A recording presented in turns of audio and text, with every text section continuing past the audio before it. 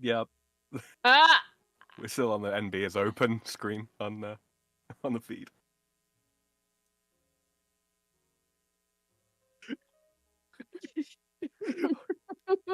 Play it again, Polly. Mic is default. What's my default mic? The mic I'm on. There. Hi, everybody. Welcome to Noir Bar. I'm Polly, live from the shadiest district in Noir City in the year of our Lord, 1942. Come on in, grab a seat, get your drink orders in, and get comfortable for a late night, laid back time of banter, booze, broads, and bullets. And joining me at the bar tonight are Far and Sam. Far, how are you? I'm good. My mic works. Alphabet spaghetti! My mic works too. My OBS, however, that's a different story. How are you, Sam? Oh my, I'm sparking up as well as how I am. It's been a wild ride this morning. It really has. It really has. But you know what? I'm gonna ride this crazy train to the terminus. How are you, Polly? I'm recovering. I've had a bad week, but I'm here. I'm kind of alive and kicking. Good. Yeah. Good. Yeah, it's been good times. I hope you've enjoyed the field trip to the Baxter Building. The Baxter Building is the building the Fantastic Four are based out of in the Marvel comic books universe. I should know this. Yeah. I should know this, but I guess not. Y'all ain't nerds. I'm not nerdy enough. I'm a nerd for different things, Polly. Yeah, Polly, I know what the inside of a cloud lifter looks like. Yeah, exactly. Yeah, I don't know that. I got to admit, you got me on that one. I don't Yes, like Sam that you're can the only tell one you that with sits inside absolute the mystery certainty. box. Sam can tell you with absolute certainty that inside a cloud lifter box, it is not a beta blocker. Yep. I almost don't want to tell you what's actually inside it, Polly, because I appreciate the expression of a childlike wonder upon your otter face. I appreciate it. It's good. It's good. Damn it. Oh yeah, speaking of which, not to be shiltastic, I'm just particularly proud of this thing that I finally got around to. I've been talking to these two characters for a while about doing this, and it's part of Noir Bar lore. And I want to make a t-shirt. I want to make a donation. I want to. Well, I did it finally down there. You did it? I did it down there. Well, yeah, you saw it.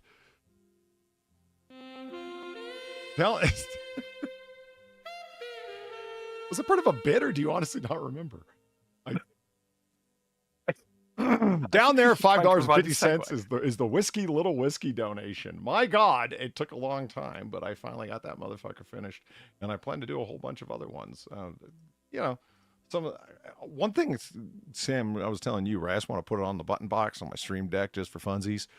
I mean, Far's going to be the butt of the joke, but it's okay. She gets a kick out of it. It's no, okay. No, I was abating with bated breath, Polly. I did.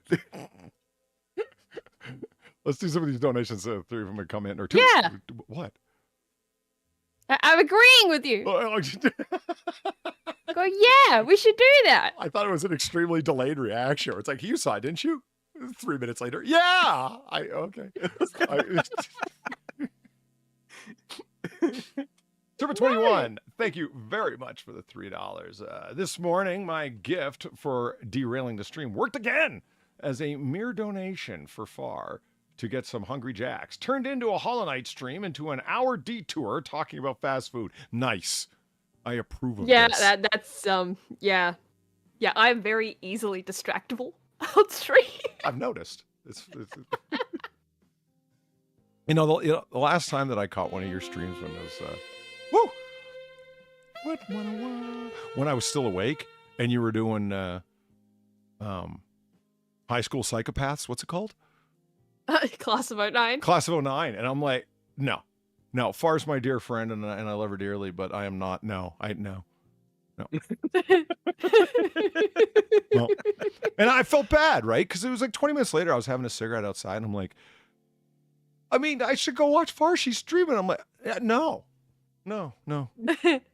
No. It's such a fun time. Class of '09 is such a fun time. I see what I'm picturing, Polly, is a couple of days ago now. I caught Michael Knowles Yeah. listening to Mariana Cross by the band Ghost, Okay. and it's not Catholic friendly. It's dark satire of Catholicism, and I don't think you'd appreciate it much either. Why was But he listening to it? His producer said that he should. He's, yeah, I just, remember we had that conversation, right, Sam, about people that are ostensibly on, quote, your side, and all you want to do is tell them, stop helping. Yes. That's Michael Knowles. Yes. Yeah, absolutely. Michael Knowles is the literally holier than thou guy, and it's like, dude, you just need to stop helping. But anyway, what was his reaction? So it got to the line in the song, and it's one of those out of context. Hell, even within context, it comes across as blasphemous. It really does, and you'll probably have a particular disappreciation for this. You go down just like Holy Mary, and he goes, yeah, I think we've heard enough. Cut it there. That's how I envision your reaction to the class of '09. Like, yeah, I've heard enough. It's far and I love it, but no, we're kind of right there. I don't even understand why he react like that. It sounds more like, wow, edgy boys thought of every edgy thing that they could say. Edgy, you know. That's exactly what it is, and that's what it's supposed to be. Yeah, it's supposed to be cheeky, cheesy satire. Yeah, really. That's all Ghost comes down to. And they've got some catchy tracks as well, which I mean I appreciate, but then again, I have long been an edgy boy. Wow, that was a confession. Okay, Does that mean you can stand class of '09, Sam? Possibly. Yeah. I'll have to go back and watch far. I mean, I watched the full stream from when it wasn't the full stream. I came in, what was an hour after you started, I think. And you know, I proceeded to watch it, and you kept saying, okay, maybe just one or two more storylines. Okay, maybe just one more. Well, there's only a few more storylines. Like, wow, how many more storylines is she going to go through while claiming that this is all so far gone? You know, I didn't, but you know, I watched the whole thing. I, unlike Michael Knowles, braved the storm. The worst part about the Michael Knowles clip is like the unabashed copium that came after the fact. It was like, well, I guess the silver lining is that you know, this kind of thing is considered edgy again, means that there's a resurgence, blah blah blah blah. It's like, Mike, just stop, segue to a different segment, man. I mean, if you want to dismiss something like that, I've never understood why the dismissal has to be anything more complicated than you have nothing sacrosanct in your life that you can think of. So you have to think of the things that are sacrosanct but safe. You're never going to talk about that pedophilic caravan robbing illiterate slave trader, Muhammad. Of course. Because that would just get you exploded. So you go after the one thing that you can. Wow, no one's thought of that before. Anyway, in our next section that doesn't have anything to do with pathetic losers trying to insult something that has been insulted to death. Yeah, if you want to dismiss it. That would have been better than what he did. It really would have. Hold on, bringing my screen back up here. Boom, Serpent 21 taking credit for disrailing Far's stream. I approve. Yeah, I mean, it's not that hard to do. Yeah, I know. It's really not that hard. I mean, anyone who's ever listened to Far's gaming streams, and if you haven't, her links are below to be able to do so, and you absolutely should. They're a fun time. And if you just wanted to watch the game, play it. We're tuning in for Far's hilarity, and there's plenty of that. Mm-hmm. Especially when Midori's involved. Right? Oh, God. Especially when Midori's involved. Yeah, where is it? There it is. I fucking hated you. She was so loaded when she said that. Got Ember Dinkle. Thank you very much for the $20. Polly! Technical issues again, I see. I hope the weekend is better than your week. I I hope so too, man. Like, for seriously, 100%. I hope my weekend is far better than my week has been. I've been quite sick, but that's why I didn't do a show for AAA on Wednesday. I was way the hell out of it. But yeah, no, looking forward to a good weekend. And it's also a long weekend, at least. Hold on. At least Ant plans for Memorial Day, Otter. Do I have plans for Memorial Day? You're fucking right, I do. And they involve drinking. And no, I wasn't sick this week because of drinking, you judgy bastards. I know. Nobody said that, but I was just getting ahead of the train. Oh. Okay. Maybe painting some minis? Cheers. You know what? It's funny you bring that up. Yes. Yes. I've been accused of being a windbag, so I thought I'd keep it concise. Who accused you of that? Oh, what time you got, man? I just... It started with my 3rd grade teacher.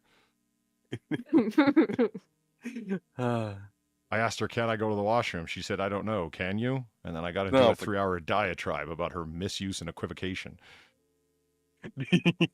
That's always fun. One time that happened. I remember that in middle school. I said, can I go to the washroom? They said, I don't know. Can you? And I said, yes. And I turned around and walked out. Oh, they must have loved that. Oh, yeah. It didn't go over well. But I didn't think it was like some hot mic drop moment. It was just what occurred to me to do at the time. Apparently, it was... And you didn't think you had ADHD, huh? You know, I take exception to these people with language degrees who completely skip over the point of English, whereby, you know, truncation has been part of parcel of the language for a great many years now. It's not, can I go to the bathroom, a question of ability. It's, can I have permission to go to the bathroom? Yeah, I mean, there's multiple senses that something could be understood in. It's like that old stupid thing of, obviously there's different meanings for different words, and sometimes there's different meanings for the same word. Don't pretend you don't know this. I saw a sign that said, fine for parking here, so I parked there.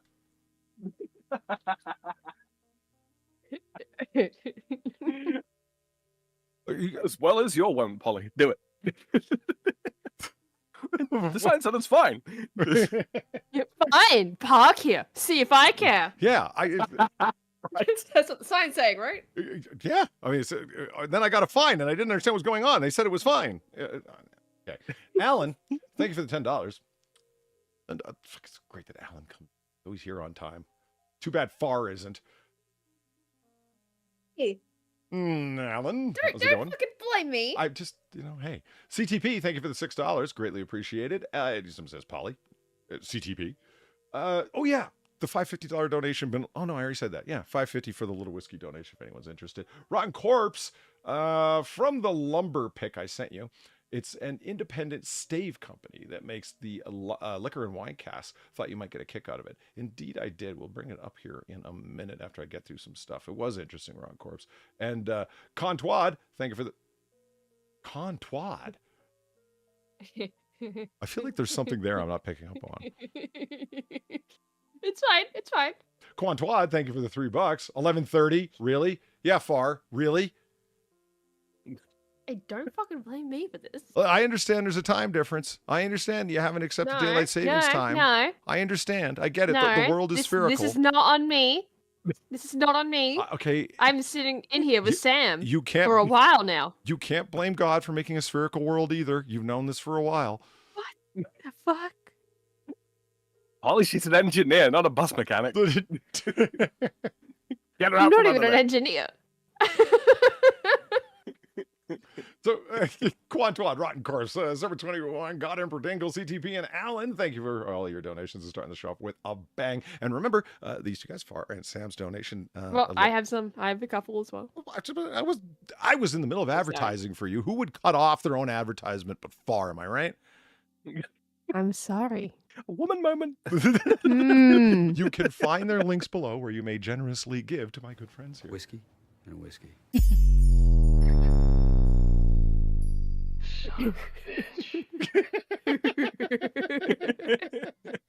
bitch. That's right. I gave him a judgy Pacino. Got him Dickle, thank you for the 550. New donation, you say? Yeah, that son of a bitch. I just made a donation out of the worst moment in cinematic history. I did. Oh, Polly. We should make a drink for Noir Bar called the Judgy Pacino. What? Is it just a little whiskey? Yeah, what would it be made out of? What's that coffee Is liqueur? it just a shot of whiskey? Kahlua? That's it. Yeah, Kahlua. Kahlua with a little whiskey.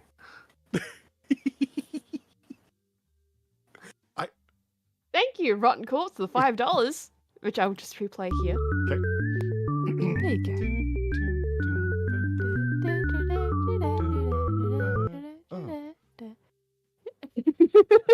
Say what you will about why did I play twice? The new. I hear you. When I replay Why did I donation play twice? through the new UI, I don't know why. I've clicked it once and only once, and it'll play it twice. I don't know why. It's not your fault. Oh my god. Okay. Say what you will about I'm gonna completely mangle this on purpose. Arkansas, but it does have some Yeah, beautiful what? scenery. You got it right the first time. What's the problem? I don't know. I don't. Isn't it not said like that? Well, okay, maybe by people No, from you'll- Kansas, but who cares? Yeah, you're thinking of the state of Kansas. Right. Mhm. Just sound it out. Arkansas. Yeah. And thank you, CTP, for the $2. Tardy and fruity. And that's all they had to say. The Judgy Pacino should be tardy and fruity. I don't know. Oh my God, that's perfect. Why wouldn't the Judgy Pacino? Why wouldn't a Noir Bar drink be tardy? Like tardy as in like late. He's saying But also it's late. tarty as in citrusy. You see, Okay. I'm going for a playful Okay. witticism. I don't know. I got the coffee thing from Pacino because I'm completely unoriginal like that. Put that coffee down. Now that's judgy. But Kind of is. I should really include some gunshots after that, as being that it's Alec Baldwin, right? He does sound like he's about to Yeah. shoot somebody there, and we damn well know he will. He's going to trial, isn't he, for it? Uh-huh. Yeah, I don't even know what the status of that is. I know, like, it got dismissed and then brought back, and then I don't know. It's a whole wild set of affairs. It really is. But real quick. Bing bong. Oh, thank you, Cantwat, for the $3. Something you said was wrong. I can't remember right now, but you need to be judged poorly for it. No. And earlier on. Let's wait for that to go twice. Maybe that's the Will it? problem. Thank you, Ron Corpse, for the $5. It took some creative searching to find that company name, since we didn't have the time to grab some more photos from the mill. Oh yes, yeah. Sorry, it just dawned on me what to what that is referring. To what? I like. I don't know if that's quite right, but I like where Serpent 21. Wait a minute, where's the? I like where Serpent 21's going on that. A Judgy Pacino, coffee with a shot of black sambuca and a hint of Tabasco. I like where you're going on this. I'm not sure if that's 100% there, but have you ever done shots that have a dash of hot pepper in them, like be it Tabasco? Tabasco's a good choice for that. Have you ever done that? Mm-hmm. No. No. Tried a cocoa liqueur once with Tabasco in it. Nice. Yeah. You Pepper and know coffee, what? Pepper and chocolate, right? Yeah. Oh, the creme de cacao with a shot of Tabasco. I know a lot of ladies who are into that. That's their thing. Because, just like you said, chocolate and hot pepper. Mm-hmm. It's. I was surprised. I didn't think it would work. It's like hot pepper and just drinks in general. That's kind of weird, isn't it? And I was no. It works in certain places. Yeah, it should have Red a little mojito, fire to it. That's I mean, being that he's Italian, I get the the Sambuca thing. It should probably be anisette, but you know, same thing. Anise, sweet anise liqueur. Far, what do you think of black liqueurs? I'm guessing you're not a fan. Yeah. Yeah, it's weird. I don't like anise. No, it's not anise at all. What am I talking about? It's the black licorice flavor, Sam. What is it? Anise does taste like licorice, at least to my palate. Huh. Mm-hmm. I mean, sorry, I just got caught up thinking there. I don't even know. It's all right. Well, anyway, we'll keep the recipes flowing and see what we come up with. Yeah, leave a comment if you're listening to this in the future, and let us know what you think. But make sure you include a timestamp, huh? Just so we know what the heck it is you're talking about. Well, in general, yes, but if you bring up a drink, I'm gonna be like, yeah, I think I know what you're talking about. Mm-hmm. I won't, because I'll forget things. Polly was busy touching paintings on Wednesday. That's cold, man. Cold. That was Thursday. He was after I recovered, you prick. He wasn't touching paintings. He was examining the tapestry of his life. I pulled one thread and it all came apart. Oh yeah, have you told people your idea for an art exhibit? No, what are you talking about? Your performance art. Oh! Oh, yes. Okay, I'm gonna shut up. Story time. I haven't even thought about that since I rambled my way into it. You're gonna love this, chat. It's great. You haven't even heard it yet, Sam. I have. But he already knows. Oh, does he? Okay. No, he doesn't. I'm saying just he knows it's glorious. It's fantastic. No, I've heard it. You told me. I was there. No, you weren't. No, you weren't. Yeah. See, I can't tell you that I know what it is without spoiling what it is for everybody. Far was he there? But you. No. Okay, good. I'm thinking, am I losing my fucking mind? Shall I tell a little bit? So it's an art gallery, right? Yeah. With a bunch of art in there, people wandering around and all that kind of thing. And then you come in. You sashay on in. See, he did. But he wasn't there though. How does he know this? I was there. No, you weren't. I was. And you tell the story of the artwork, except it's completely wrong. Okay. No. Okay. All right. Okay. No, it's not that. But you were you were onto something at the start of it. Please. Oh yeah. So concerned there for a second that he's got this listening bug in the in the fucking service. I was more just listening. Okay, it's one thing to think you're bugged. It's another thing to think you're losing your grip on reality. Because I'm like, wait, Far. When I asked you, I was being serious. Like, was he there? Like, you got to tell me, man. Am I losing? I swear I was there, right? Because I made the comment about this. It's a different one. Okay, never mind. I'll shut up. Project. It's a completely different one. It starts off the same with him sashaying into the room almost, but it's not explaining the artwork in a completely wrong way. No, it's something even better. Okay, so Far and I were watching we're watching a video on what's the guy's name? Meat what? Oh God, Papa Meat. Papa Meat is the name of the channel, but he, as Far filled me in, he's also a pretty well-known animator online, I guess. And I had mentioned channel because I saw a video he had done, and I said, I don't know what really to think of him, Far, but since we're looking for stuff to watch, I saw one video that I really liked of this guy. Why don't we give another one a shot? And it just so happened that one of them was something to the effect of "Modern art is really dumb," I think was the title of the video. And Far and I can tend to be pretty critical of modern art. Wow, can we? And rightly so. Mm-hmm. So we click on it. Yeah, it was a pretty fun video to watch, and credit where credit is due. He gave credit where credit was due. There were some modern performance arts that were interesting. Other ones were as bad as you think they're going to be. Someone doing performance art. Like, remember the drummer, Far? Oh, Lord. Oh, fuck, the drama. Sam. Yeah. And bar patrons. It was trying to find new and interesting exotic uses for the snare drum. And we saw him playing the drums, and he's obviously a skilled drummer.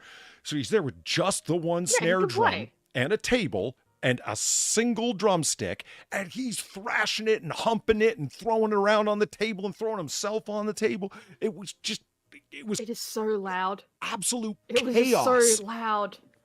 Like, it wasn't even music at that point. It was just sound for the sake of sound. Like, imagine it's Bart Simpson, right? As a toddler, and he's got the pan in his hands. He's just, like, making noise, like, walking around, like, that whole bit.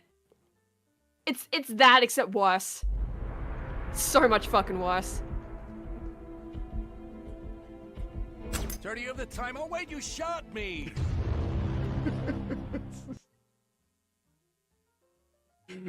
Sam, you still gotta watch that RiffTrax for The Bourne Identity with me, man. It was I just, do. half the time, half the jokes that were cracked, I was like, "Oh shit, that would have got Sam so mad." Or, "Oh shit, Sam would have broke a gut at that one." It would. He's walking along the main. He's in Paris at this point, because that's where he actually lives. He finds out because he's got amnesia. He finds out his address is in Paris, so I'm going to go there to find out about my past. And while he's walking around the main river there in Paris, and it's just an establishing shot, so total room for jokes, right? With his internal monologue, and one of the riffers says, "All right, my last girlfriend smelled a BO and had hairy armpits. Show me what you got, Paris." For God's sakes.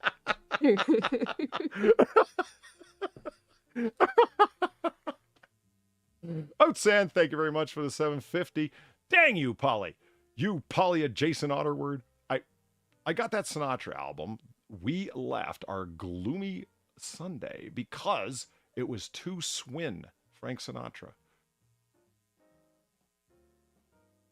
Huh. I was going to say, two things that come to mind immediately is the only Bourne film that I... How dare she? I wanted that cake. Go ahead, Far. Every time that donation comes up, I understand, Far. I get where you're coming from. That's an Easter egg for you. You found that. I remember where it came from, or when you created that donation. But every time I hear it, I know the giggle. It's like... I just find it funny. I don't even know why. I would hear not ya. even be able to tell you. 100%. I cannot even tell you I hear why ya. I find that voice clip so funny. Just how dare she? I wanted that cake. I would not be able to fucking tell you. It's every time. I just find it so funny. Do you have any donations I've created? Just like, I mean, yeah, I want the audience to enjoy them. Yes, but I made them, or they caught my eye because I thought they were funny. And the truth is, Far, we've got really weird senses of humor, and a lot of people are just like, "What the fuck?" Yes. I'm very used to people not laughing at my jokes. That's how weird it is. It's great, isn't it? It's great. It's great. Uh-huh. Thank you, Couch One, for the $3. Do you have any artwork for what? Oogle 2013 BLG numbers? The ice ball planet that was discovered in 2013, or do you just do moon portraits, or like some sort of bigot? Damn Aussies, almost as evil as Canadians. No, I haven't. Oh god, I don't know. I mean, the problem is it doesn't have a name for me to go off. If it had a name, maybe. I don't know. That's why I get annoyed when some things don't have fucking name, or like the other part of that's just name it, you cowards. Just fucking name it, you cowards. There's enough of them out there. You know what? You've doubled up already. Just name them. I think I get what's going on. I don't know if you guys have experienced this, but it's sadly for people trying to tip the bartender, for trying to tip any one of us, it's cutting off letters, just random ones. It seems, and so like I'm trying to read what, and this was happening on an earlier stream where it's like I couldn't read what was there, and so were the other streamers, and that's why I couldn't read what Outsand typed here or misunderstood it. It's dang you, Polly, Jason Pollyword. I got that Sinatra album. He's talking about Nobody Cares. Remember we were looking at that album? Mm-hmm. Yeah. Right. We left out Gloomy Sunday because it was too swinging, and it dropped off because it's too swin. All that came up was SWIN. And it's like, no, it's too swinging. And Gloomy Sunday is like a really, sad, nobody cares type song. They probably left it off that fucking album because it was too swinging. Because he's there's okay. In that Capitol Records period, I forget, like I said, 13 albums in 10 years, or 13 albums in 10 years, I believe it was. I had like 2 or 3 albums that were high energy swing music, absolutely. And I don't know if Gloomy Sunday was too swinging, but yeah, that album is a real downer. Don't listen to it when you're down. Listen to it when you're vibing for it, if that makes sense. Use it as a vibe check. Yeah. That's a good way to put it. I don't know. Maybe you guys are different. Do you feel that, like, when I'm feeling low, I don't want to listen to low music. I don't want to listen to something that's like echoing my mood. That's just going to make it worse. It depends, man. Like if I'm down and I know why I'm down, because sometimes you wake up, you get out of bed, or off the floor, depending on. That was for you, Polly. Get out of bed. When you sleep too long, like where it's like, how could I just sleep for 20 hours? How did I not start to mummify? Mm-hmm. It happens. When you're in that situation, and there's no real rational explanation for why you feel like shit, apart from the physical side of having overslept. Then I do like to put sort of downer music on or what have you, and just, I don't know. It's not even really like exploration of the music or anything, polywordy like that. Yeah. It's just exist in the moment, I guess, for a little while. As like, and then when the music's over, it's like, okay, I'm good now. Let's go. But no, when I'm down and I know why, it's like no. I don't like breakup ballads or anything like that. After I've finished a relationship, I don't do that to myself. No, that's just torture for the sake of it. I hear that. I mean, you're talking about like, oh, dude, I Can't Go On Without You, Kalo. Don't listen to that after you've just broken up with a woman. If you're man, if you're thinking back on it after the fact, you know what it feels like, or you're just vibing on, really solid blues. Yeah, absolutely listen to that track. It's fucking gold. But it's hit, man. They're not missing. They're not going wide. They're hitting the bullseye again and again and again. Wow. That what's left but a broken man. Nothing can hurt like a woman can. Oh, dude. If you listen to that sort of as you're going through a breakup or shortly before you sign the papers or something, you will end up chewing lead, my friend. You will. And they could have made it a 3 or 4 minute track. They did in 7 fucking minutes, man. Holy shit. I remember Sam is the one that made it make sense to me, of all people. He's like, I was like, and they're a blues band from Iceland, and they are Kalo, Kaleo. If you're interested, even remotely, look them up. Fantastic band, and I'm playing. It's like they have nailed the core of blues so well. I'm a blues fan. I know blues, and listening to it, it's just like, this is just so well done. And Sam's like, well, if you think about it in an alternative universe, if it wasn't the southern United States, the blues would have come out of Iceland. I'm like, I see your point. Mm-hmm. That makes sense. I mean, what do you have but cold, very long nights, desolation, isolation? Periodic volcano just to, add to your misery. Right, yeah. Freezing loneliness and the endless depths of the ocean always staring at you. Well, yeah, this is the place of lament in the blues, man. It's going to happen, right? Interesting. Welcome to the Shadow Isle. Yeah. So there it be. And Far won't listen because, So what? So your art, your oh, right, yeah. Let's speak about other depressing things. So. But no, this is funny though. We're watching. This is brilliant. We're watching this guy's thing about different performance artists, and we're saying you didn't need to do this, you shouldn't have done that. And Far starts explaining, as she's been to art school, about the need for an artist statement, that it's critical and comes along with every piece of art. And I didn't. Yeah, like even the stuff you wouldn't think of, right? Like the banana taped to the wall. That's going to have an artist statement attached to it. And what I mean by artist statement is basically the artist laying out what the artwork means, even if it's just a personal thing, right? Like saying this is what it means to me. Like it could be literally anything as long as it explains the artwork. That's all an artist statement is. And the goal of an artist statement is basically buy my shit. That's what it is at the end of the day. It's here, judges or whatever the fuck, whoever is accepting the artwork, I don't really know, right? People that can buy or accept it, or art galleries, here's my artist statement. this is the intent of the art piece. What do you think? Is this appropriate? There you go, you have it, cool. Like, that's the purpose of it. And some of them can get fucking wild if you actually read them. Yeah, very much along the lines of what Far told. What sparked her to think of it was when the person hosting the stream there, Meat Daddy, I guess. That's the name on that channel. Papa Meat. He goes by like something Meat on. Like that's a like Meat Canyon. Meat Canyon. Oh, Meat Canyon. Yeah, it's a variation of his name. That particular channel, and it's a side channel with like 2.5 million subs. It's crazy town, man. But he himself has a bachelor's degree in fine arts, which he cracks some pretty good jokes about running through the shredder and whatnot. That it's not really as valuable as people think that it is, and he wish he knew better at the time. But anyway. He says half of artists out there are really just good marketers. That's it.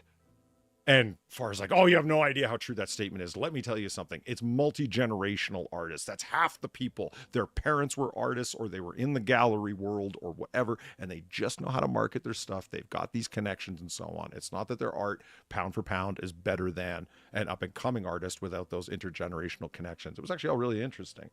But and it's all true. And I stand by it. It's all fucking true. As my dad would say, it's got the additional feature of being true. I literally was just thinking that it has the virtue of being true. And that's where I came up with this idea. I'll tell you what my art project is, my performance art is. It would be a series of paintings or what have you, all in frames and looking quite, normal, And people are like, I thought this was performance art. And all the people photographing and whatnot would be standing there. And then all of a sudden, I, the artist, dressed up like Carmen Sandiego with the raincoat, trench coat, and I spy a young cowboy. Woo, fuck yeah. This is performance art.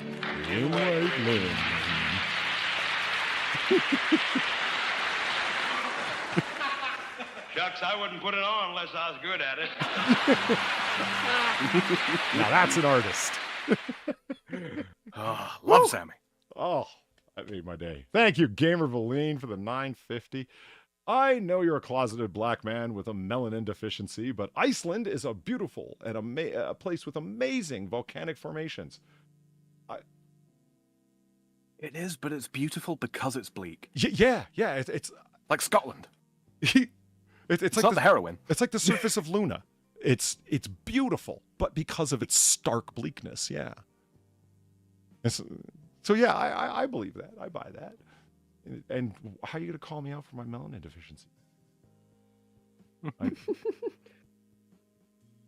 remember the first time I was on a Discord voice chat, and it was Quiz. Of course it was Quiz. Was the first person to call me out like that. And he's like, Polly, are you black? And I'm like, what the fuck? No. What? Yeah. Where the fuck? Yeah, see, I was just listen to the fucking recognition. Yeah, oh yeah, everyone got a big laugh out of it. I'm like, what the fuck?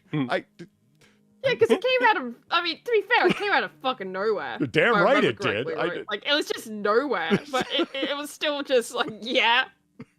I mean, fair question, I guess. No, it wasn't a fair fucking question. In any case, so I'm dressed up like Carmen Sandiego, like one of the Spy versus Spy characters, if you know that comic strip. And I got the hat on, and I'm gonna sneak around the corner and then sneak up to the pit and be really, obvious in my secretiveness. You know what I mean? And then come along and start touching the paintings right in front of all the people taking pictures and shit. And I don't mean just like finger. I mean like full palms, both hands, rubbing them all over the painting while I'm looking at them, going, "Yeah, you see what I'm doing here? That's I'm gonna reach up with my foot and touch the one next to it, and like just all sorts of touching, inappropriate touching." I swear I was there for this conversation. You weren't. You absolutely Did somebody explain weren't. this to me after the fact? No, I don't think so. I don't know. Somebody in chat suggested that you're capable of astrally projecting yourself. Maybe that's it. Possibly. I remember making the comment at the time as like, there's going to be like artists in the corner while you're doing this, just like sobbing quietly to themselves. And I said at the time, no, but this is performance art. This is what it's supposed to be. You don't have to explain it.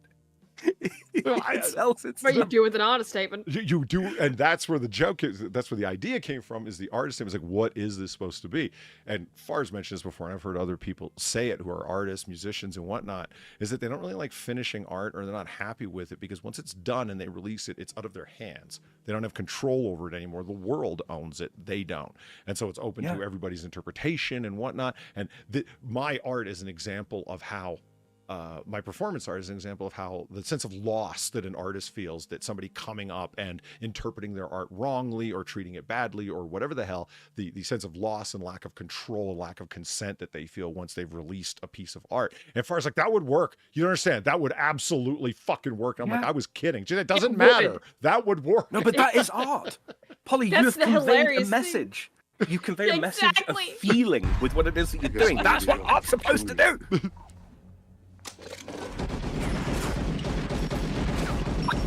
Yeah.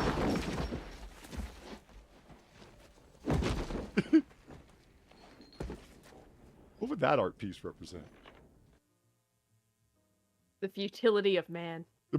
How to not name your children things like Patrick Kilpatrick because they have to deal with it.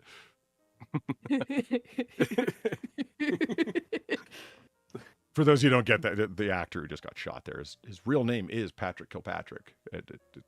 Fuck, what's wrong with your parents, man? I get that they're Irish, but damn, yo. Like, it could have went with Liam. Yeah. Gamer Valine, thank you very much for the A50. It's not the melanin I mock. I'm Night Shift. It's the whole discussion about why you need certain sneakers for some games. You know that hood shit that you had... Wait. You know that hood shit that you had looking at the gray DCs? Yeah. Okay, look. You can't go to a game of CeeLo with scuffed up kicks. You can't. Okay. All the other kids with the scuffed up kicks. Sorry.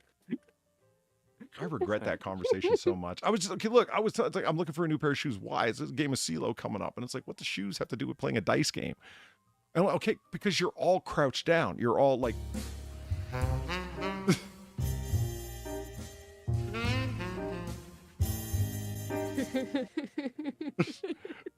Mentrix, thank you for the $5. Did you hear about the chef that died? He passed away. So will you if you tell another one like that, Matrix. I was okay with it. It's fine. Thank you, Matrix. Muscling in on my stick. No, that was good. But If you, but yeah, that was Polly's hot piece. Yeah, just on the shoe thing, what you're going to see the whole night more than anyone's faces or their shoes while you're playing, because you're looking straight down and you do not want to take your eyes off of the dice, because people will roll and scoop them up immediately. And this might surprise you, but there's some people out there that aren't exactly honest gamblers. No, I know. would never have guessed. It's true. So there are people that will roll, and it is a matter to scoop the dice up because the game's supposed to move fast, and it's like, come on, man, what are you doing? Like, your roll, etc. So people get into the habit of just like rolling the dice, and as soon as they see the numbers, scooping them up. But if it rolls and it's a bad roll for them, they'll try and scoop up the dice so no one sees it. And the way to do it is like, hey, is that a squirrel? Scoop. It.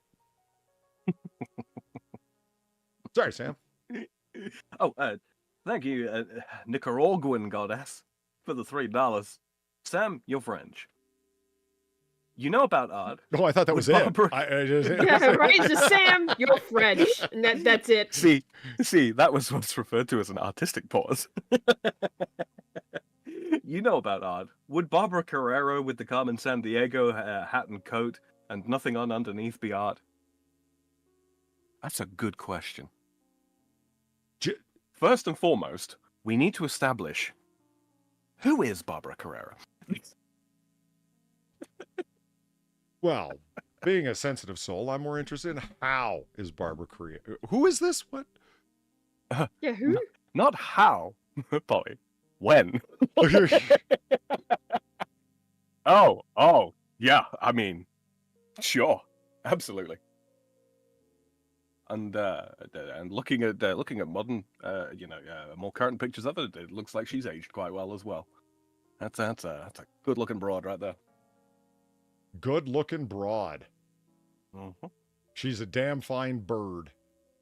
Mm-hmm. A fine filly.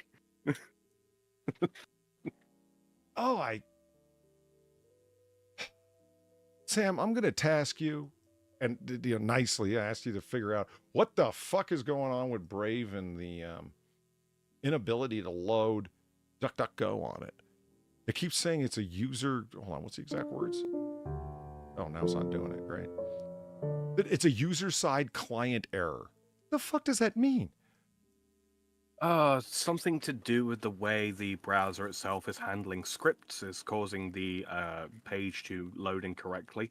And rather than, loading a page that's completely broken, non-functional, or even just blank, it throws that error instead. Is more than likely what's happening there. It's probably the Brave browser itself is detecting some action of DuckDuckGo's privacy settings and going, this is weird. We don't like this. This isn't how a page is supposed to behave. It's probably that. But thank you, Cheshire Smurf, for the $1.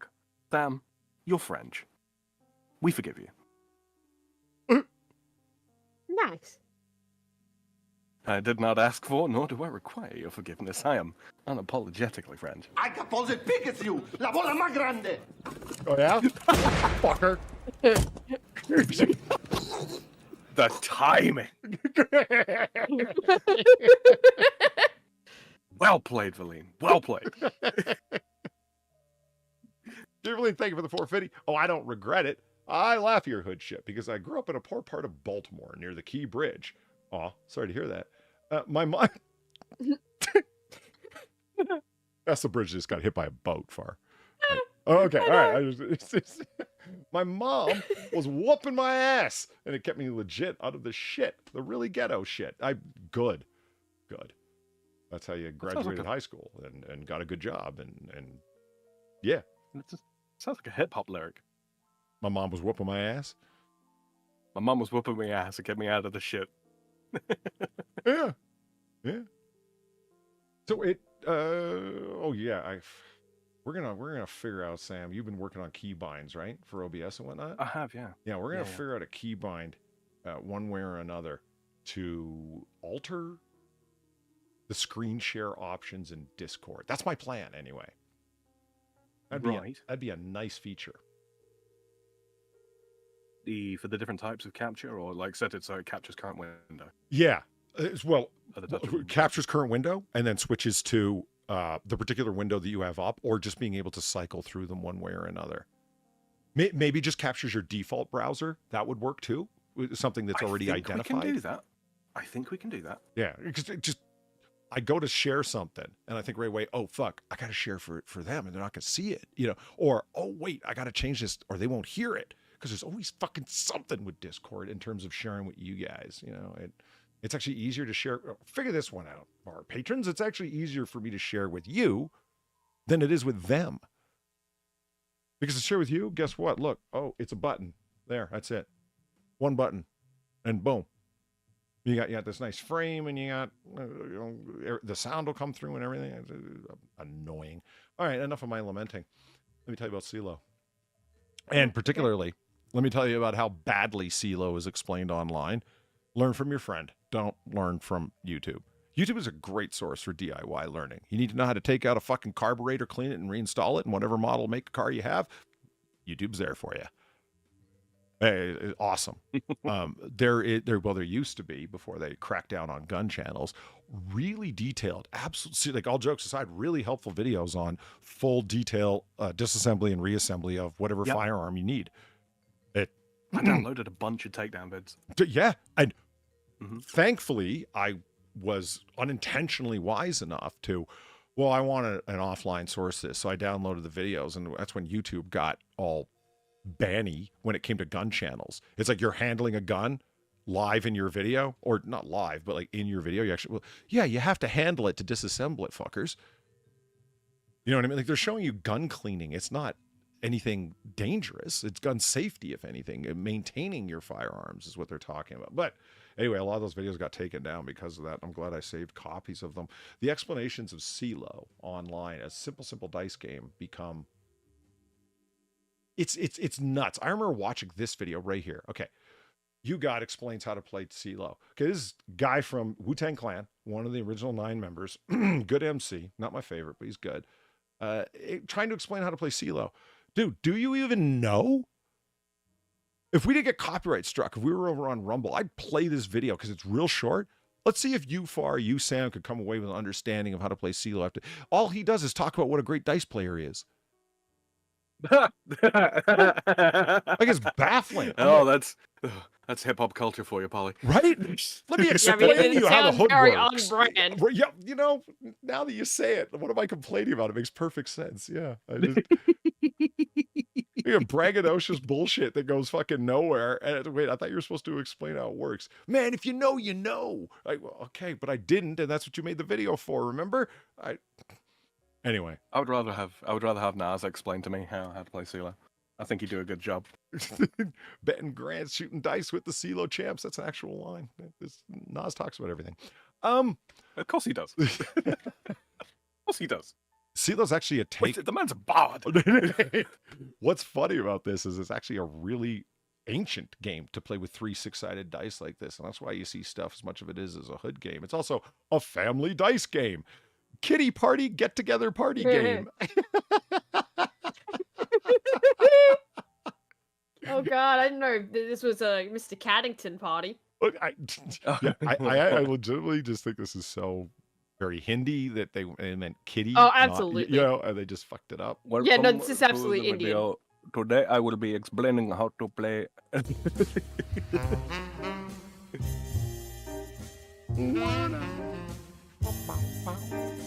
Oh, it's so filthy.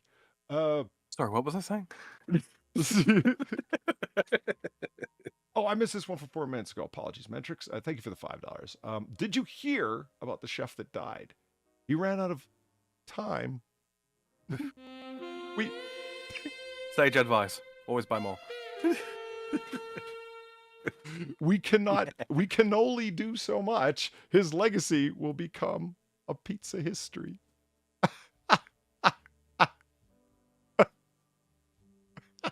Mantrix, listen, I'm hearing the judgy Pacino from them. I don't care. It was funny to me. All right, fine, Sam. We'll just I'm crossing him off my fucking. There we go. We gave him the judgy Pacino. All right. There we go.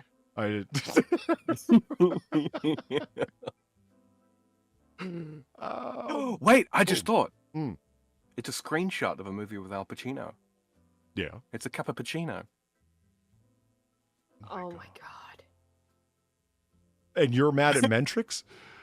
I am. I'm like you in the comment San Diego. Yeah, you have no the right. paintings. You know, listen, I got the judgy Pacino that I finally got the video clip of it. It's a very short clip where you see here, as you see in the 450 or 550 donation, that is actually uploaded to Topaz AI and then slowed down 8 times and frame interpolated just so it's long enough to be able to use as a clip. Sam, we got to do something similar for you. You know what we need? I figured it out. We need Skeletor running down the fucking cave hallway.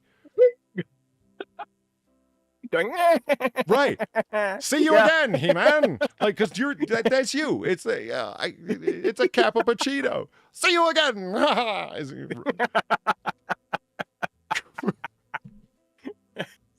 I'm evil. Yeah. Zira, thank you for the $5 and the sugar cube Winona. How does an Italian roll dice? He roll is. He ravi rollies. Oh, that's not a W. That's a V. He raviolis. Fuck. That's not what showed up on my screen. I'd cut and paste it, but they don't allow you to cut and paste out of Streamlabs. There's a French pun about ravioli. It's pretty good. Loosely translated, ravi is the past tense of a verb that is used as an adjective, and it means deeply pleased, and then oli is in bed. So if someone is ravioli, they're deeply pleased in bed. Does it lose something in translation, Sam? Maybe. But yeah, you know, elle était ravioli. She was deeply pleased in bed. It's a euphemism, Polly. Oh. Mhm. Sarah, in any case, I appreciate your ravioli joke. And remember, Pop-Tarts are ravioli. They are. Bringing that Yeah. one back I up. am. I'm reinvigorating it. That's my plan. Don Ward, thank you for the $3 and the Weebo legs. Excuse me.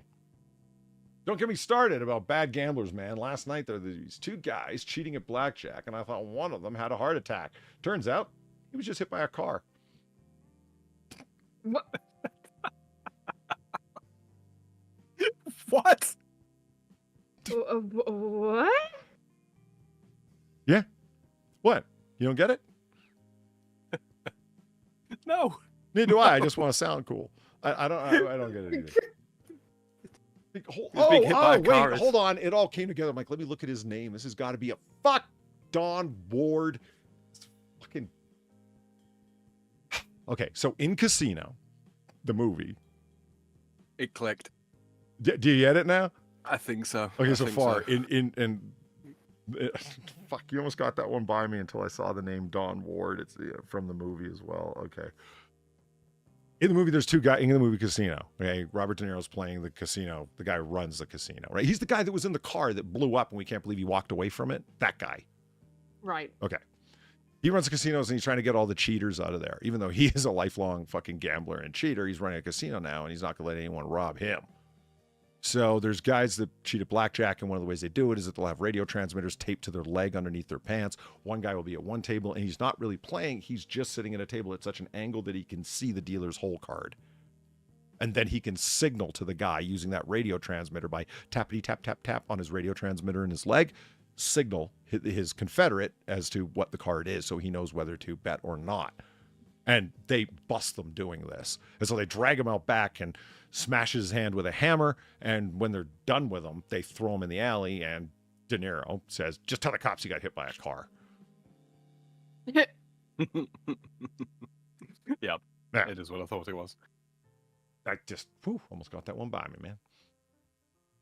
So, I believe we were talking about CeeLo. A kid's game.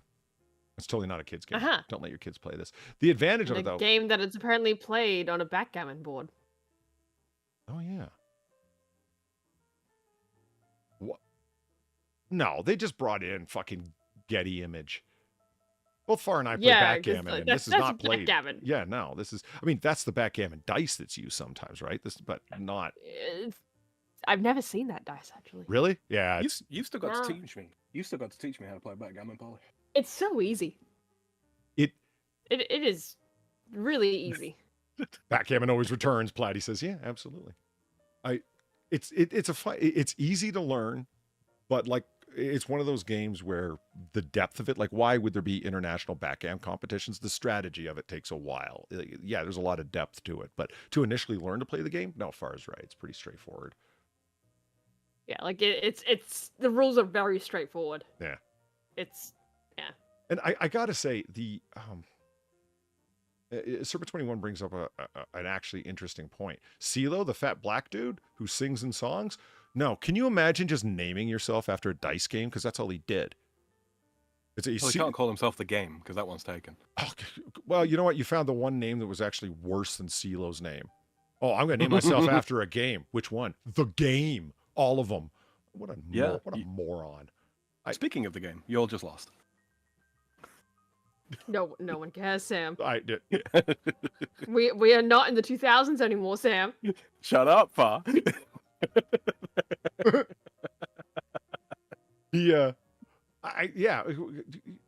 Imagine calling yourself Craps. What the fuck?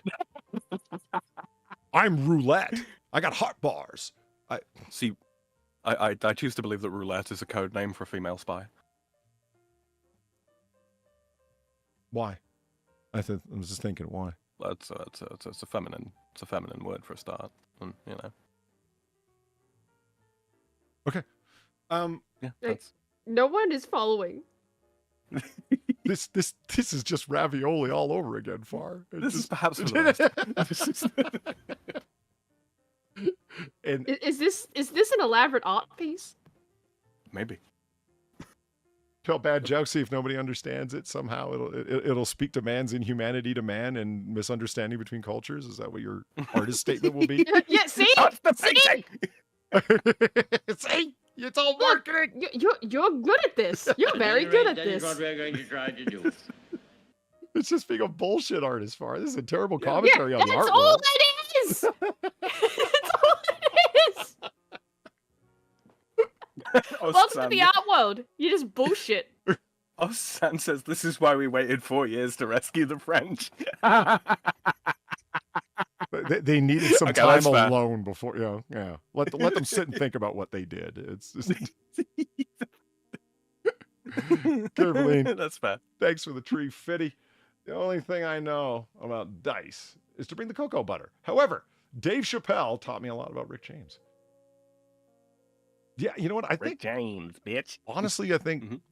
he taught a lot of people about Rick James. As big of a, like, even a pop success as Rick James was, I think he just kind of fell right the fuck off the map generally.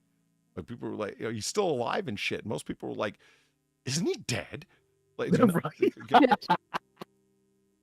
Oh, coke's a hell of a drug, Polly. yeah. You're like, oh my God, that guy's still alive. Yeah. CeeLo, I'm going to show you how simple it is to describe this game. So you need 3 dice, right? And you see right there, All right. 4, 5, 6, which is actually the more common name that the game goes by. Simply 4, 5, 6.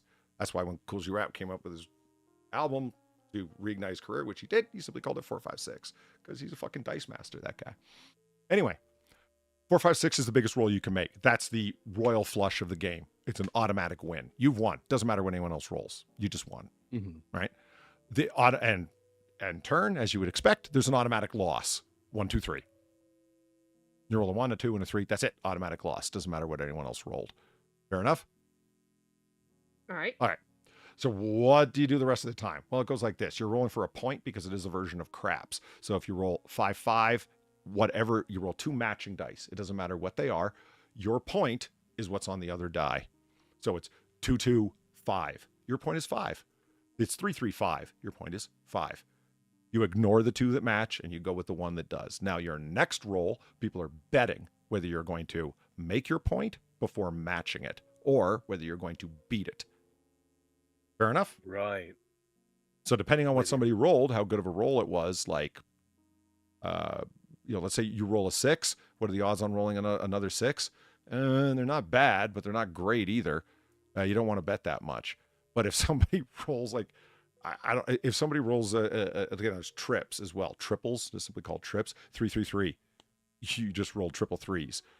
Everyone's going to bet against you. There's no way you're going to beat that again. Do you see what I mean? There's no way you're going to roll at least that good the next time. So everyone's going to bet against you. You have to take all bets because you just decided to roll. That's how you lose your money. There's big swings in that game.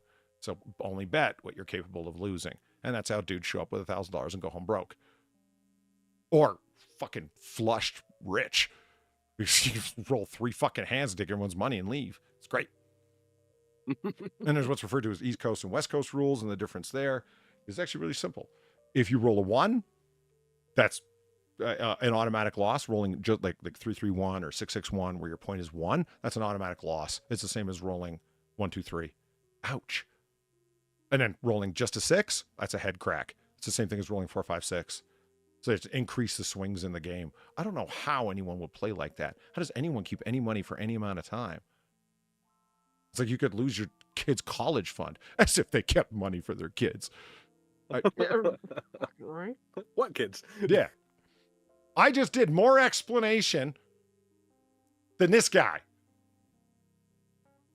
Fuck. And I didn't tell a single story about all the fucking heads I cracked and motherfuckers I cleaned out and Incredible. incredible. Here's Fucking incredible. Yeah. Oh, look, nice. Yeah, dice bag. It says head crack on it. Nobody has special dice to play fucking. You're lucky if the 3 dice match, man. What the hell is this? This is not your D&D campaign. No, it's not. You don't come in with special bones. Someone's just gonna steal them from you out of spite. I'm just thinking, and you could do this with D20s though. That would make things interesting.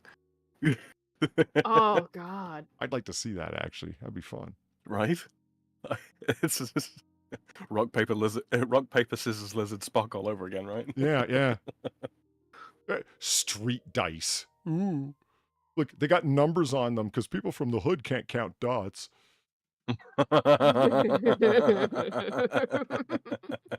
Oh man. I mean, this is from the 20sidedstore.com. CLO or CeeLo street dice. Wow, you guys are white as fuck. It's a dice game.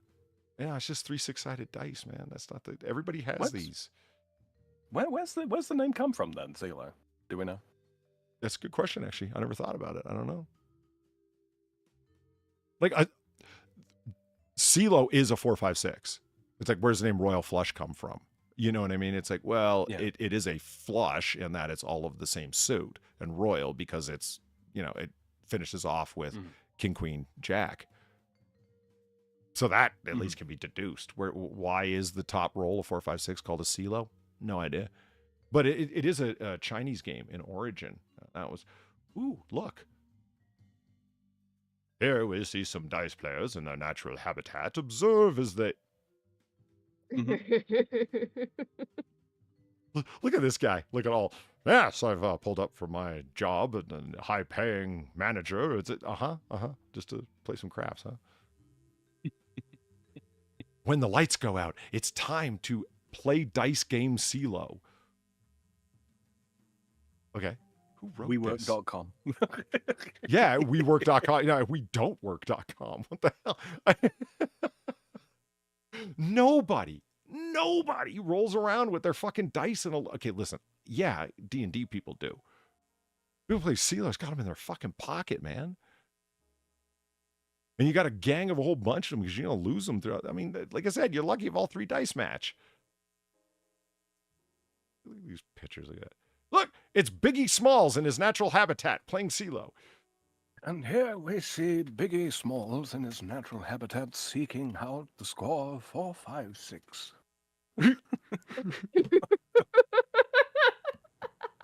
Holy shit, Sam. Yeah. Woo. Being down 300 in the big game, he may lose the shirt off of his back to one of his competitors. Which nobody wants to see the flabby titties. They're losing to him, so he won't take his shirt off. He is most assuredly of the Biggie variety. Good God. Yeah. I'm sure Biggie's pretty happy not to be here right now, considering everything that his protege or his mentor is going through. Puff and all that shit, and raided and sex trafficking and whatnot. And you know what? Something amazes me about YouTube. I've been listening to this and that recently. Haven't spent a lot of time on YouTube, but what I have caught, I'm trying to catch up.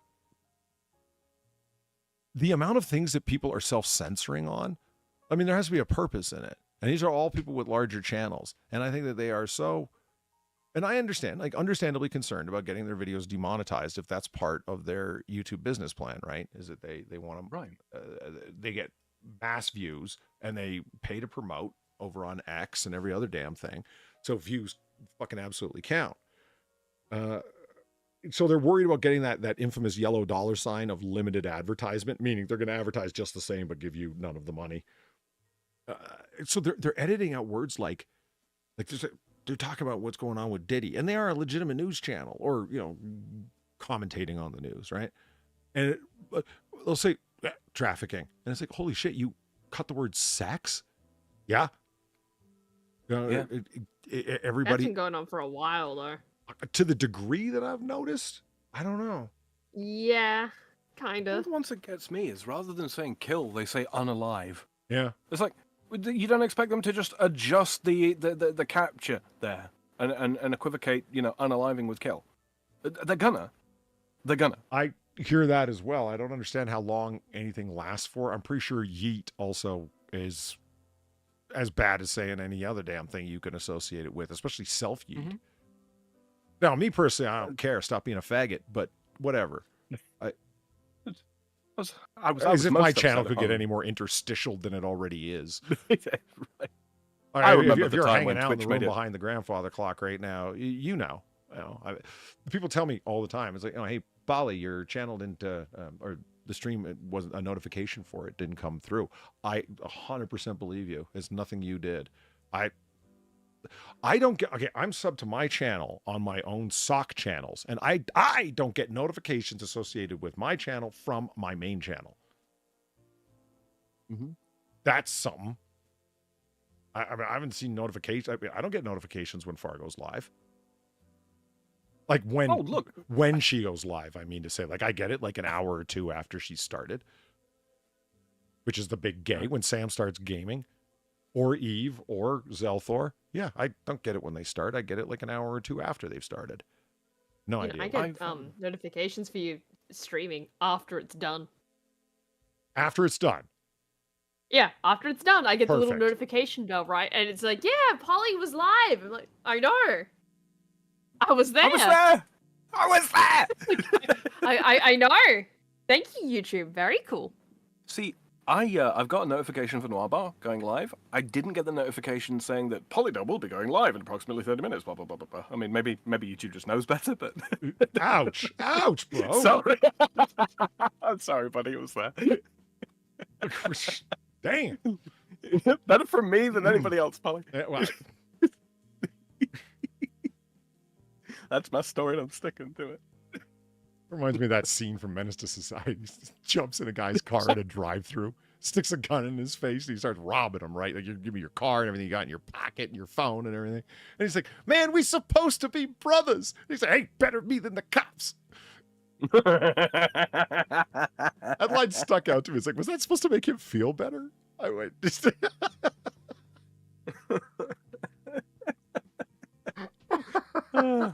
It's like communist, isn't it? Better us than a filthy capitalist. right? Okay, I wanted to show you guys something that I got sent right before we went live. All right. Boom, one button away. Genty Maxi made this little piece of art and then sent it out, and I happen to think it's pretty good. There it is. Oh, Look at him. Let me just do this. yeah, scroll that is here. very good. Get the whole thing on. There we go. I'm a fan. I like it. I like the Mhm. I like Yeah, that looks good. the really big collared jacket, piratesque, kind of late colonial period with the puffy puff. Mhm. I'm a fan. The whole thing. I dig it. You know what I think is one of the hardest things to pull off are that I've seen a lot of artists do it well, but most of them fuck it up. A very common comic book thing back in the day. To get the reflection in the eyes right. Yeah. It's not easy to do. Jim Lee was an absolute master at it. That's why all of his characters seem to come alive, so to speak, is that he did their eyes very realistically, and they had a lot of life to them. And that's what stands out for me about that picture. But I'm a big like old school art nerd for comic book art like that. So yeah, that is one fluffy otter. Well, it's a fluffy shirt on an otter for sure. He has ruffles. Ruffles and fluffles, Polly. And Genty Maxi said the thing that every artist I've ever met says, yeah, now that I look at it, I want to fix it. We were talking about that before. Yeah. Before we went live, weren't we, Far? Here, let me do some of my art project live here. Now, what we see here in this art is the animal nature of man and how he will inevitably, no matter how civilized, resort to his his animal nature and predate even against his own, no matter how civilized and educated he may pretend to be. And Genty Maxi's like, that's not what it means at all. And I'm like, Holly, have you ever thought of a career in bullshitting art? well, you told me that. You can do it. You can fucking do it. Stop encouraging me to be a bullshitter, Far. But that's what the art world is. You just bullshit it. You just bullshit it till you make it. I wish I was kidding, but it's really not. Cheshire Smurf in chat. So, Sammy, you need to do ghetto documentaries. I can't get away with that, Cheshire Smurf. I lack the melanin to be able to do commentary on such things. Do you think you could do Bogan documentaries? Probably, actually, yeah. Yeah, because that could be funny. I think I could probably get away with that. Yeah, there's just a find a bunch of Bogan racism clips and it's aspect like, to it that someone's gonna fucking flag you and will ultimately end up in Yeah. a strike. Because people are really gay.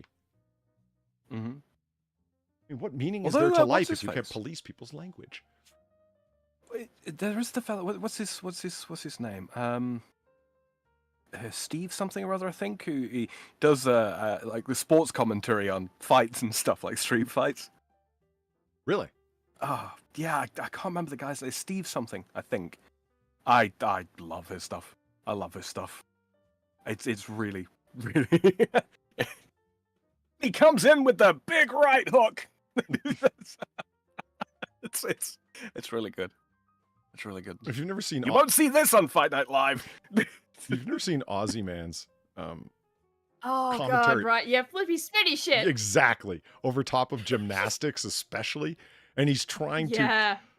He legitimately is trying to sound like one of the people who do the descriptions over floor gymnastics, right? Where they do a quarter turn off into a handspring and up and sticks the landing. Very nice, as the audience is. He's like, and she does a jumpy, flinny, spitty.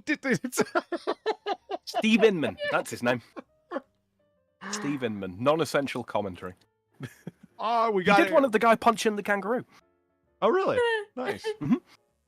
We got to get over on Rumble so we can play some of these videos and do like, oh yeah, here. 'Cause Right. I'm not going to play Aussie Man on YouTube. I'm going to get fucking Right.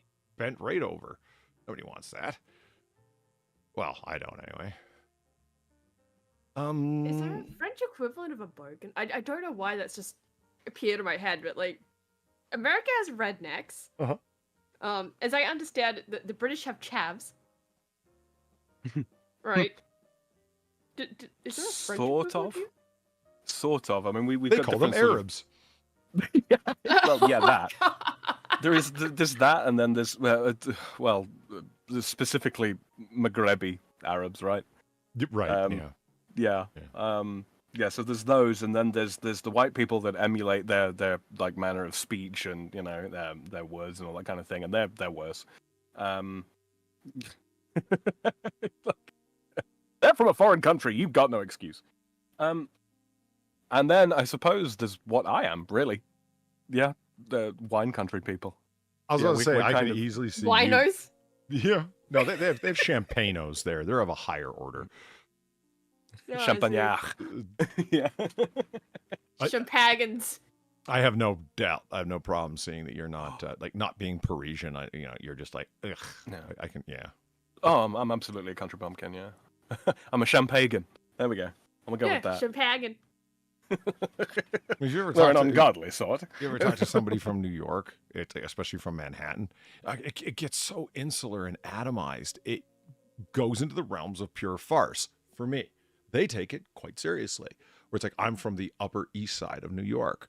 It's like, well, that's rather specific, not to them. That's the fucking universe, man. It's like, you're from Queens, right? And it's like, yeah. Dude. Queens? Are you kidding me? Like, that's across the river. Yeah.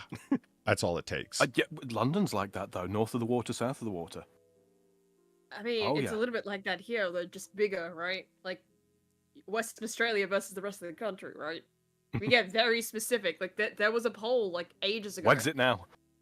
Well, funny you say that. There was a poll ages ago where it was actually kind of found out that most Western Australians, they'll say, "Yeah, I'm Western Australian," before saying they're just Australian. Nice. Which, I mean, yeah, I do that too. I say, yeah, I'm Australian, specifically Western Australian, because I take that shit a little seriously. But that's just more like, that's a little bit more understandable than like, oh yeah, I'm from Queens. That's across the river, what the fuck? You know? There's a bit more in between us there. But I get it, which is like, I get it. At the same time, yeah, no, that's very, if you take it into the douchey direction of it, you might have problems. Oh man, Upper East Side. Gilcottos are the. Hey, Gilcotto, by the way, glad to see you. In Canberra, if we have that, if you are north of the lake or south of the lake makes the difference. I mean, there's also a little bit of that in Perth, like north of the river, south of the river. Like there are areas like that. I don't really care as much. I will joke if you're from like fucking Armadale or some shit, but like, you know, I don't really care. Gosh, it's almost like human beings in large numbers trend towards anti-collectivism. Right? It's weird. Oh, we're not the same as those people over there. Yeah. I don't know. Is it sometimes it's like, man, it's where I could afford rent. What the fuck? Like, I don't really see it. Yeah. I don't belong here. I can't buy a house there. Why not? You can afford it. Not in that neighborhood. Oh my god. Fuck. Coins are back, Son of bitches. a bitch, are they ever? Thank you, Australia is not real for the $2. And they said nothing. That it's just Australia is not real. Okay. Good to know. But look, Australia may not be real, but Western Australia sure is. You know, Far, one of these days I'm going to play the veteran card. Why? If you suddenly hear me combat roll across the room, you know why.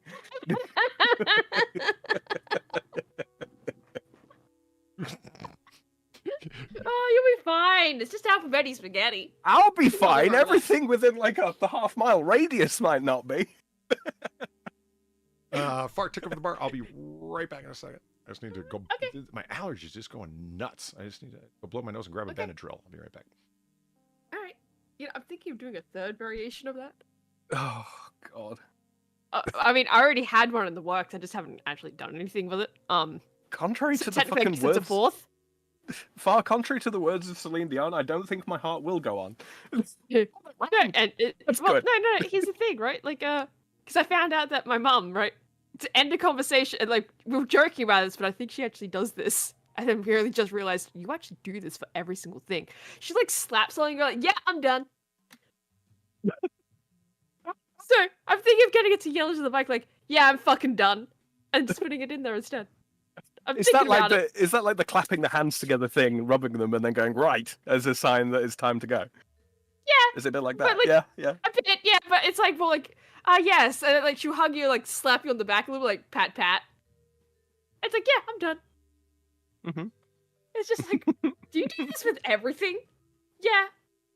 Yeah, she seems to. She fucking seems to. It's kind of funny, like just, Where that's not, but yeah, since I, noticed that one, I'm thinking of making that a new variation of just getting her to yell into the mic. She seems on board with it. That's the funny thing. Like when I mentioned it to her, I was like, "Yeah, would you be okay with it?" She said, "Yeah, I'd be fine with it." I mean this in the sweetest way, Far, but yes, I totally believe that your mother is on board with that. I really do. Yeah. She doesn't care. If anything, Like she's she'll great. laugh She's too. great, and so and I completely believe it. I really do. Yeah. Oh. Look, if you boss. wonder why I'm the way I am, just look at my parents. Just fucking look at them. I don't think there was ever any doubt in any of our minds, Far, where it Just comes holy shit. While Polly's up and about, though, I'll take this opportunity to remind everybody to click that like button.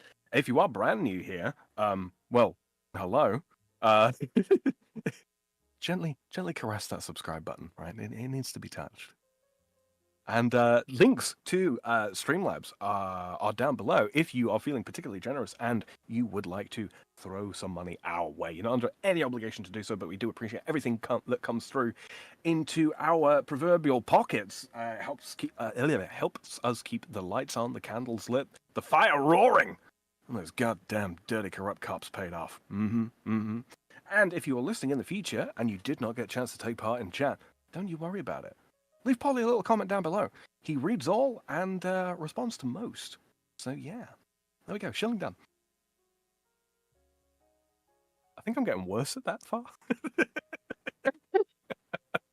You'd think I'd get better with practice, but apparently not. Oh, let's have a look. See, let's see what people are saying over here in chat. BG says at upside down harlot. Far, that's you. Yeah, and that's here me. we thought. And here we thought you were screwed up because you're an Australian.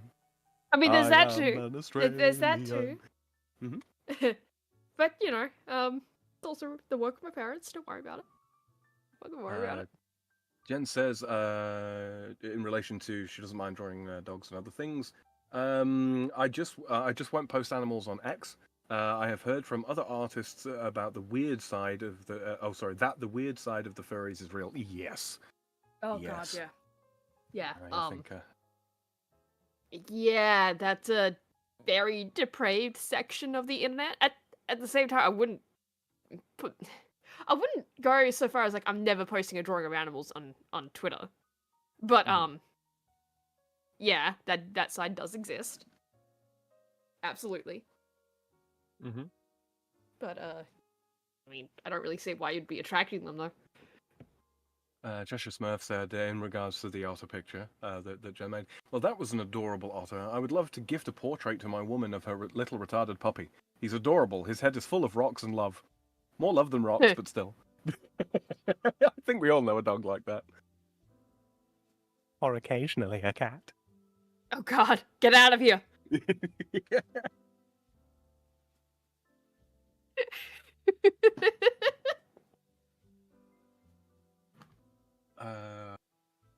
Dark Eyesism says, and share the tales of the bar with others. Social medias. Yes, good shout. Good shout. I do so frequently forget that. Polly did put out a tweet over on the Twitter, or X as it's now known. So yes, if you have a Twitter account and you don't mind revealing the absolute degeneracy that you watch on the regular to other people, go ahead and retweet that if you would be so kind. Lets people know that we're live, because as Polly was mentioning earlier, notifications don't always go out.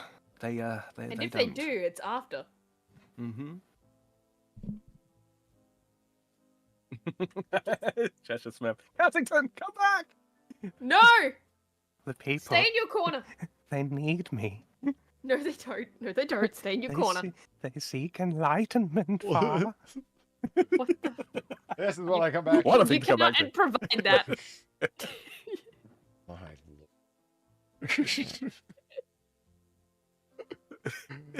So Polly has ruffles and fluffles and sniffles. Mm-hmm. What? Yeah, ruffles and fluffles and sniffles. All right. Yeah. Let's go with that. Allergies. But not, yeah. Runnings and sinus pressure and headaches. Yeah. Yeah, that's what I got.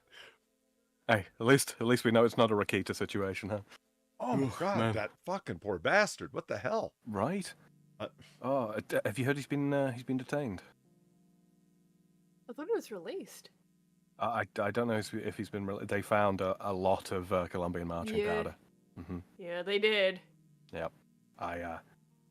Hey, look, man, it's a situation he's gotten himself into, and I dislike that for him, but at the same time, I saw the state that he's kind of degraded into, and I can't help but feel bad for the man.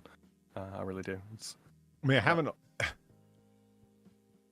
The child endangerment charge is the one that kind of bugs me. Yes. Controlled substances around the house is usually automatically considered child endangerment here. I don't know if it is the same over there. Probably. It was his gun.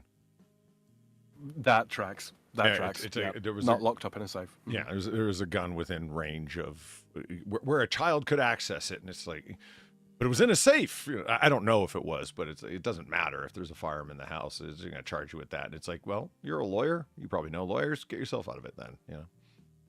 Yeah. I think he'll be all right. I hope he'll be all right. I hope that He's if representing himself, as far as I'm aware. yeah, Which is not a good thing. No. I mean, look, if there really is a risk of danger to the kids, then I hope they end up in a good place, preferably with family, rather than going into the system, because the system's awful. Yeah. But yeah, I hope it comes out right, and the guy seems to be in need of some help, so I hope he gets the help that he seems to need. I genuinely do. Real quick, thank you, Cassington Lover, for the $5. More. Other people's nightmares are dreams to me. That's my whole mentality.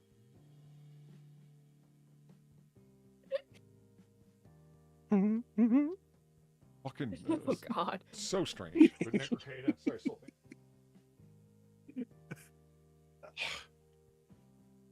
You're having some fucking blow in your house. That's enough to get raided? And it's like, well, it's illegal. I'm like, okay, lots of things are fucking illegal. Yeah, and? It was a lot. How did they... It was a lot. An ounce? More than. I think it was 28.5 grams. What's that in Church of England? That's 28 grams is an ounce. Is it? Yeah. Oh yeah, of course, yeah, an eighth is 3.5, yeah. Why do you know what an 8-ball is, Sam? I read it online, Polly. That's how that's where I read the term 8-ball myself. Right. I decided that I should research these things for my own safety. Holy shit, Ebony Williams! I haven't seen you in Oh wow, yeah. a good while. 6 months. I mean, you still have your wrench and everything. Look at that. Good. Nice to see you. Yeah. Yeah, no, because all the wrenches got cleared, didn't they, Polly? Yeah. At one point. I did a house cleaning, a de-spannerism. A spannerism. There we go. Mm-hmm. Yeah, so that's 6 months, I think. And an 8-ball isn't enough to lead to convictions. I learned this from a cop I gave an 8-ball to. I learned it from Kamala Harris. Oh, fuck. Let's see, what schnooze and whatnot do we got on? Oh, you know what?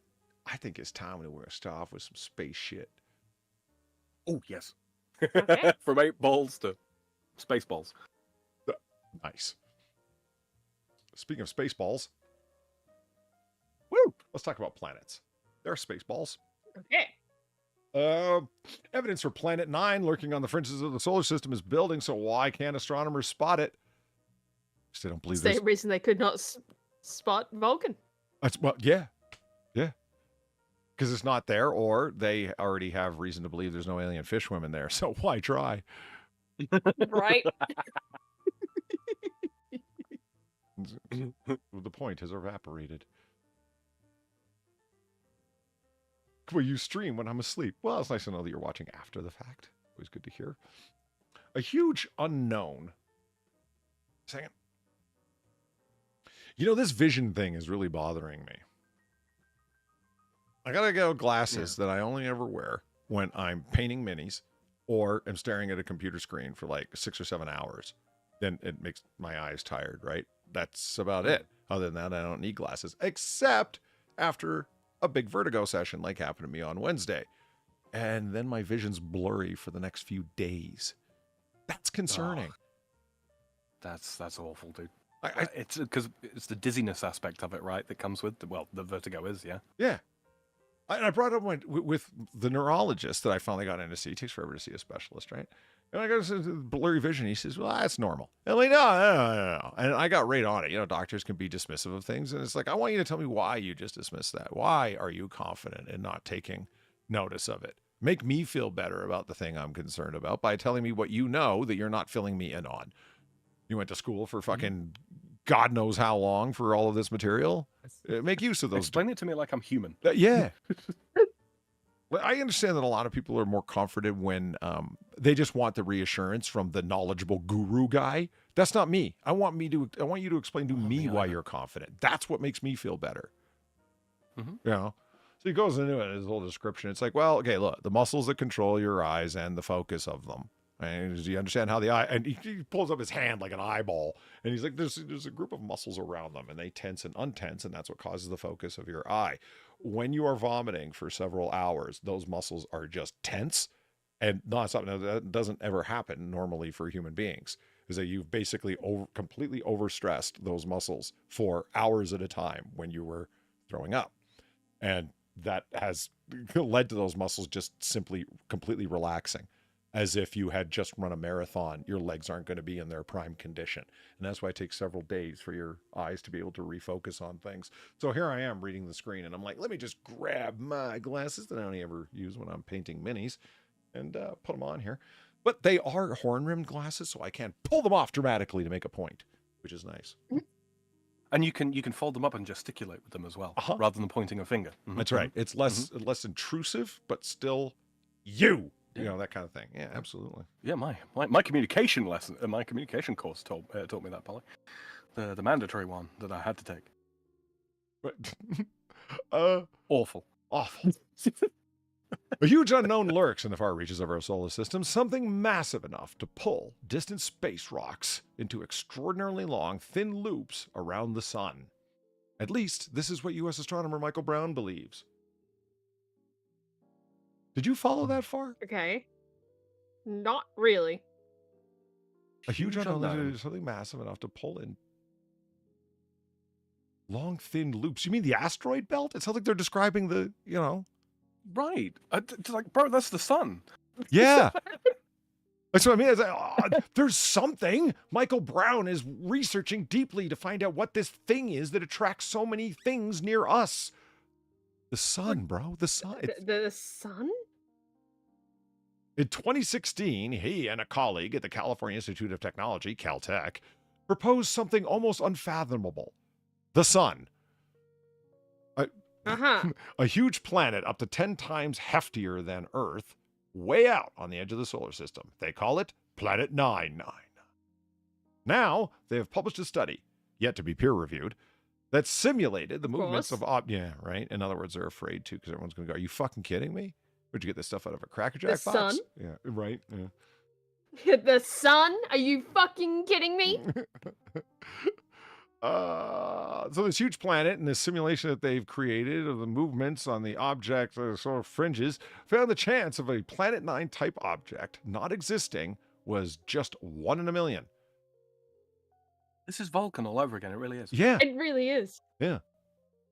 I don't see how we can have a solar system without Planet 9, Professor Brown says. Oh my god. And then the itemized quote, it just has to be out there, like Vulcan. We know it's there. We mathematically plotted that. You know the amount of dwarf planets they found out that way as well? It's like they found a shit ton of like tiny little planets, right? Hence dwarf planets, right? But they haven't found their big Planet 9. Bro, it's not there. The thing that gets me is as well is sort of like, you know, when you got lots of stuff together, right? Loads of stuff out there and all that kind of thing. Even if each individual bit of stuff is fairly small, it still has an effect, yo. You know, it's fuck.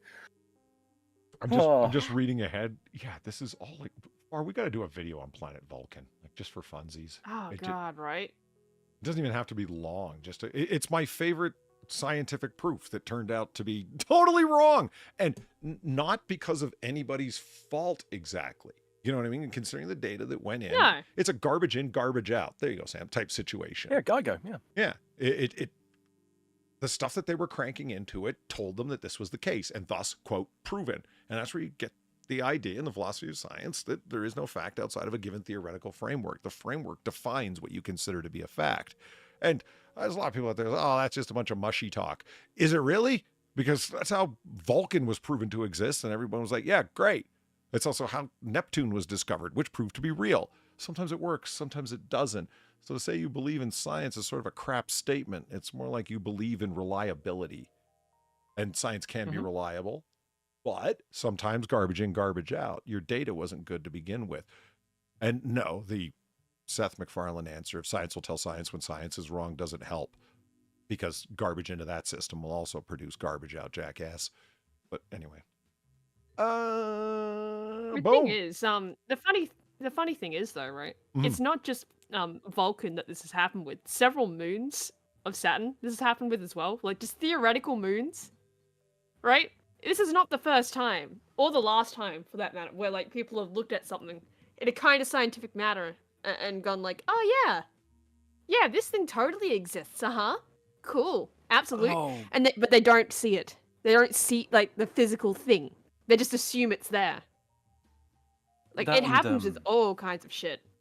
Like when they've, I think they were looking at some of the planets around one of the Glycer systems as well. And they're like, oh yeah, here's this planet that's got like these moons and blah blah blah, and you can see based on the imagery is obviously at the time was pretty shit because Glycer's still like, or one of the Glyces is 70 light years away, something like that. So resolution at the time wasn't great. And yeah, it transpired that no, what they thought was a moon was a shadow of another planet in the Glycer system. Ooh. Yeah, like it happens all the time though, right? Like, all the fucking time, where they just...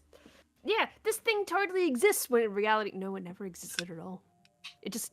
Whether it's because they're using formulas to determine where the thing is, or they're misreading, like, a picture or something. It happens, and which is why anytime you see, oh yes, Planet 9 has to exist, or shit of this nature, it's always funny. Because chances are, it's not going to be another Neptune. No, the chances are that it's not. I mean, I actually appreciate No, because what the further Oatsen out, says here. because- It's like they're being a bit more thorough this time and have already ruled out lots of places. I hear you, and I'm not trying to hold anybody responsible for anything other than saying science will always deliver us the most reliable results ever. Again, it's the reliability that you count on. I'm not blaming astronomers for being incorrect about something, because their data was correct and their formulas weren't bad. It just didn't take certain things into account that they weren't aware of, and somebody can't be held responsible for that. They were using Newtonian absolutely not. math. Excuse me, they're using Newtonian math when, if they had been using Einstein's special relativity, it would have predicted Mercury's orbit in such a way that you wouldn't have predicted another planet, in this case planet Vulcan, or affecting Mercury's orbit like that. Okay, fine. What bugs me are the people that, well, we have science now, so we don't need anything else. And it's okay, why you're jumping the gun on that in a massive way. Again, what you like is reliability and human reason, and I love them too. But you're putting way too much credit towards something that, it's not that it's uncredible, it's just the credit that you're applying to it is inappropriate. It doesn't make sense. That's what I'm saying. It's like evolutionary psychology. I like a lot of the explanations that have come out of evolutionary psychology. I do, and I can see how they would track. But very, very few of them are actually, categorically proven or indeed provable. Really. Really? Yeah, it's all theories, right? You don't have another planet to use as your test controls that are identical to Earth at all? No. Shocking. And again, that doesn't. People are like, "Oh, so what do you want to, ask the shaman what he thinks?" And it's, again, jumping the gun. Not what I said. Well, I'm not the one applying a system of reason as being the wholly reliable thing. I like reason as much as the next person, and why don't you be reasonable about it? The system is meant to answer only certain questions, not all the questions. In any case, just because something is better doesn't mean that it's best. The thing that is relatively, greater than X is not infinitely greater than X. It's oh my God, this Or guy's middle absolutely. name is Cooch. oh brother. Oh no. I'm choosing to believe that's how you pronounce it. Yeah, I'm choosing to believe it's Cooch. It's been almost 200 years since astronomers last discovered a planet in our solar system. The honor of predicting it goes to mid-19th century astronomers Urbain Le Verner and John Cooch Adams. They noticed Cooch. They noticed Uranus, which was only discovered 6 years earlier, had irregularities in its orbit that could only be explained by the presence of another, more distant planet. Le Vernier in Paris and Adams in Cambridge calculated the coordinates for this hypothetical planet when German astronomer Johann Gottfried Galle and his student pointed a telescope to that part of the sky in 1846. There it was, Neptune, and the solar system's 8th planet. They found it the very first night they were looking for it, Professor Brown says. The observation didn't take 8 years. It took only one night. I'm very jealous. Now, let's not talk about no Vulcan, shit. because that was embarrassing. When they calculated the point of where Vulcan would be and they pointed a telescope towards it, would they see other than empty space, Professor Brown? Did you want to talk about that? No, I didn't think so. No. This is an example of the biased reporting of information, right? It's not what is said, it's what is left out. They really should have included Vulcan as the flip side. Maybe they do. Yeah, Maybe they do. I'll be but happy as at the hell if same it comes time- up. I'll be like, holy shit, you said it. That's great. Ebony Williams, you're not monetized, Polly? Ebony, like heroin, never have, never will. No, I'm not. Heroin has been monetized, Polly. What's that? But heroin has been monetized, Polly.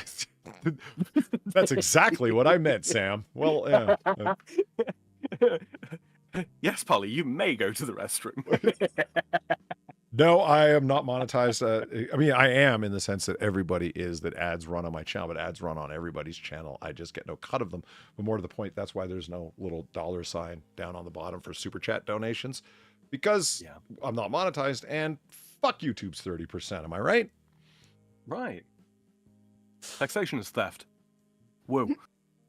Well, I mean, taxation. God If damn it, taxation is motherfuckers. theft, what's what YouTube does? Straight up highway robbery? Mhm. I mean, there's surcharges. It's a fair and equitable solution for the services that YouTube provides. Nah, fuck off. Yeah, if that's true, Exactly. why does Streamlabs do it at an extremely reasonable rate then? That's a rate of basically zero, isn't it? No, they have a. I mean, they do take a cut, but the cut comes in the form of the amount lesser that you see over in your PayPal. Streamlabs don't exists take by it. a partnership with PayPal. Oh, right. I see So what you're so saying, PayPal takes a cut, and you see it in your PayPal. That is then split with Streamlabs as a deal between them. But you can, unlike YouTube, you can see an itemized list of exactly how much was taken. Do you know what I mean? Mhm. It doesn't vary depending on who you are and blah, blah, blah. Except PayPal does do it to you in certain ways. Dollar donations, they take like 60% of it. Because it's Oh, like, yeah. if we are going to process a payment for $1, yeah, we're going to take most of it. Just for the pain of having to process $1 for you. But I'm not going to tell It's- people not to donate $1. I'm happy with anything anybody wants to tip. Oh God, absolutely. Well, we sort of had this discussion, didn't we? I mean, it's when it comes to this, I mean, we appreciate everything that comes through, literally anything that comes through, but we ain't. Not one of us looks at this as kind of like, oh, this is a job and I need to make X amount, blah blah blah blah. It's just it's not the way we do things here. You know, I was pressured into opening a Streamlabs in the first place, and you know, I'm happy that I You did. were bullied? Yeah, very much so. Very much so. You know, people are like, we want to throw money at you and tell silly jokes at your expense and have you read them out. Dance, monkey! Dance! I was like, okay.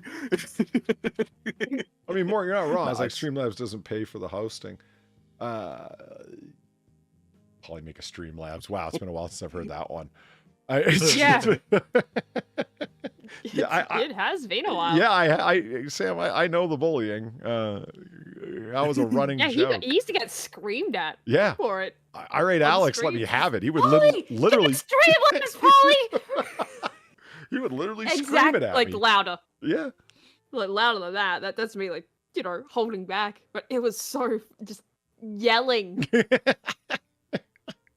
I mean, But, yeah, you're right, Mort. They don't pay for the hosting, so it's like Streamlabs can take advantage of that YouTube is hosting you. But, oh, right.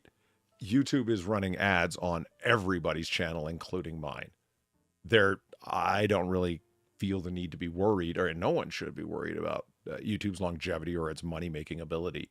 They're making money off of everyone, whether they're giving them a cut or not. They are 100% user supplied. What are they producing? Nothing.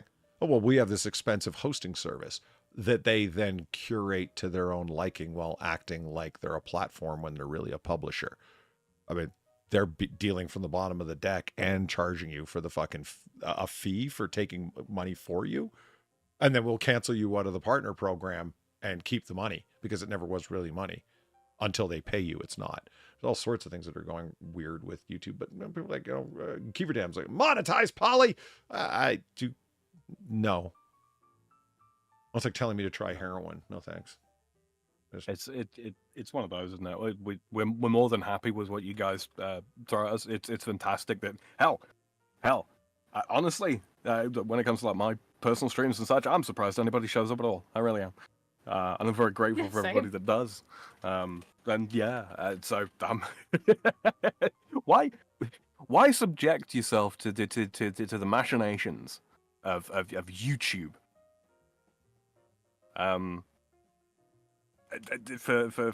For what? When there are already fine people out in the audience, you guys right now, I'm talking about you fine people, also you too, BG.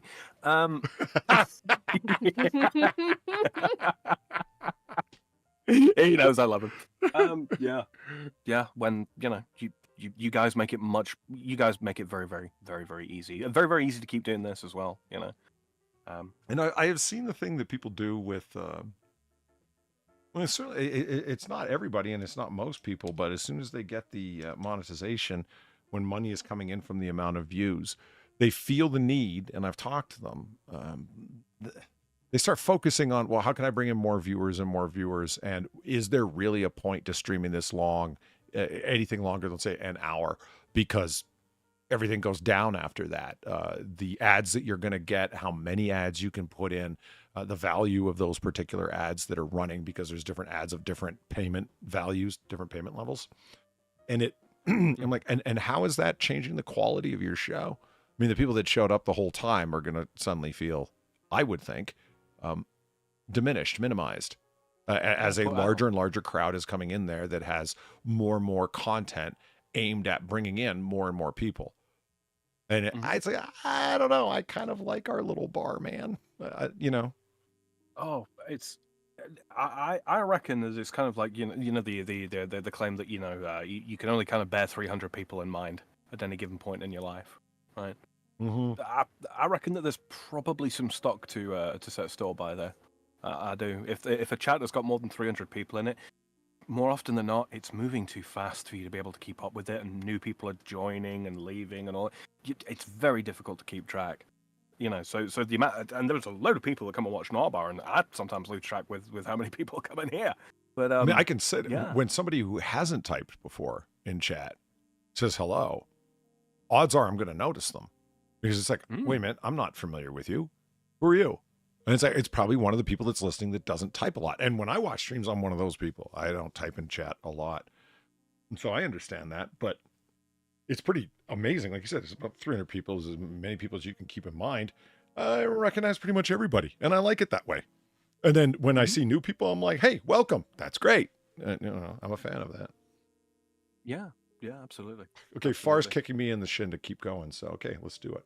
Well, no, I'm not. I felt it. I didn't do shit.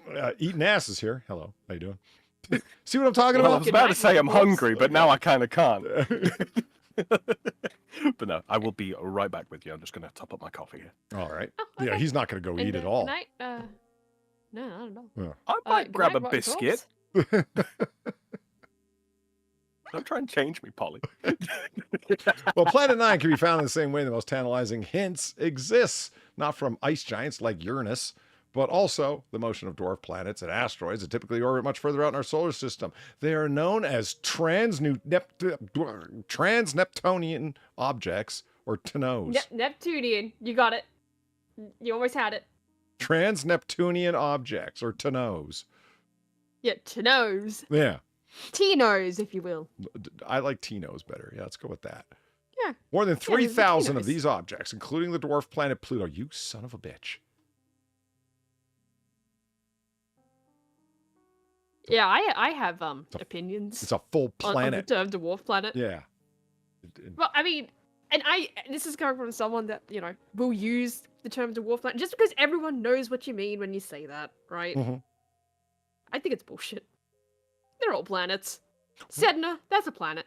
What are the other... Eris, that's a planet. Eris is totally a planet. I 100% agree. That's a planet. It's just a small planet. Like, Ceres...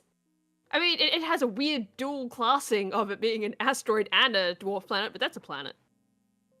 Which makes it even fucking weirder that, you go Mercury, Venus, Earth, Mars, Jupiter. You completely miss Ceres. Cool. Because, yeah, there is a planet between Mars and Jupiter. Yes, there is. Just putting that out there. Yeah, absolutely. Yeah, Ceres. Just putting that one out there. They lied to you. Science has lied to you. I was looking up the Pluto moon system that operates there, and it's like, wow, there's stuff happening, man. Oh yeah, it's not just Sharon and Pluto. No, there's 4 others. Well, look at that. Styx, Nix, Kerberos? Yeah, Kerberos. And Hydra. And Hydra. They're sure not Nix, just asteroids. You pay them the respect they deserve, damn it. And I'm pretty sure Nyx does some flippy, spinny shit when in orbit. Really? Yeah, I'm pretty sure it's Cool. Nyx that does that. There's a couple of moons that do they rotate like that. They just they flip their poles. I think Hyperion does that too. That's a moon of Saturn. Like, it's not common, but when they're oddly shaped, like Nyx and Hyperion are. Yeah. Yeah, it can happen. There's a nice comparison. Look at that. Yeah, they're tiny. They're basically just fragments of some kind of collision, Yeah. from what I understand, right? And they're fine, they're cool. And they obviously come from a similar origin, because they're similarly colored. But, yeah, people just forget about these. Oh, look, from Little Astronomy. Is it Astronomy? Little Astronomy? Yeah, astronomy, little astronomy. The moon versus Pluto. What moon? Oh, you meant Luna. Bastards.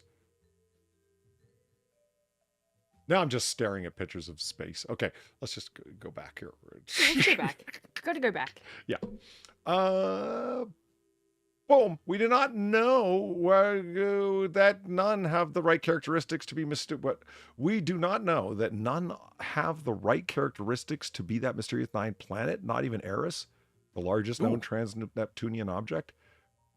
A double Hello, negative. Sam. Yeah, well, that's not a well-formed sentence. Holy shit. No, it's really not. But also BG, kind of the reason they added the classification of dwarf planet, they didn't want to have to add half a dozen new planets. Okay, call them something else that's not a planet then. They did that with asteroids. Because fun fact, the reason why a ton of earlier discovered asteroids have symbols next to them is because those were classified as planets when they were first discovered. They had no idea what the fucking asteroid was. If you want to reclassify Pluto and all the dwarf planets as something else entirely, don't call it a planet. Find another word for it. Yeah. That's just my opinion. And plus, from what I understand as well of actual astronomers, they weren't the ones that actually came up with the term dwarf planet. That was other people. That weren't related to the whole, actual naming of planets. They were the ones that brought that up. It's So, the classification, sure, maybe it should exist, but at the same time, maybe it should be something else entirely. Because even calling it a dwarf planet implies it is a planet.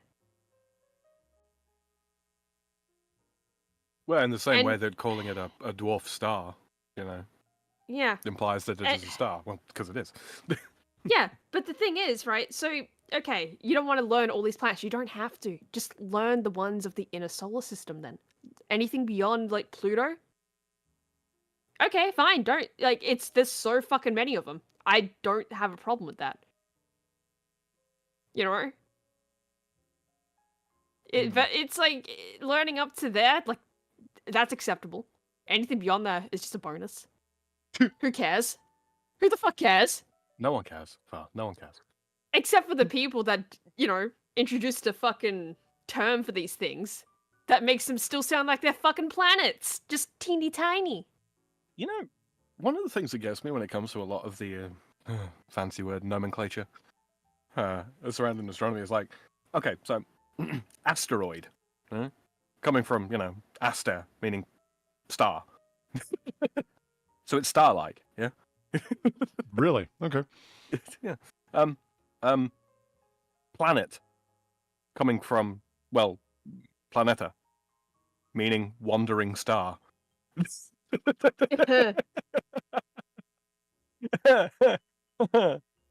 Yeah. As opposed to Coins are back, bitches! In case anyone was nodding off, good morning. Good morning, everyone. Thank you, Cantwad, for the $1. It literally just clicked that's cuntwad. Yeah, you just got that? You literally just got that. I had my head above the clouds, Far. I was thinking about planets. Okay, is Vern Troy, I have no idea who that is, a dwarf human or is he a human? Is Pluto a planet? Or a fucking midget planet?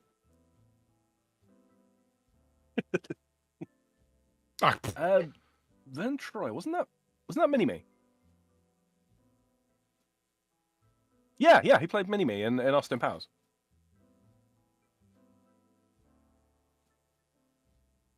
Okay. All right. Thanks for the vote of confidence, guys. I don't know. I remember Mini-Me, but I didn't know his name. What some trans-Newtonian objects do have, though, are extreme orbits instead of trundling. And extreme pronouns. Is that a word? Sorry. Trundling? Trundling. Yeah, to sort of carry along in a rambling fashion. Trundle. Oh, I trundle my streams. Nice. Mm-hmm. Cool. Okay. Yeah. They are At no slingshotted great out pace. towards the interstellar space before making their journey back in towards Neptune. In 2003, researchers, including Professor Brown, discovered 90377 Sedna. Yeah, Sedna. Sedna. A trans-Newtonian dwarf planet which had an incredibly long, thin orbit. Other trans-Newtonian objects began to be discovered by other teams. Sedna's odd orbit was not a one-off. It is these extreme trans-Newtonian journeys that have astronomers stumped. Based on what scientists currently understand about the solar system and the laws of physics, there's no reasonable explanation for why they are out there. Well, clearly your research must be off because these are the laws of science. Or the laws. This one's for you, Mentrax. Just I once asked an astrophysicist if we could ever consider Pluto as a full planet ever again, but he said nah. Fucking boo. That the double face palm, Polly. I was in the middle of it. It's just. I could feel it. I did. I could feel it. Based on what scientists currently understand about the solar system and laws, there's no reasonable explanation why there are. I thought there was, though. It's just space debris at this point. I'm a big fan That, of the word that was detritus. my fucking thought. Mhm. But that was what I kind of just understood, right? Like, it's just space debris. Mhm. And like these are Yeah. just the weird, fucked up orbits that they have as space debris. See, that's going to be the name of my next album. Fucked up space debris. No. Stellar detritus. Nobody Stellar likes anybody detritus. who uses the word detritus. No one. All the homies don't, but who cares? I don't need friends. They disappoint me.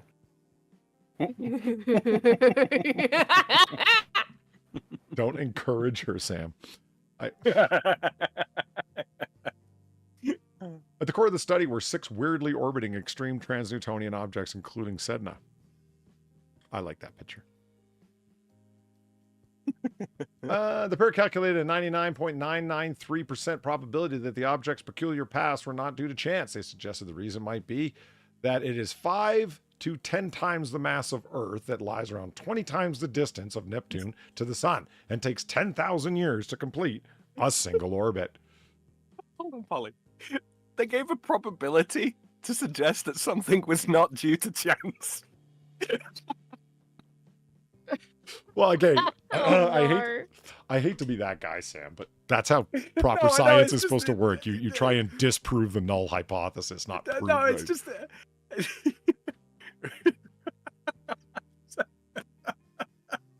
I don't know. It just tickled me. It tickled me. Yeah, I mean that's the whole. I mean, they're actually approaching it in the right way, right? Is that you don't They are, attempt to prove no. your hypothesis. That's the verification method. But you use the falsification method. You try and falsify your own hypothesis. Is there a But possibility Polly, of it being what? It just has to be there. Well, all right. You see what I'm saying? I do. Yeah. Brad Tucker, an astronomer at the Australian National University. Oh, well, my credibility's gone. Quickly set up a citizen science project to try and capture the elusive planet using data from the Sky Mapper telescope using Siding Spring Observatory. We found lots of objects, but nothing conclusive. We kind of expected that, but we wanted to give it a good look. Okay. Well, there's the Okay. telescope they used. Ball on a roof. neat. Yeah, looking good. You make a home out of that. We've seen You weirder on could. Zillow. Come on. It looks roomier than most lighthouses. Yeah, it It does. does. What would you do in the ball? Barbecue. Nice. You know, there's no one says that your cookout has to have an on the ground. Right. And think about it. If it starts raining, you just close the dome. Until somebody points a telescope at it and says, it's that dot in the sky. You haven't found it. Right. That sounds reasonable, I guess. Yeah, okay. That is astronomy, yes. So it's out there. Well, we don't know that because, Vulcan ain't real. Is fucking my students still wear that t-shirt and laugh at me. Let's move on. Now. Oh, you don't want to get to the end of that to see what the conclusion is? They're not. It just says right there until somebody points a telescope. Okay. Yeah. Well, I mean, is there not? Why not everyone agrees? All right. For Catherine Brown, a are they gonna theoretical mention Vulcan? physicist at Hamilton College in the U.S., extraordinary planets require extraordinary evidence. The idea that there could be, in this day and age, an undiscovered planet lurking in the outer reaches of the solar system is fairly remarkable, she says. Some researchers suggest that because the 6 trans-Newtonian objects in the 2016 study were picked from a variety of sky surveys, this may have biased the analysis. Even with more extreme trans-Newtonian objects discovered and reanalyzed, some have remained unconvinced. Other scientists have suggested that a small black hole might be behind the trans-Newtonian objects' orbits. Oh, God.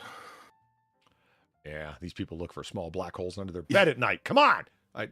They do. You know, makes me laugh. So Catherine Brown is the skeptic here, right? And Michael Brown is the guy that's insisting that it should just be there. Right. Do you think that's his wife? Do you think it's his sister? Yeah, It just has to be there, Catherine. Yeah. I just know it. Yeah, well, extraordinary planets, Michael. Or it's a I just giant. want to know if they mentioned Vulcan. It's a giant scam they got going on, man. Oh, man, Okay. speaking of giant scams, most astrophysicists think that dark matter, of course, dark matter, the explanation Of for course. every one of our failed Oh, theories. You can't use that as a plug-in. Dark matter is just shit that we don't know about. Yeah. We don't know what it is. The expansion of the universe can't be explained in the way that our models predict it to be, because our predictive models don't fit the expansion of the universe, and it doesn't explain orbits of or movements of galaxies in relation to each other. Well, there must be a lot of matter out there, but you can't read it by its very nature. You can't detect it, see it, or realize its existence other than the fact that it explains your theory. Really? Right. It's literally the universe moves in mysterious ways. Is what it boils down to. You know who holds on to dark matter? People that require it for their theory. You know what happened to quantum loop gravity? It went away. You know why? Better theories came out that didn't rely on it to explain things. Occam's razor was applied. Why are you proposing the existence of extra moving parts that don't need to be there? The funniest fucking thing that ever happened on Big Bang Theory, for me, because it was actually a funny joke, because the whole show's referential comedy. No, just 99.9% of it. Mm-hmm. But there was one moment where Penny went out on a date with what's his name? The main guy. Leonard. And she said, so you work in like astronomy? And he's like, yes, kind of. Because I mean, technically he doesn't, but he's like, yeah, kind of. And she's like, oh, really? So like, what's new in the world of astronomy and physics?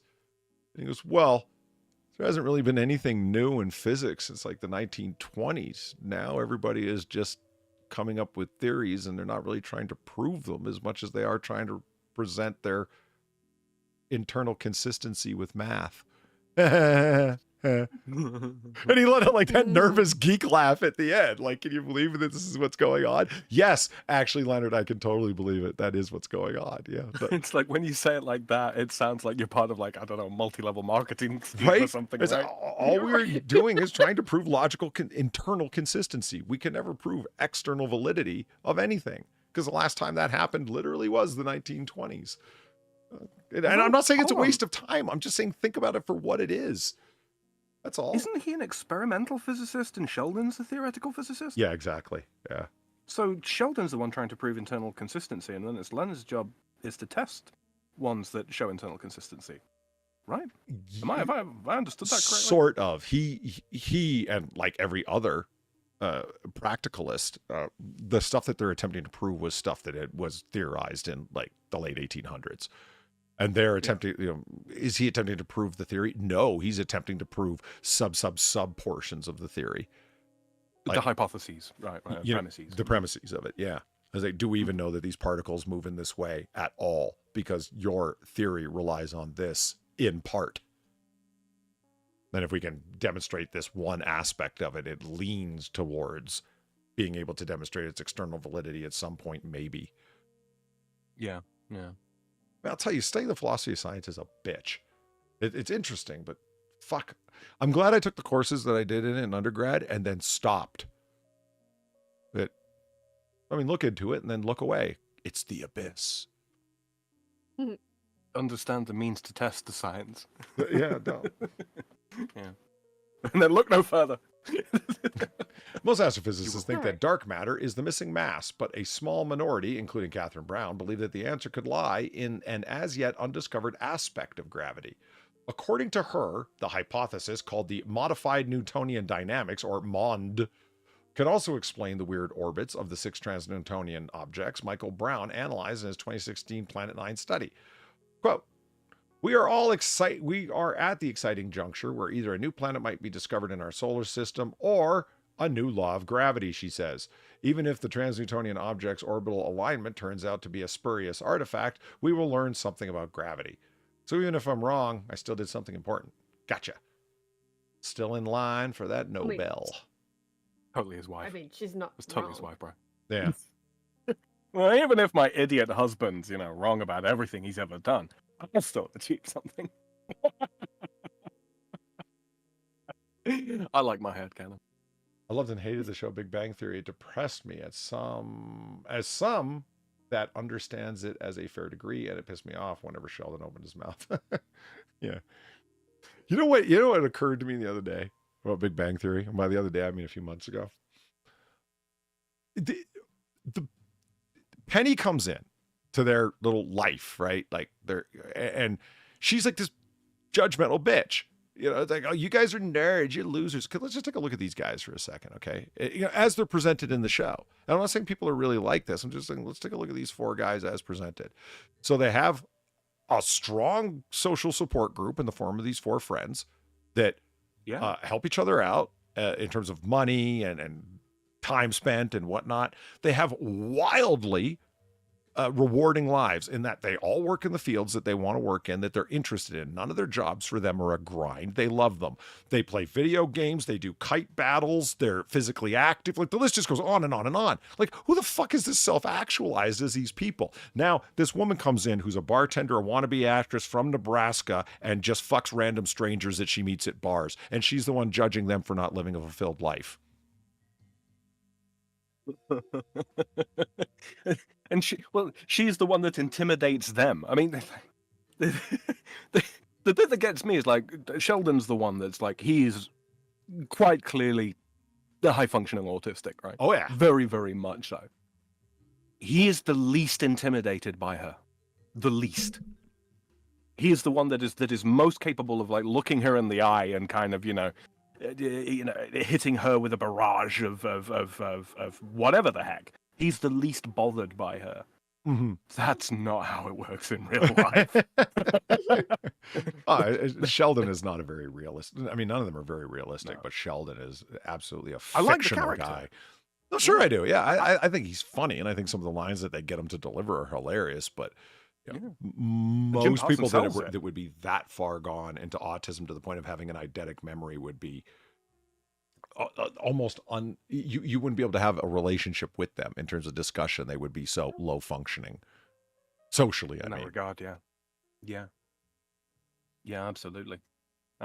Penny is the most realistic. Yeah, in that she's a disorganized girl who is very, very used to pretty girl privilege. Yes, she is very realistic in that regard. Although I will say that sort of towards like the later seasons, and I think they probably did this for the wrong reasons. It was more, female empowerment kind of thing. She does actually track towards, she goes back to school. She ends up getting it. It starts out as just being she wants to do this thing basically to impress Leonard, right? And then she actually begins to reap the rewards of putting the time and the effort in that she didn't when she was younger, and having a more realistic appreciation of what her career could be.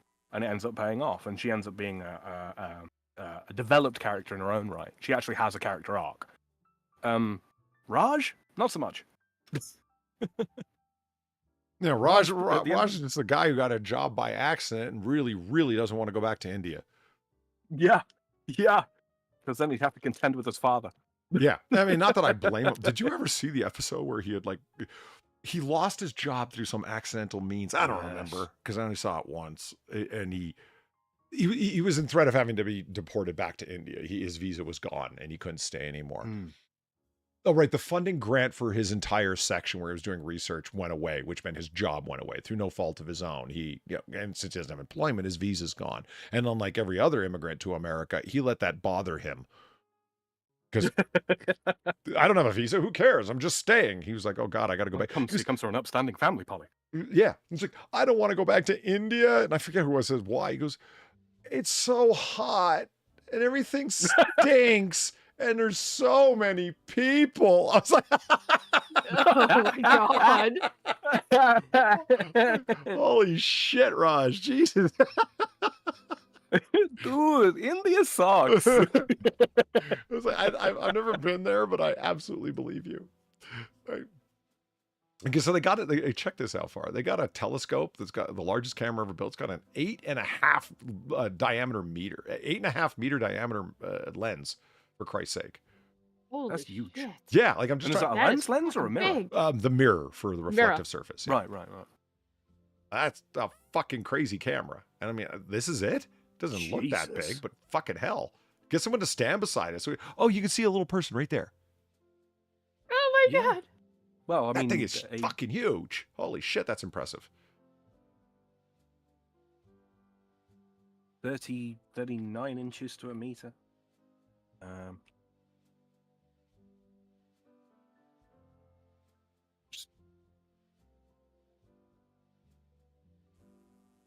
I'm completely failing to convert this in my mind. Hold on, calculate. All right. I have a computer in front of me. Also, there's your final They don't line, mention Far. Vulcan. It's going to be extremely exciting as soon as we find it. And they didn't mention Vulcan once. Nope. 26 feet across. And we'll just double check. Ooh. Nope. Yeah. Vulcan search not the mentioned page. once. Vulcan? Nope. Nah. They didn't bother. They didn't bother bringing up like the most obvious counter argument to everything on here.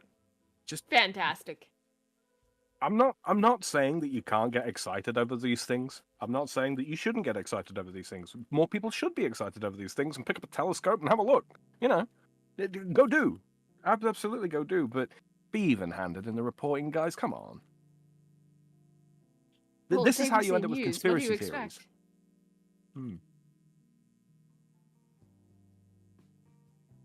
Sorry, I was just, you guys stopped talking when I was in mid-drink there. Oh, All okay. good. All good. Okay. Scientists discover massive planet as Other light and news. fluffy as fairy floss. It's cotton candy for Yeah, you, cotton candy for Americans everyone in out the there. free world. Oh, right. I was thinking like fairy floss, as recommended by the Tooth Fairy.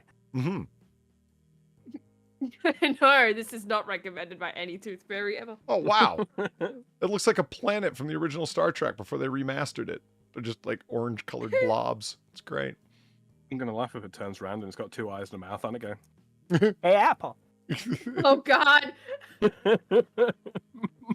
Astronomers have identified a new planet that's bigger than Jupiter, they claim. The largest in our solar system. Oh, Jupiter's the largest in our solar Oh, system. shit. Okay, I get it now. I thought they were postulating another planet. Oh, okay. Yeah, I thought this was like suddenly. Wait, this is Planet 9? I You're right. This was a moment, right? I'm I like, mean, wait a things minute. change fast, man. We move on to this other article. As soon as we find it, it's going to be exciting. Well, here's the excitement. They found it. And it's We unexpectedly. found but it. it's This not. this hulking behemoth of gas. It's fluffy. I like the idea of a fluffy Like planet. fairy floss. I do. The exoplanet, named White Anglo-Saxon Protestant 193, has an exceedingly low density for its size. The international team of researchers reported in the Nature Astronomy Journal on Thursday. The gas giant in our solar system, like Jupiter and Saturn, are much denser by comparison. Do you keep doing that on purpose? I think maybe they're really trying to go. Yeah, we totally found it, guys. Look, it's here. Wait. Never mind. It's called Wasp. Never mind that. The lead author of our published study, Khalid Bakaroy, said White Anglo-Saxon Protestant 193b is the second lightest planet among the more than 5,400 planets discovered to date. The planet is basically super fluffy. The postdoctoral researcher from the Massachusetts Institute of Technology, so a rabid anti-Semite, said, the reason why it's close to cotton candy, fairy floss, is because... they translated it for the Aussies. I know! That's adorable. That's As hilarious. if we don't know what cotton candy is. I'm sorry? As if we don't fucking know what cotton candy is. I don't know. You tell me. Is that not like a No, common we term? do. Okay. All right. No, we know what that is. It's just we call it fairy floss. Like it's just it's known as the American way of saying fairy floss. Could be worse, Polly. It could be the French translation. Daddy's beard. Oh God. Really? Uh-huh. La barbe papa. Uh-huh. Why are the French so weird?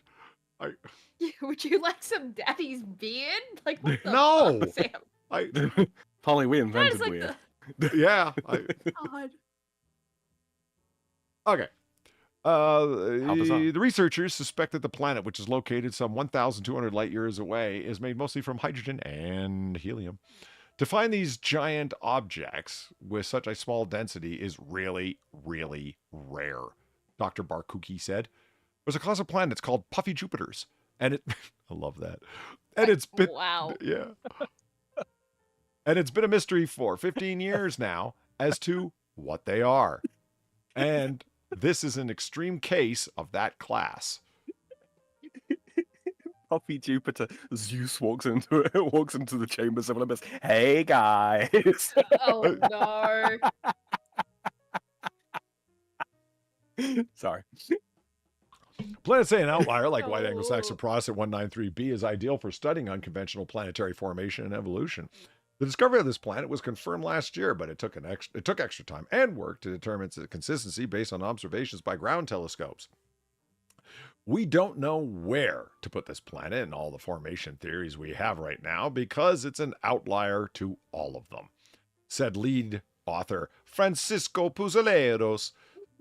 We cannot explain how this planet was formed based on the classical evolution models. Looking more closely at its atmosphere will allow us to obtain an evolutionary path for this planet. Unfortunately, it's so far away, we'll all be dead and dust by the time anything gets there to study it. So we're going to have to take random guesses based on our pictures, which don't tell us very much, but we can certainly publish articles regarding. Nice. I'll take a stab at it. Go ahead. A protostar that never managed to accrete sufficient hydrogen to become to enter its primary sequence. I mean, that's Rather not than a being bad one. formed from, yeah. No, it's not on my Rather page. than being I have no idea. You know how stars are rumored to form, yeah. Yeah, God snapped his fingers. I'm kidding. Yeah, I do. yeah. It's a giant cloud of gas that under its own gravity begins to collapse and it begins spinning because as the gas floats around. Blah blah blah blah blah. Yeah. So if this was like a protostar that was captured by another star's gravity well, that'd be my guess. Which would explain why it's not very dense, because it doesn't have a solid core to attract the mass, unlike Jupiter. But it still has enough gravity to stay like all those gases intact in a nice fairy floss ball. That'd be my guess. You ever pull cotton candy off the stick you got it on and just turn it into a big ball? I've done that. Yeah. That's fun. It's sticky, but it's fun. Yeah, and then you try and bite into it, and it's like trying to bite through like wire wool. Yeah. It's difficult to get a grip on it because it's so fluffy, right? You can't, Right. Yeah. Cheshire It just Smurf, thanks for the sounds- $3 and the Weebo legs. Fuck off, you scientist, you stupided at my otter. He's special and don't understands the shit you speakins. Okay. I appreciate the defense. What's your fancy words? Rock stuff, spit it out, man. I don't need your scienticians talk. Okay. This caught my attention off to the side. When the price of their goats plummeted, the Robinson family opened a 24/7 self-service butcher shop. Oh. That's concerning. So people could show up there any hour of the day and kill and butcher a goat. I guess. Okay. Do they have a rabbi and a sheikh on hand just in case? Yeah, talk about not kosher.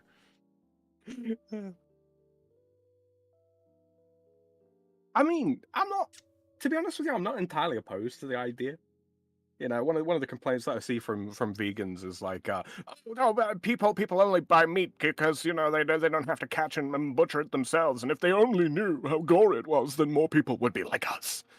It's like, no, I don't really set too much store. Yeah, I don't set too much stock in that. I think more people are capable of hunting and dressing and butchering than certainly vegans would. Yeah, I accept their argument that if more people saw the grotesqueness of factory farming, they would be more interested in buying local. Yeah. I certainly am. Yeah. I certainly am. I despise battery farming. I absolutely believe that. Yeah, free range eggs. Yeah, absolutely. But ridiculous vegan morons who would make that point are not in favor, by and large, of buying local. They're in favor of complete eradication of eating meat entirely. And importing soy from China. And eating the bugs. Mm-hmm. If you have to eat protein, eat the bugs. No! Why is everyone trying to get me to eat bugs? Which is weird, because that's not very vegan of you, is it? No, but they're invasive. I mean, look, if I had no other source of protein than bugs, you know, like locusts or something, would I eat the locusts? Sure. And they're kosher. But I have alternatives. Interestingly. With the cost of living crisis forcing numerous small businesses to close, Karen and Cale Robinson. My name is Karen and your name is Cale. Fuck. Okay. Are thriving. You guys were made for each other. Right? They're thriving against the odds. In late 2023, the Charters Towers couple opened Butcher to Go, a self-service staffless 24/7 butcher shop an hour and a half away from Townsville. It's padlock to plate and a modern take on a modern day honesty box system. This is sounding worse and worse. Holy shit. BG Chat in chat, Polly says, they're very invasive? Yes, vegans are very invasive. They sure are. Remember that article from last week? Yeah. Bastards. You need to stop cooking meat with the window open, me. Yeah, fuck them. Cook them, fuck them. That's all they knew. They own 10,000 hectares of property near Mutabura? Mutabara? 6 hours west of Townsville. I don't really know. Where they run goats, chosen for their hardiness to survive in lower quality country. Our land is shit, so we bought these goats. I would say that... Makes even more shit. Yeah. I would say that my main motivation factor, that's one way of saying it, was that you could make really good income better than cattle just because of how quickly they reproduce, and you could buy affordable country and basically renovate the country. You're a master bard, sir. But over 12 months, the price of goat meat plummeted. The goat meat market totally collapsed. Mr. Robinson had off-farm income working as a fencing contractor, but the couple needed new market for the goats. A scroll on social media presented the idea. I always have a dig at Cale. Oh, you always needle her. I get it. For scrolling on TikTok, and one day he came across, oh, that's right, Cale is the he, a fella called Jacob Wolke. Okay, so they figured out that on TikTok you can murder your own goats. Okay, got it. Revolutionary. Yeah. I gotta admit, that's a pretty plump-looking goat. Yeah, that is a chunker. It really is. Yeah. Plenty of meat on that guy. How it works. Okay, here's what we want to know. The Robinsons knew there was a demand for goat meat. Give me my goat meat. They had previously connected with their main customer base, the local Middle Eastern and African communities in Townsville. Holy shit. I do not approve of these stereotypes, Effendi. Well, you know, Wow. it's articles like this, ABC. We don't have to do much. We just got to read your text. Thank you very much. I appreciate it. Sell to the devil, you know, I guess. Yeah. Holy shit. It's Pan-African. I'd have the processed goats loaded on the back of my minivan, and then we'd meet at a car park in Townsville, and they would come and pick up their goat, and they'd go. They were buying Holy goats for shit. the back of a van in a parking lot. That is the most fucking bogan shit I have ever heard. That's something, man. Holy shit. Did they have a license for that? Probably not. I would imagine they were violating about 100 different. Yeah, but you're in East African individual and you're buying a goat. I don't really think you're. Where are your How dare permits? she? I wanted that cake. Oh my god. Thank you, Smurf, for the $3. A 500 Magnum will harvest the pork or goat you desire. Just a little knife will yield a good amount of bacon. I could do it with a pocket knife. Oh my god. I don't know what to say to that. I really don't. Just... Oh. Yeah. Okay, here we go. This is a thing that happened. With the creation of a butcher shop solving the outlying issues of the outlet issues for the goats, the Robinsons decided to diversify their range, sourcing local beef, lamb, pork, and eggs. Customers use an app to enter the shop at any time, any day of the week. The customers could literally go up in, take the meat in, and walk out. That could happen. It may happen. But the people that are signing up for this, they're there to support the farmer. Like, if they're going to steal, they'd probably be more inclined to steal off a bigger retailer, I think. Well, not anymore, you idiot. Okay. For Karen Robinson, sourcing local produce and introducing a local processor means the butcher to go is relying on family businesses. Dan Walton, who owns the country's meats, a butcher and processor in Charterstown, helps the Robinsons with their products. They've got nowhere else really to go. This is just turning into a human interest story. Yeah. I think it really was, to begin with. Yeah, it's just like we support each other and everything's great. And I'm like, that's fine. That's great. That's fantastic. I just see so many issues with this. Look at just those so many two, though. ways can go wrong. Look at those two, though. They are very clearly Australian people. Oh, absolutely. Yeah. Yeah. I don't know. I just did. This is not what came to mind when it's like butcher your own goats. This all looks rather, well, this doesn't look halal to me. I'm surprised he's not wearing gloves. You know? I kind of am too, honestly. Like, what are you doing, buddy? Yeah. I mean, obviously he washes his hands, but it's but just strange to me to see meat preparation with no gloves. I don't know. If only, Kevlar gloves, cut-proof gloves, considering the probably extremely sharp knife he's using to do all this with. Yes. You can see in hand there. When you're cutting fast and you're cutting, well, he does have a glove on his left hand there. You can see it. Oh, okay. Oh, yeah. So I guess the only hand in danger of actually catching. Whoa! Fuck. Thank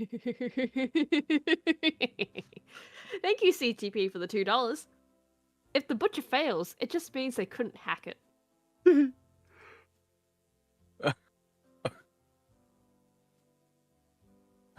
I'm so glad my cat's in a box. New Zealand man fined for body slamming orca after footage is posted on Instagram. Really? All right, let's do it. I just want to know how you managed to do that. Nice, yeah. Whoa! Now look here, you can't. Yeah, he did it all right. Beach stairs. He full on. You fucker. Fuck. Holy shit. I don't see the problem with This is for the penguins. Yeah. That takes some balls though. Like, I mean, fucking, you're body slamming an orca. You know, the creature that has the name Killer Whale. The thing that could fling you 25 feet into the air with its tail. Fucking right, and you're body slamming that. Like, holy shit, dude. He didn't even put down an elbow. Nah, he just went full body. Yeah, I don't see the problem here. They'll be fine. Yeah, I don't think the orca's gonna exactly get hurt with this. I'm more concerned about the man. He'll swim away and blubber in a corner.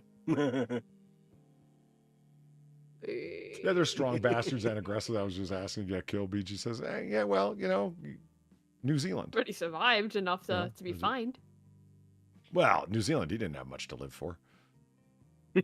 True. You know, that is a fair point. Boom.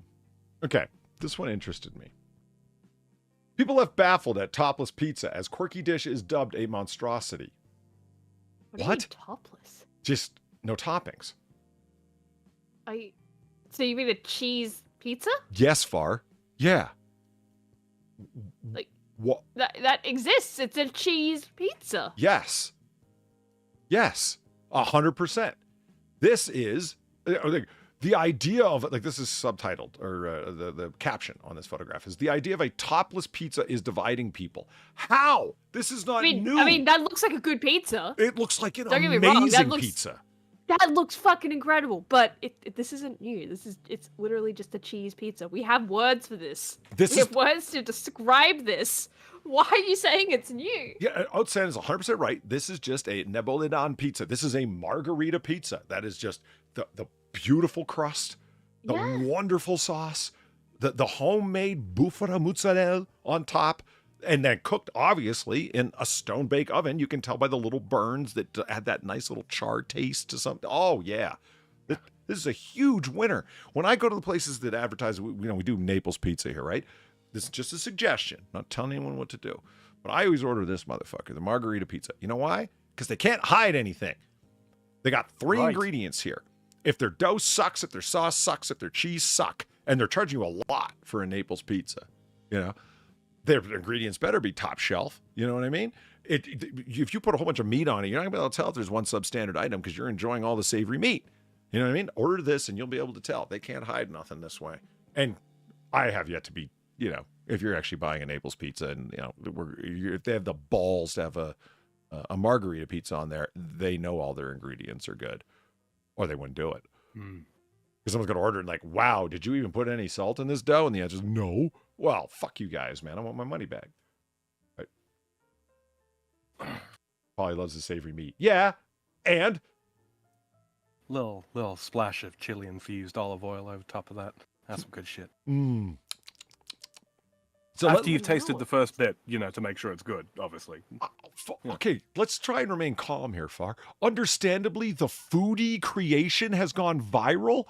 Oh, fuck off. As people can't believe such a thing exists. What is happening? I can't understand why anybody would want to eat a pizza that only has cheese and... What is this tomato you speak of? Look at this side of it, too. What's going on with the youth of today? Yeah. Like, not to sound old, but, like, this is a very, like... I am 16 on the internet and I have never seen a pizza like this, which means it's fucking weird as shit. And everyone should find it weird as shit because I think it's weird as shit. And I have the opinion of everyone else in the world. Like, that's what this screams of to me. Like, what is going on? Have you never seen a cheese pizza in your fucking life? I'm 15 and this is deep dish. This is difficult to get. This is from Express, okay? This is I'm having a hard time around my. You know what's in? See the crust is bulging here. You know what's inside there? It's not stuffed with cheese. That's a giant delicious air hole that you know you can bite into, and it's just because it's properly leavened and allowed to expand and just. You tear it off. You tear a bit of that crust off, right? And you got a little bit of garlic butter off to the side, and you just stick that shit in there, and you eat it as is. There's your garlic bread. You don't need a separate garlic bread. That's what that's for. I mean, this is making me want a cheese pizza out of spite, but also out of deliciousness. One of the best parts of pizza is the oozy, cheesy goodness, so we don't know why you'd want to remove it. What? So There's cheese on that though. Yeah, is this a bad picture that they've shown? And what they mean by the topless pizza is just sauce, like no cheese at all? I think I what mean, it is. if it is just sauce, and yeah, that is a little weird. But at the same time, I'm pretty sure that is already a kind of pizza that might exist. What I think it is rather than having a load of grated mozzarella on there, I think they just cut up slices of cheese and toss it on top of the sauce, rather than, you know. Right, which is Yeah. still fine. Yeah. But still, it's like there's still cheese on it. What the fuck are you talking about? It's just pizza classica at that point, you know. It's or rustica. Kimberly says Italian restaurants are legit when the old man running the kitchen will straight up leave the kitchen to argue with his wife over hipster demands. Yeah, right? These are children today. They know nothing. Exactly. Yeah, this is I'd go high five them, man. Have a cigarette with them. Tell them to calm down. It's fine. I get where you're coming from, brother. You know. Comes out with a vein pulsing and is like, I left it in for a minute or too long. You take, you buy all. Calm down, old guy. Calm down. Just bring it out. Bring it out. Okay, well, let's find out, because you confused me with this. The best part of pizza is the oozy, cheesy goodness. Yeah, melty cheese is awesome. It's the wrong kind of cheese. Yeah. Okay. Yeah. Maybe. Okay. Let's find It's out. a different kind of cheese that they're thinking of, right? Like it's not an oozy cheese that they're thinking of. Like they're not thinking of Domino's cheese. They're thinking of like an entirely different cheese that's on this pizza. Is Yes. that what it is? Oh. Well, that's exactly what one person did. They simply chomped down all the toppings to leave the naked base. You mean chopped down? Anyway, they chomped down all the toppings to leave a, quote, naked base pizza. And now they don't know what to do with the rather dry-looking leftovers. Writing on Reddit, the anonymous person said, "Help! What to do with all this topless pizza? My brother had a party, and there was a ton of leftover pizza. We used the topping to go with delicious mac and cheese, but I would hate to throw away all this bread." Oh, Wait I a see minute. the problem. Oh I my s- fucking god! So it's not that pizza picture is nothing to do with the actual picture, Yeah. the actual story. I mean, this is a Getty picture, pizza. but still, It's literally Getty pizza. No, they're talking about a fucking Reddit story where they Oh. ripped off all the toppings. there you go. Oh my god.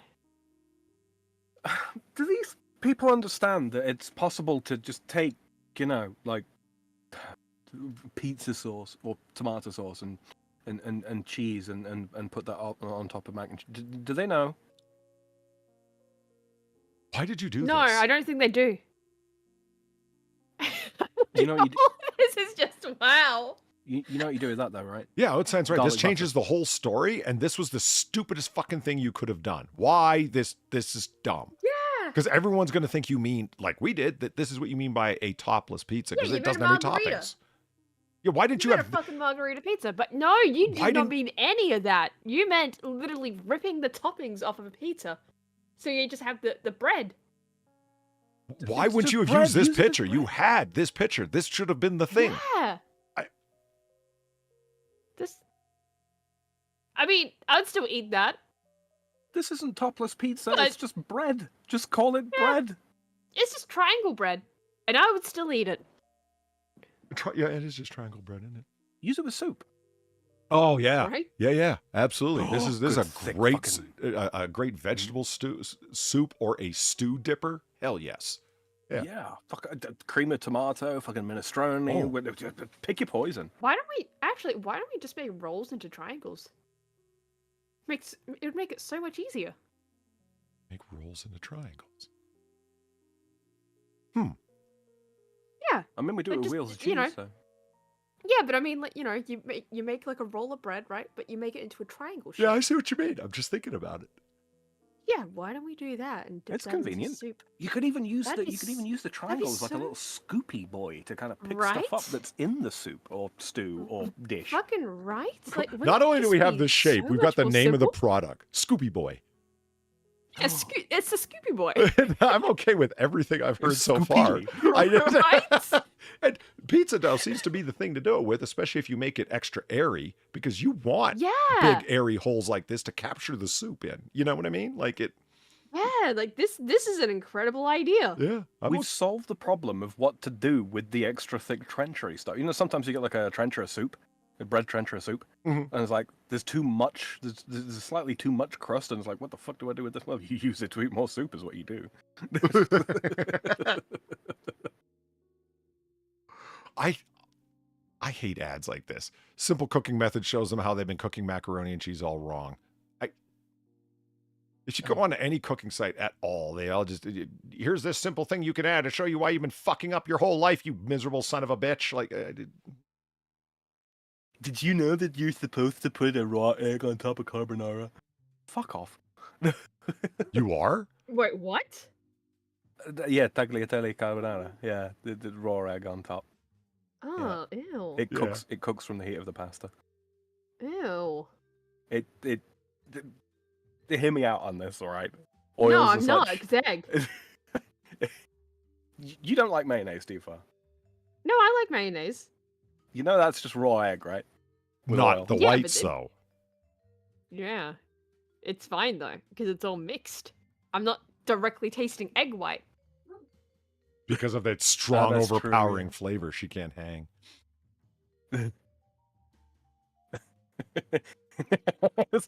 Bob, would you like to eat some raw egg? Not tonight. I've got a headache. There are Why whites. have I In, never- there are whites in mayonnaise. I thought there was some, You but can. I thought it was like you did like a 5-to-1 kind of thing. So yeah, there are whites, but it was mostly yolks. I didn't realize that there were whites in it. Yeah, like, Yeah.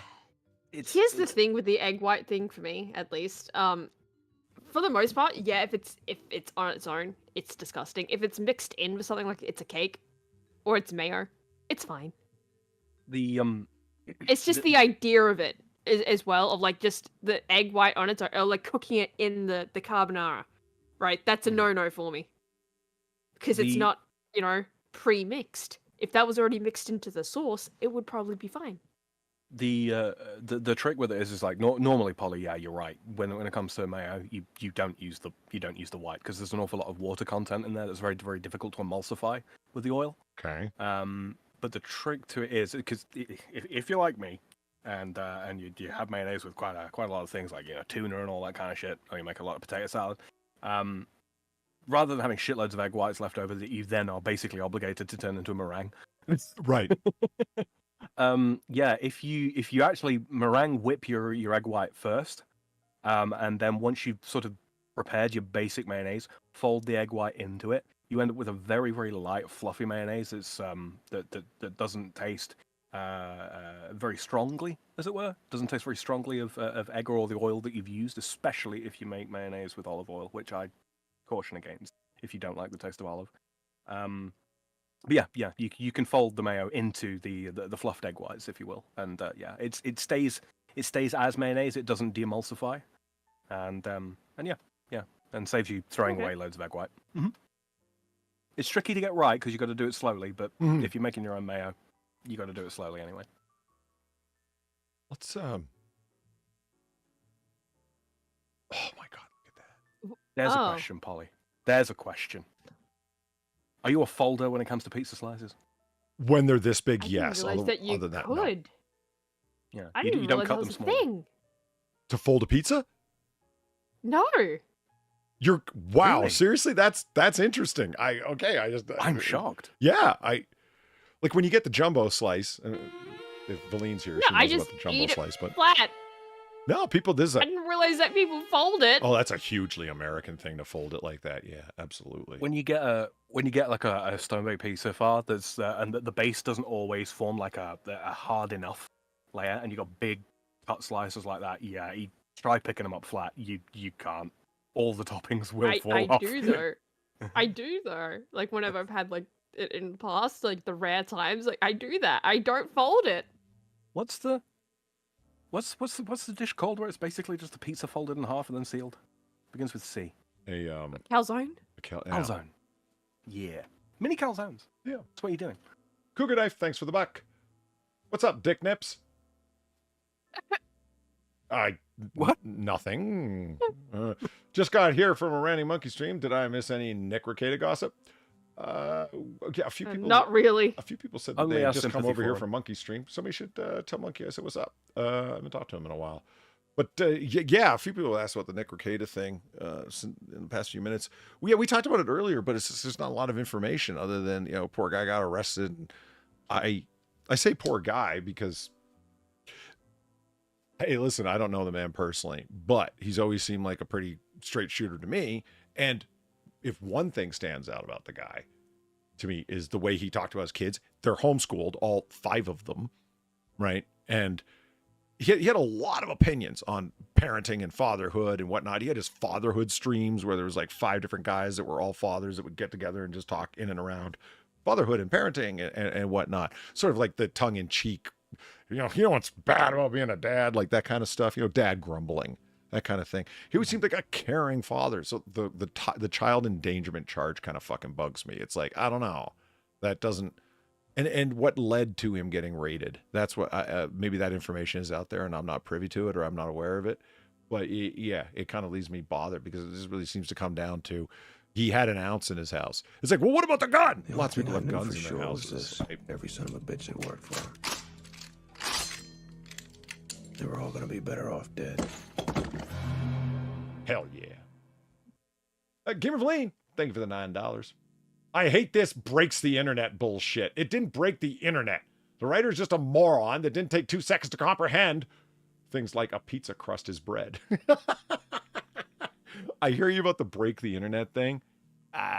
Fuck off. So many people claim that bullshit. It's like watching CNN.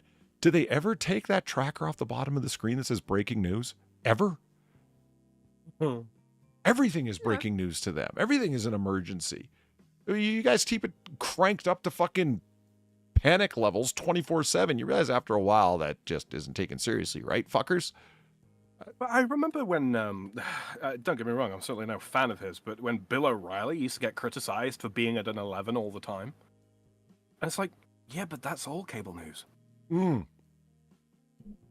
Yeah. I mean, we don't do One of the things I politics appreciate here, about but Tucker- they've gone like full fucking crazy with the, this is about our democracy, blah, blah, blah. Everything is a threat to democracy now. Holy shit. Well, it's one of the things I used to appreciate about Tucker, and again, I wouldn't say I'm the biggest Tucker fan on the planet. You know, politically speaking, he is off to the right of me. But the guy's chill for the most part. You know, he gets up into it and laughs and sometimes gets a bit raucous, but for the most part, it's just chill. Not everything is, you know, the sky is falling. Yeah. Yeah. Then again, he's a news entertainer. So. The details that I don't know is like, it's like coke and most drugs should probably, excuse me for a second. Sorry. Coke and most drugs should probably be used by people without kids, if being used. Yeah. I would tend to agree. I mean, you shouldn't be high as hell around your kids, obviously. But yeah. With that said, was he using it or distributing? I don't even know that. It's like he had an ounce on him to chop up and distribute, in which case he should be looking at a trafficking charge or whatever, and they could only get him on simple possession. I don't know. I don't know. All I know is that he got raided over an ounce of blow, which seems extreme. If it was, oh, well, there was a child endangerment charge and a gun. Okay, let's look at it. First of all, was the gun even related to the drugs? Was it for him to protect his stash, or did he just have a gun in his house? Nick is a strong Second Amendment supporter, and he had a gun. I'm surprised he didn't have many. And think, well, it was in an unsecure location. I don't know the details of where it was. So if it was, you know, on the little stand next to his baby's bassinet, okay, that's fucking horrible. Was it just in a place where he could access it in case things went awry because he lives out in the middle of nowhere? Again, I don't know. Yeah. I don't know the details of it. I'm not willing to go to an extreme on it. I'm not trying to be an apologist for the guy. I'm just literally saying with the information is there, how can you really make many calls other than, how the fuck did he get raided? I know he's been reported repeatedly by people that don't like him and his political opinions to the Minnesota bar to try and get him disbarred. Yeah. Did somebody report him for all sorts of stuff because they heard from someone who heard from someone that the guy likes cocaine and he's endangering his children? So therefore, that was the basis of the raid. Again, I know you're sick of hearing it at this point, but I don't know. So I'm not really sure what there is other than to speculate. The most information that I have really seen on the matter is that they had a probable cause warrant for the matter. And relatively recent. I haven't watched Nick Recator for a while, but the stuff that I have seen is him towards the tail end of a stream, clearly very, very drunk, knocking out, as we used to say. You know, basically when you've hit the point of like blackout drunk, and you are falling asleep, waking up, falling asleep, waking up. Yeah, nodding, we call it. Yeah. But not simply sort of like nodding off because you're tired, but like, that kind of, you are so blackout drunk, you pass out and then wake up shortly afterwards. And I saw that, and that really was what brought it kind of home to me. This guy's not in a good spot. Okay. Mentally. I thought you were going to say, and then he walked off screen for a second. We heard some sniffing noises and he came back right as rain. Like, I did. I mean, that's as much as I've seen. I mean, I have seen a couple of pictures where he did have some white substance on his nose. It wasn't very noticeable unless you were looking for it. Yeah. But I have seen those pictures, so I don't really want to say much because I don't really care one way or the other. Like, I care that the guy, is obviously not in a good place, but I don't really have any opinions on Nick Recator.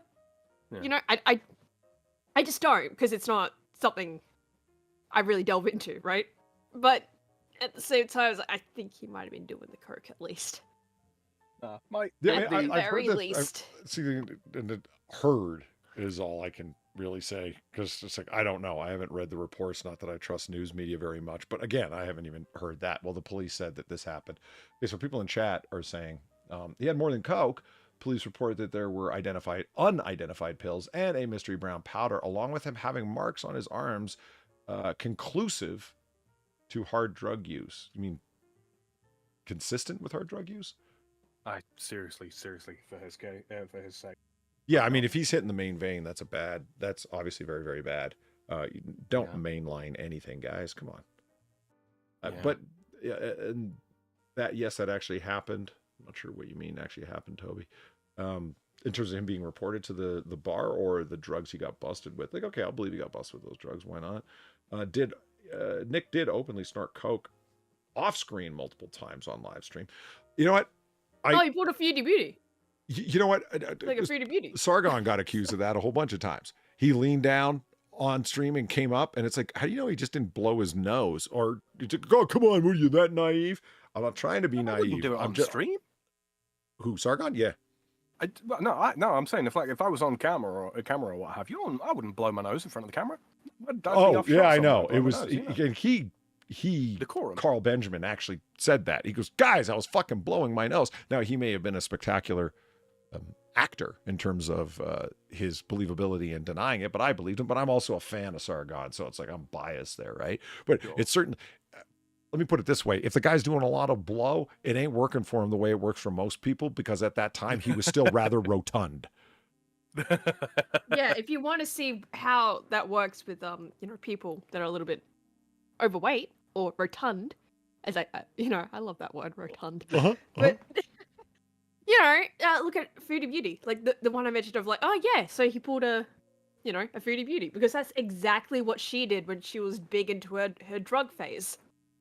Because she had a drug phase. She would actually like lean down. She would do what people accused Sargon of doing. Except she was legit. You could actually tell that she'd actually done it. Leaning down, snorting coke, and then sitting back up on camera. Right. And she lost weight during that phase. She actually fucking did. It's probably one of the only times that she's recorded herself actually losing weight. I bet she was pretty proud of that, as many times as I understand. Oh, she's she done was. the diet thing.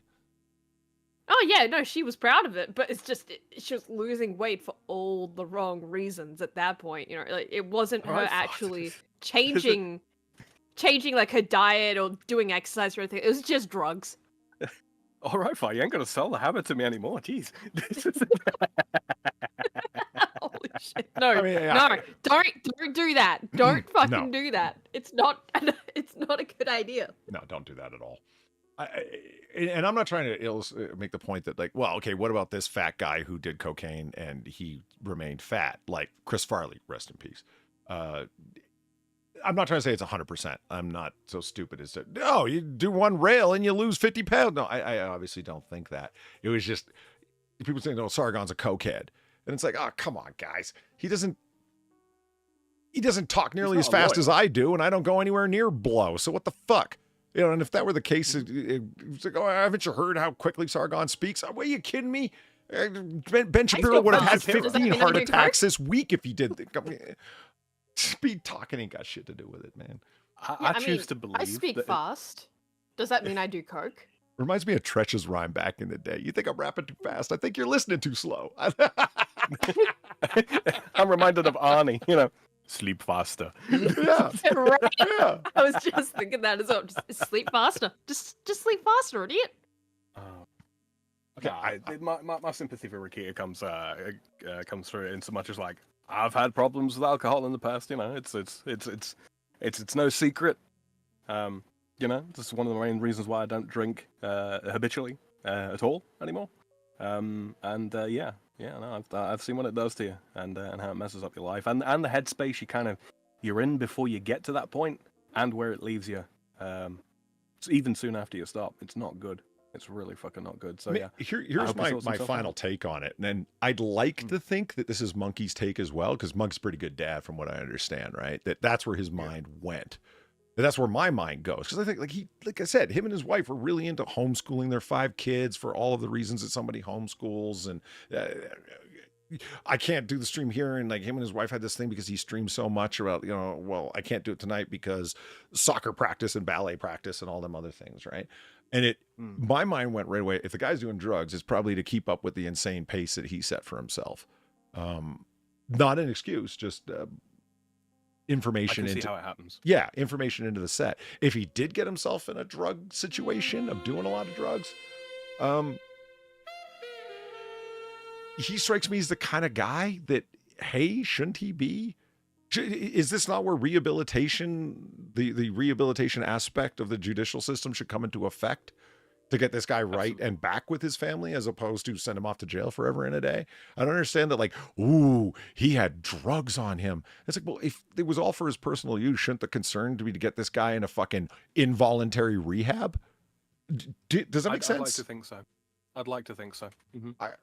Not trying to be an apologist. If he's putting kids in danger, then that's bad news. And the cops are the ones who raid him. They're the ones who are going to see the state of his house and what's going on. And I hope that they play it right. That's all. I don't really think that's a very controversial take. I don't know why I'm saying it all apologetically, but I just know there's so many people gunning for that guy. Holy fuck, did he develop a lot of enemies through Comicsgate, through the lawsuit, through Vic Minonia. And you'd think he was out there doing, you think he was Nick Fuentes the way people fucking dealt with him. It was. Whoa. Look at how they treated fucking Jordan Peterson with his prescription drug problem. Yeah. I mean, he was. It's not like he was out there on the street trying to score smack. He got into clozapam and he became reliant on it. Ooh. With his life, it's not like I gotta go. Not like there's like 4 million people in the US like that. That's not actual figure. I pulled that out of my ass. I don't know how many people are. I do like Valine's joke on it. It's like, name a lawyer who hasn't done cocaine. I like that. It's like Chris Farley was doing a lot of shit that wasn't cocaine. I actually didn't know that. I thought he was strictly a hard-living guy that didn't eat right, slept little, was quite overweight, and did too much cocaine. And it wasn't particularly surprising that he had heart issues and he unfortunately passed away. I thought that was his deal. He slept too fast. Yeah.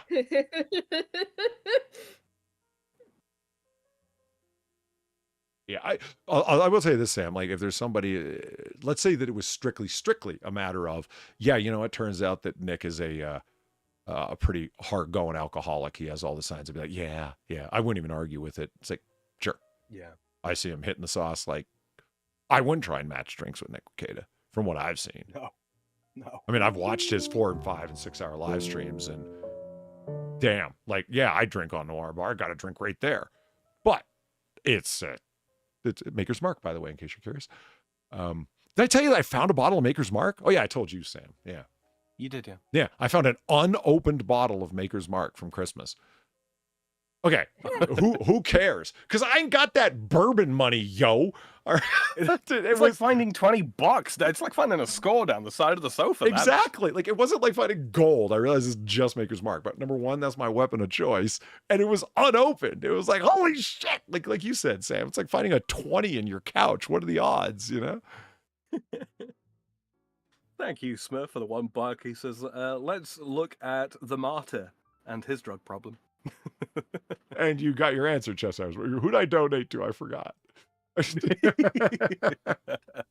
Oh, and also me, Smurf. Thank you very much for the $3 and the Weebo legs. I lost more weight on the cancer diet than I ever did on the cocaine diet, but I keep trying to avoid the coke.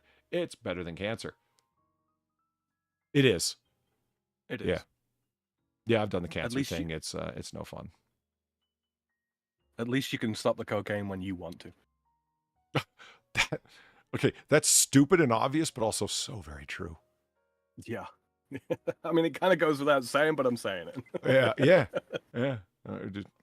Okay, I want to finish off this. That pizza just looks so delicious. Look how dark red that sauce is. You know, that's not just straight tomato sauce. They've got some nice tomato paste in there as well, or really reduced their marinara. You know what I mean? Oh, yeah. Yeah. Who needs coke when you got that? Oh, yeah. Heavy breathing intensifies. See, I'm a fat fuck in a skinny fuck body. I am. Maybe you didn't drink as much as I feared you might if you managed to misplace a bottle of your favorite booze. Well, okay, what happened there is it's one of the so if you guys have ever been through customs at the airport where you can go to the duty-free shop, Yeah. right? Yeah. Oh God. The maximum amount Everything. for lots of countries, America included, is 1 liter before you have to start paying the fees and whatnot. So liquor companies offer the 1 liter version when it's 3/4 of a liter, 750 milliliters. Otherwise, a 26 ounce bottle. It's one of those 1 liter bottles that my parents went on a trip, and when they came back, when they go through the duty-free shop, they buy stuff for themselves, and they don't drink very much. So they end up getting me one of those bottles of Maker's Mark because it's a standout bottle. You can remember it. My parents never remember what I drink, but they always remember that because it's the one wax-dipped bottle, right? And so it's one of those 1 liter bottles, and so much I forgot it. It just, I put it in the cabinet and didn't think about it because I got it for Christmas. A rainy day. Yeah. I wasn't even planning on hiding it for a rainy day. I just put it in the cabinet that I usually don't put any liquor in when I got back to my house after being over at my parents for Christmas. And then I guess I just didn't look in there for a while. I was looking for, you know what I was looking for? The donation that I have of, I am drunk. So drunk.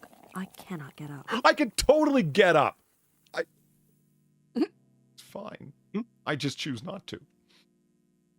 Cougar Knife, thank you for the $2. My mom was a heroin addict and my dad was a meth addict. 90% of my family are addicts. He will never undo his kids' trauma, but at the end of the day, he is their father, and they deserve a dad who gets help. Yeah, I'd like to think that he didn't traumatize his children in any kind of way. Or at least any kind of severe way. Fuck, the longer I think about the story, like the OMG, did you think that happened? Like more of that has gone away, and now it's just like, Jesus, man, he's got 5 kids, yo. You know what I mean? Like that's the story to me now. It's really unfortunate. Fuck. You know what's, I can't help but think about the back of my mind, and I don't want to make this the thing. You know how many people there are out there, probably right now on Twitter, X, whatever, celebrating? I don't even want to look it up, and I won't. Oh, and the vultures are already circling. I've seen them. Oh, I'll bet. I have no doubt of it. Like I said, I've gotten weighed in, and Styx has weighed in, and it's disgusting. Styx has weighed in? Why? Yeah, well, look at the guy. Yeah. Thing happened. I remember that. Like, I got into Nick because of Comicsgate. That's what started me watching his channel, because he was talking about some of the Comics Gate cases that were going on. And I watched him ever since.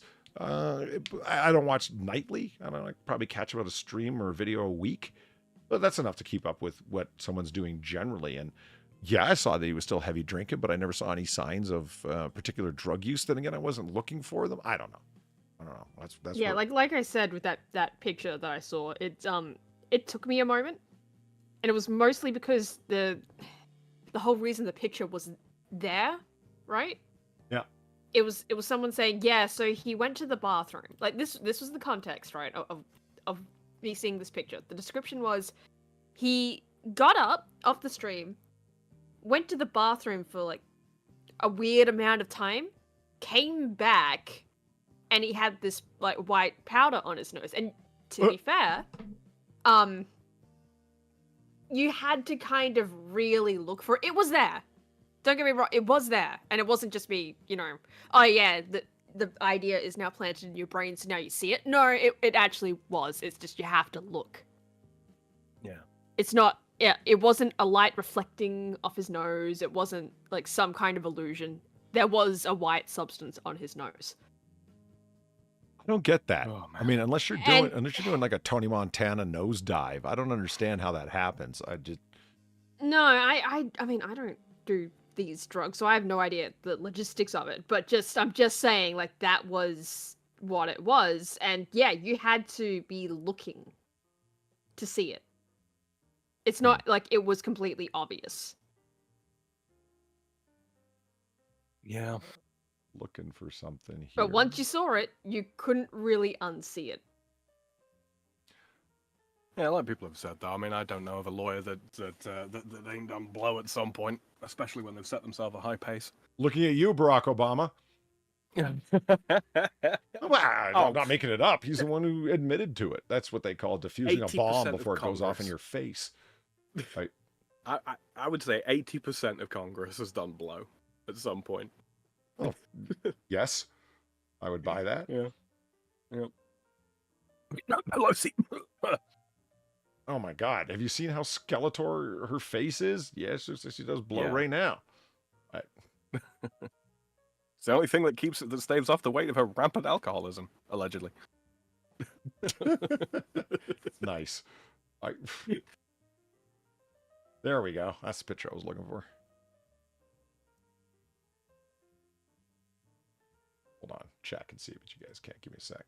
See, Sam, this is why we need a one-button change for this. Right? Yes, I remember this. Boom, there we go.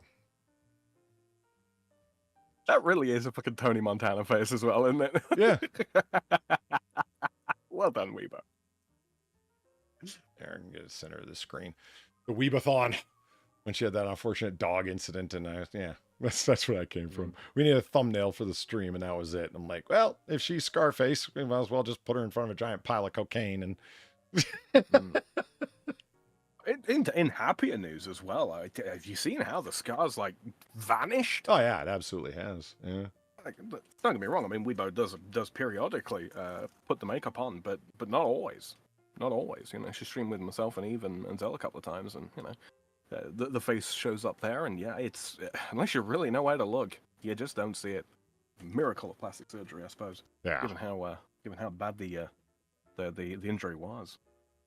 Now, one of my favorite things that I've ever made in Photoshop, it just doesn't make much sense.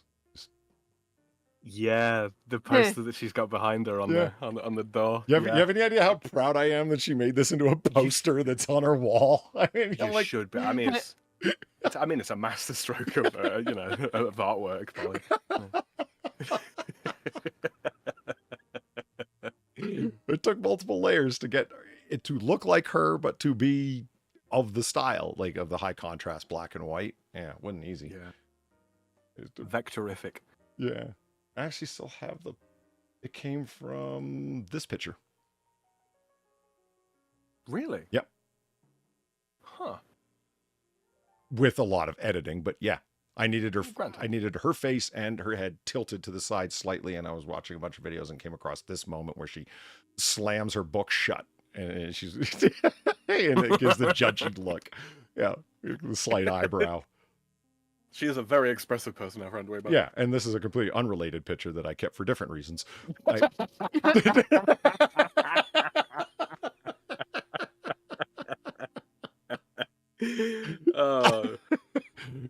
Just for the record, her Stella was overflowing. That's why she did that.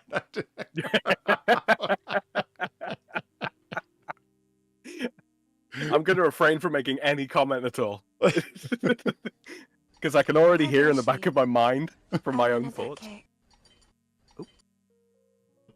I can already hear in the back of my mind the ghost of Weebo Jones going, "Are you proud of yourself?" And you know what, Weebo? Yes, I am. Thank you, Cantwad, for the $3. Where is Cocktail Hour? I don't know why you're asking me that. I have nothing to do with Cocktail Hour. Yeah, Far. Thank you. What the? Answer up. At any rate, that is what we're going to try to do. They asked you directly. Well, I don't know. That's the answer. Game of Lean. It has nothing to do with me. Thank you for the tree fitty. That one Congress member doesn't do blow. She hits blunts on the regular to keep her street cred when she isn't screaming in hearings. Yeah, right? That one. Fuck. It'd be getting into politics, but holy shit, that lady was not just out of line, but how did that not diminish you in the eyes of your colleagues? I don't really think she cares. That's the state that things have gotten to. I meant to go find one picture here, and I did eventually grab it out of my foreign pood. Yeah, my food porn folder. Fuck. English is not my strong suit tonight. Shit, where is it? I just lost track of it. Right here. Well done, General Spooner. What? Spoonerism. Boom. There we go. It's a margarita pizza with proper fresh anchovies on it. Oh my god. You know, the only problem I take with this, Polly, is the way it's sliced. Some fucker could still take a slice of my goddamn pizza with no anchovy on it to dissuade them from requesting. There is one. It's true. There's one slice at the 7 o'clock position where somebody could get away with no anchovies, and that just pisses me off. Right, and that's why you take a little anchovy sauce and you sprinkle that over the top for good measure. I mean, that's just bastards. a delicious looking pie, man. Holy shit. Take that, you cheese-eating bastards! Why does that pizza got fish food on it? To stop you from wanting a slice, cannibalistic wizard. It's the best plot that I've ever figured out with a pizza pie, man. Yeah, go buy a party with a pizza. Just make sure you put anchovies on it, and no one's going to eat it but you and the few people that enjoy.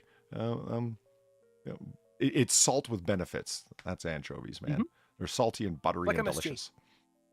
What's that? It's like MSG. Saltiness with benefits. Yeah. Oh, I know what pizza I'm getting today. Yeah, Outsan, you're a man of good taste. So, these idiots, savory bread pudding is a thing. Eggs, cheese, bacon, or ham, or sausage. Heck, even pepperoni, green onion, peppers if you want.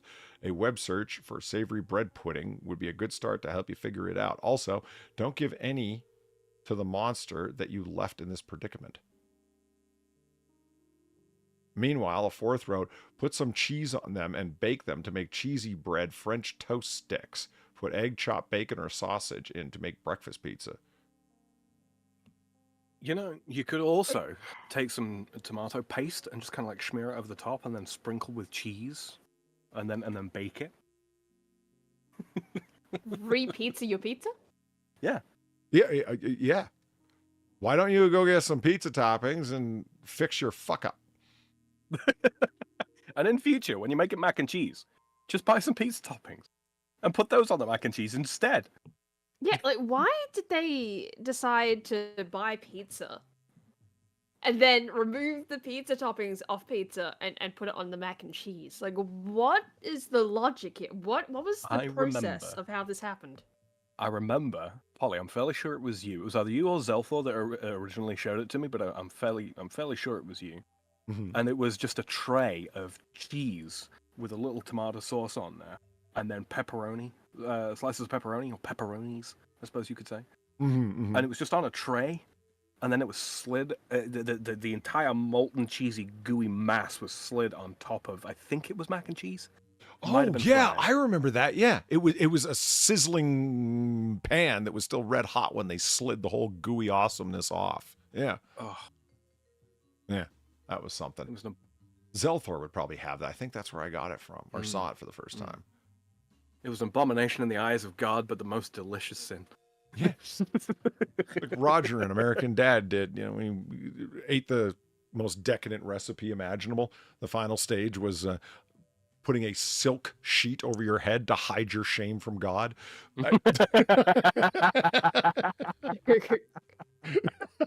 Except this is slightly more ghetto, so it's an unfolded do-rag, you know? Right, yeah. Yeah, it was, Valina's right. Like, how it ended up happening, they kind of said it here, is they ordered a whole bunch of pizza for a party, and there was a whole bunch left over. Now, what I don't understand is why didn't you just eat it as leftover pizza? Cold pizza the day following, nothing wrong with that at all. No. Right? Cold pizza out the fridge the next day is is amazing. What's wrong with you people? It's like day after fried rice from the Chinese, you know? You don't throw that shit away. Oh, yeah. You eat it for breakfast. Helps soak up the excess alcohol. So there is that. Now, close that. Boom. Back to the otter. You want to do Coca-Cola's been stealing our water? Sure. Or Unit Lady? Oh, this is a tough choice. Unit.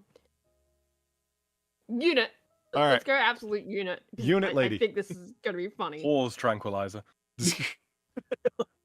Clinically administered ketamine shows positive outcomes for Angela's treatment-resistant depression. But hold on, Polly. I was under the impression that ketamine was horse paste. I'm willing to bet when this blob is in a K-hole that she doesn't feel, well, anything, including depression. Mm-hmm. Clinically administered ketamine. Are you fucking kidding me? Just every picture of this woman, I'm sorry, you're probably a very lovely person, but holy shit, lady. She looks like this is her in a K-hole. Look. Yeah. You could, like, hey, and bump her in where you believe her shoulder is, rounded off by fat, and she wouldn't wake up. I'm listening to music. Mm-hmm. All right. She's not listening to anything. It's just dead sound. It's just nothing. Are those? You think the wire doesn't go anywhere though? Shh. She doesn't know that. She's just listening to the electrical noise of her own brain. Once a Some week, Joe Rogan shit. Angela Neal pops on the headphones and plays her favorite tracks by singer-songwriter Enya. Okay. But before, she takes a ketamine nasal spray, a drug she says helps manage her treatment-resistant depression. You feel quite funny, sort of out of your body for a little while. Yes, that's a K-hole. Yeah. Yeah. Yeah, exactly. She said that the benefits really started when the effects of the drug wore off. You start to think in different ways. The sad thoughts go round and round. That go round and round tend to stop. You're more flexible in your mind. Okay, so it's afterwards. That I wasn't expecting. Okay. Okay. Okay, no, I can kind of see the logic here. You know, the spiraling thoughts that you tend to have when you're depressed. Okay. She is part of a small group who are now regularly treated with ketamine in a clinical setting on the Gold Coast University Hospital. After studies with some promising outcomes, it is one of only a few publicly funded clinics nationwide offering the drug. Why does this matter? 1 in 7 Australians will experience depression in their lifetime. That's it. I just thought it'd be all of them. Well, I guess facing death every time you step outside is enough to keep you peppy and not depressed. It's okay, Far. You know, if you're ever feeling down, we're here for you. According to the Black Dog Institute? You're kidding, right? It's a long time term. That's a hell of a name. It's a long time term to describe depression. That's what Winston Churchill called his depression, his black dog. That when it's always there, it won't leave you alone. It's always just sitting there. That's kind of odd, man. It's a grim, yeah. You know, it's like if it was called like the Gray Cloud Institute. You know what I mean? It'd be along the same lines. It's strange. Well, maybe the name is intentional. I think that it is, and that's kind of odd. It would be like a heroin treatment clinic being called Chasing the Dragon. Like, what the fuck? Shoulder monkey. The shoulder monkey. Right, Society. yeah. Nick Ricade has been remanded to the treatment of professionals at the Shoulder Monkey Institute. Like, wait, hold on. Right. Here at Nimbus Pharmacology. Not everyone was responsive to their first treatment for depression, according to Brent Emerson, Queensland Chair of the Royal Australian New Zealand College of Psychiatrists. Always the longest names. What the fuck? Nobody makes titles like the Australians do. He said the new treatments were needed, and ketamine, in addition to the arsenal of treatments used by mental health professionals in Australia. But he said ketamine was still slightly experimental because research was ongoing into the best way to deliver the drug. The Aransik says there is enough evidence for using ketamine for treatment of resistant depression, and let's not talk about how else we're using that horse tranquilizer.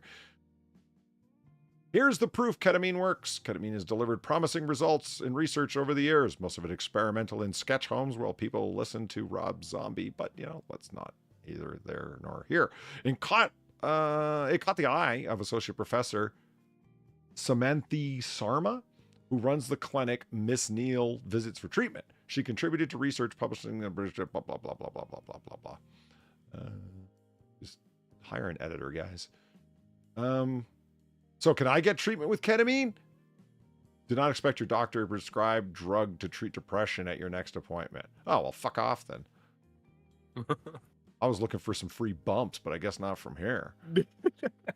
If I can't get Special K, I ain't interested. Right? Ladies love Special K. Thanks, Kellogg, for that one. That was... How's she doing now? As fine as this covered lake. She's doing better because she says she spends more time in nature. I love going out in nature. I used to do a lot of hiking. I can see that you haven't been doing any recently. I see that the use of that past tense. Used to do a lot of hiking. Mm-hmm. Hey, look, you know, genuinely, if it's working for her and she gets back up on the horse, good for her. It's just more funny. It's fucking ketamine. Yeah. I mean, I'm assuming that not it's... Not euphoric. You know, it's not E, it's K. Yeah. There's the advertising tagline. Feeling depressed? It's K. It's K with me. And somebody looks at the camera and does the double guns. It's K with me. Hold on, really? Someone should hire me. I'm good.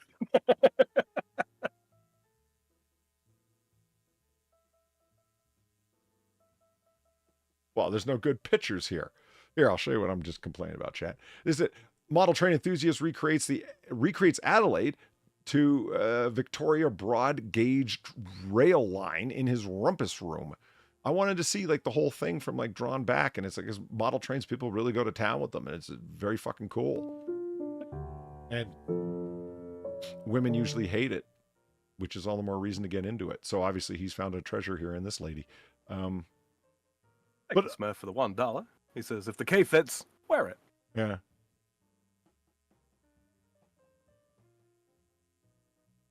He buys some engines, but designs and makes others from scratch. Fucking awesome, dude. Look at that detail.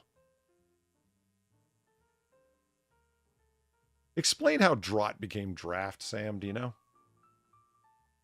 Easy. It was never draught. Explain how you pronounce that word. Your question is fraught with problems, Polly. Oh, fucking hell.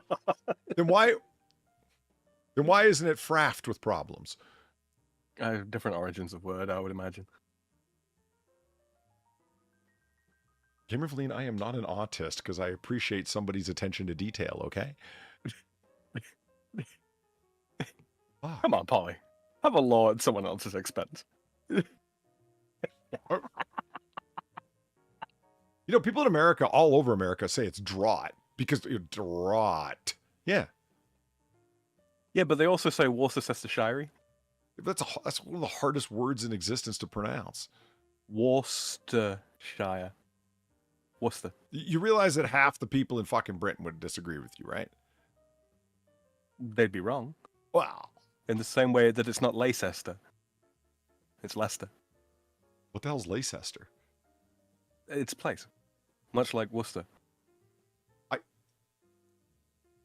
Okay. Mm-hmm. Okay, so Coca-Cola. The one that really threw me was there's a place in the UK, Bicester. Bister? No, Bitchester. Just to throw everyone. I understand that it is draft Cheshire Smurf, but Worcestershire is fine with me. It's fine. It's fine. What about Gloucester? Can you do Gloucester? Gloucester? What? Which one is it supposed to be? Gloucester. Gloucester. But it actually has shire on the end? Gloucestershire, yeah, Gloucestershire is a county, yeah. Where it actually comes from, the stir part denotes a minster, which is a small cathedral. The which part does? What? The STER is a contraction of minster, so it would originally have been Gloucester, and a minster is a small cathedral. No, I see. Mm-hmm. So yeah. So we're not done talking about Coke yet. Back to Coke. Right. It's bubbly. Coca-Cola's been taking water for free from Perth aquifers for decades. Here's what we know. They suck. Mm-hmm. Not for those who like Coca-Cola. Coca-Cola has been taking water from a bore into the Carragoolan for free for decades to use as bottled water. Companies such as Asahi, like the tuna, the parent company of Schweppes, and Aquaworks have also been sourcing water from bores into Bedford, Dale, and Martin. How did this happen? In the case of Coca-Cola, the city of Armidale granted approval in 1992 for spring water to be taken from a private property in Carragoolan for a few times a week. In 1996, the company applied to increase to 22 truckloads a week. The city refused, pending a hydrogeological report, but Coca-Cola appealed, and then the state planning minister approved an average of 10 truckloads of 28,000 liters per week, with a maximum of 15 truckloads. So what happened to the water? Well, Coca-Cola Euro-Pacific Partners, formerly Coca-Cola Amateur, acquired the Carragoolan site in 2020. How much is actually being taken? Well, I don't know, lady pressing her chest out. What do you think? Why are you standing like that? CEC says that they are committed to managing water responsibly and sustainably. Whatever. And has told the Western Australian government, I was just about to say the Washington government, about how much is being taken. It can't share specific numbers publicly because they're commercially sensitive. Responsibly managing water. That's taking the piss, isn't it? Come on, that was an actual joke. You know, lady, I thought you were wearing a Coca-Cola hat. You should have really thought that over.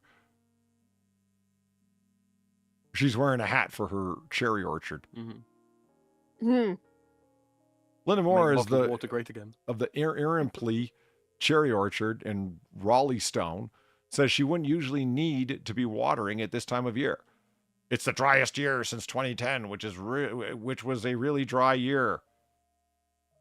This is dry as your sour face. It is very dry.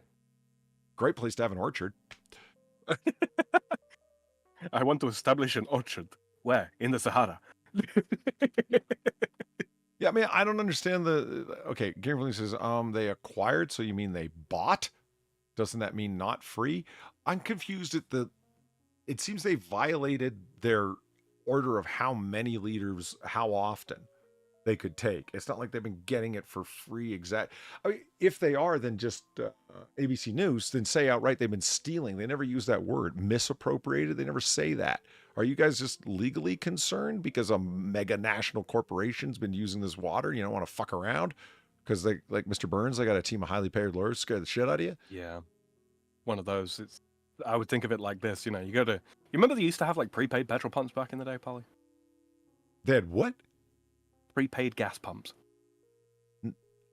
Like, no? What are you talking about? You'd put like $20 in or something like that, and you would be supplied with $20 worth of gas, and then the pump would cut off at the $20 mark. Yeah. So imagine if someone. Well, how does it happen Jimmy now for you? You put in $20 and it gives you 10? I don't get it. No. You pump gas into your tank, and when you're done, it shows an amount on the actual pump itself, the pump's meter, and then you pay for however much you put in. What? Yeah. France is so trusting. Well, no, I mean, you can't leave the gas station. They have like armed guards in the cities. You know. Here, you 100%, you have to pay first. The pump will not turn on until the people inside the store have received money from you. I was going to say I'm fairly sure it's still the case in the States, but it's a while since I've been there, so I don't know. But yeah. Okay. So imagine if by some means, you know, you paid for $20 of gas, and then somehow you jimmied it in such a way that you could continue to put in, you know, 25, 30, 40 bucks worth of gas. Right, I see you. Yeah. Right, that's what Coca-Cola has done here. They've paid for a given amount of water, a given, you know, from this source, and then they just kept taking more and more and more. Is it stealing? Which they've done Yes. before, by the way. Yeah, they have. Yeah, They've Nestle all over they've again. done this in Queensland. Mm-hmm. Huh. Okay. I get your point. They were on the honor system, but they weren't very honorable. The bush is dying. We're having forest collapse all over the place. Australia's going to devolve into a sandbox. So Coca-Cola are a bunch of thieves. All right, got it. Yeah. Allegedly. Just reminding you of something, Far. Oh, I'm so looking forward to this. Well, we all know where the weak link is. It's in Australia. What? I said yes.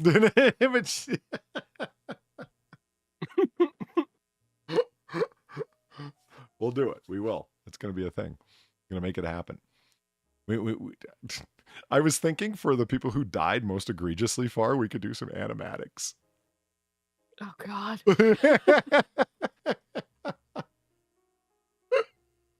I think it'd be fun.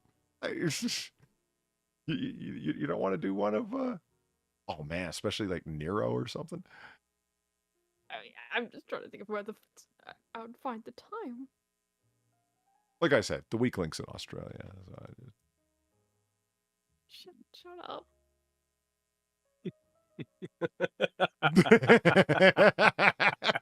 You bastard.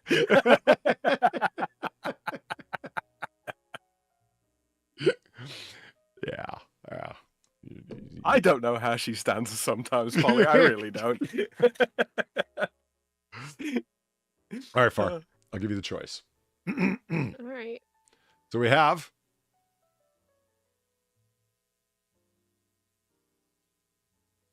10 truly badass saints, 10 or 15 rather, common astronomy myths. Vulcan won't be there. That's my bet anyway. The top 10 mythical places you want to live. I want the ones you don't want to live. Let's hear all the horrible things about Hogwarts. What about Enugu? Enugu in like Nigeria. their hazing that involves rape. You didn't hear about that in the books. Jesus, Polly. Shit. 5 gruesome I'm McDonald's worried about murders. Hogwarts is on that. I bet you it is on there, yeah. Yeah, and it's like completely ignoring like all the shit that's like maybe you don't want to be, you know, in the Harry Potter universe. I'm not even gonna be mad anymore. I just Thank you, Cougar Knife, for the $1. The year and a half I worked at a popular gas station, I can't count how many foreigners who were almost down to fight because I told them they had to pay for gas before pumping. They thought they were being called out. That's because I'm brown, isn't it? Well, yeah, but everyone has to. Yeah. Yeah, I mean, yeah, here you actually do pay after you pump it. Yeah, it's the same in Scotland. I mean, it was their way Pumping of means figuring out something how to different. stop people from doing God damn it. pump and dash scams. You know what I mean? Mhm. Yeah, And like, it's you pump extremely it with the short-sighted, petrol, and 'cause then what are you go gonna in do? and you pay. Take off your license plate. You're still getting out of the car and on camera. Yeah, almost everybody who did it got caught. So it's like, how can I say? It's like the dumbest fucking crime. For what? $40 in gas? Really? You're gonna take that fucking charge for that? And there's a lot of people out there. Yeah, I don't care. Yeah, but it's not just theft though, is it, Polly? It's tax evasion. Yeah. Mhm. But by that reasoning, every theft is, you know. Mhm. 5 gruesome McDonald's murders.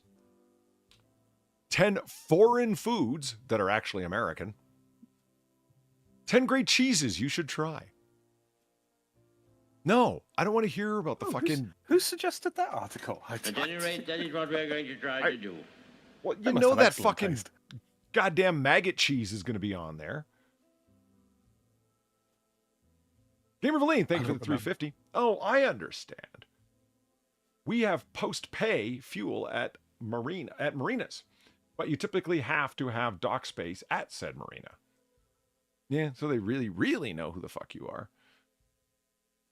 I mean, look, if you own a boat, you've got no excuse, right? Good point. You own a boat, but you're stealing fucking fuel for that? Jesus. Well, you know what they say. You know, if you throw money into a boat, you're basically throwing it into the sea. Yeah. 10 dreadful ways that Victorian... Oh, wait a minute. We already got this one. We already did that. 10 dreadful ways Victorians accidentally poisoned themselves. We did do that, right? I think so. Yeah. Fairly certain.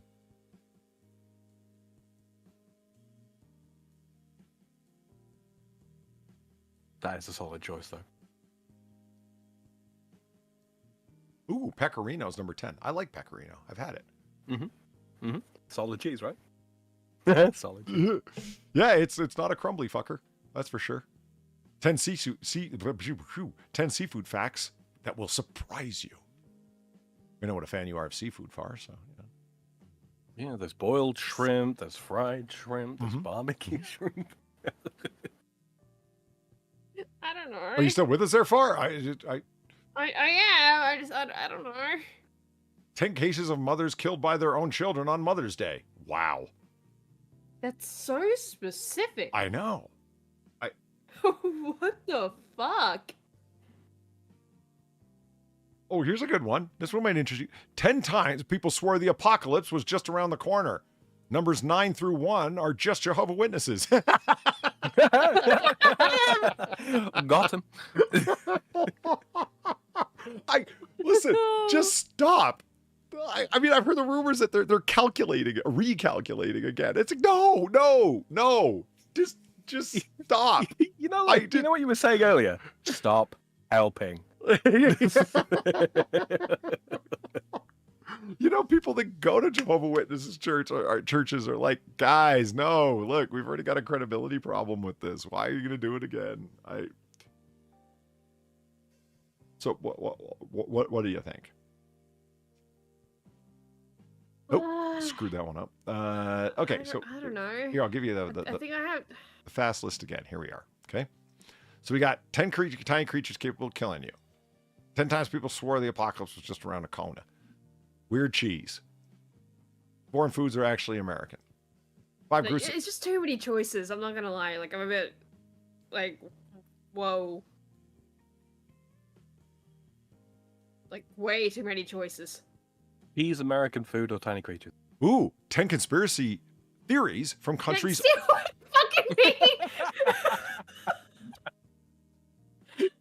See what I fucking mean? It's just like, Oh, but here's another one. Like, what the fuck? Oh, you were getting You know angry what at we that. need? I'm like, what are you flipping out over? Oh, the thing I just said. 10 You know what we conspiracy. need? Too many choices. You know what we need for a time like this? Huh. An ADHD 20. I don't know. Hold, Too many hold on. choices, I can't How many? choose. How many do we got here? We got 1, 2, 3, 4, 5, 6, 7, 8, 9, 10. You got someone got a D10? All the D&D gamers. I Someone ain't got a might. D10. Fucking hell. I can pull one up online. I might have one. Cheshire Smurfs. I do. We'd have to trust the result, and, you know. That's an 8. What's an 8? Oh, an 8-sided. Okay, I'm looking at dice. gotcha. That's a 12.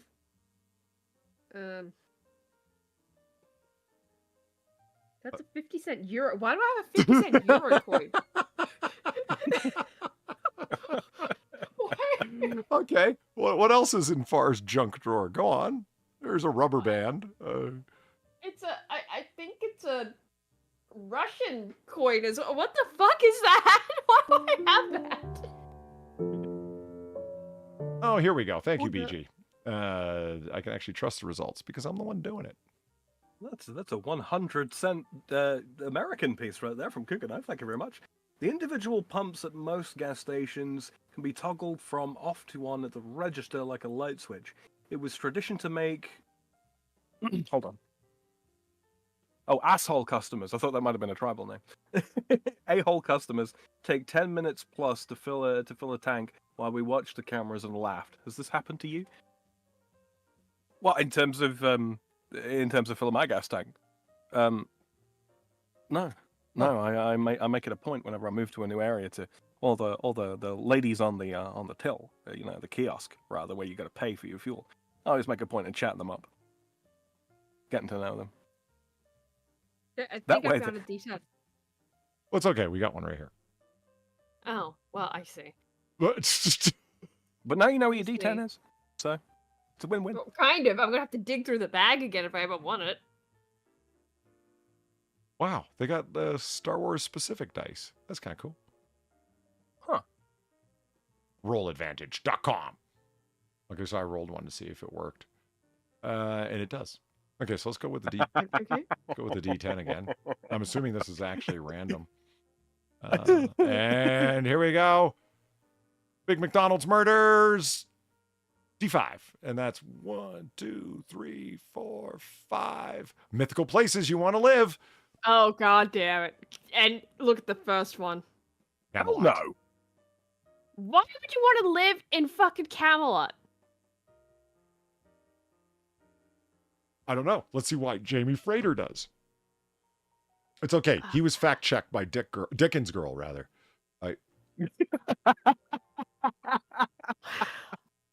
That was nearly an oops moment, Polly. It totally wasn't intentional at all.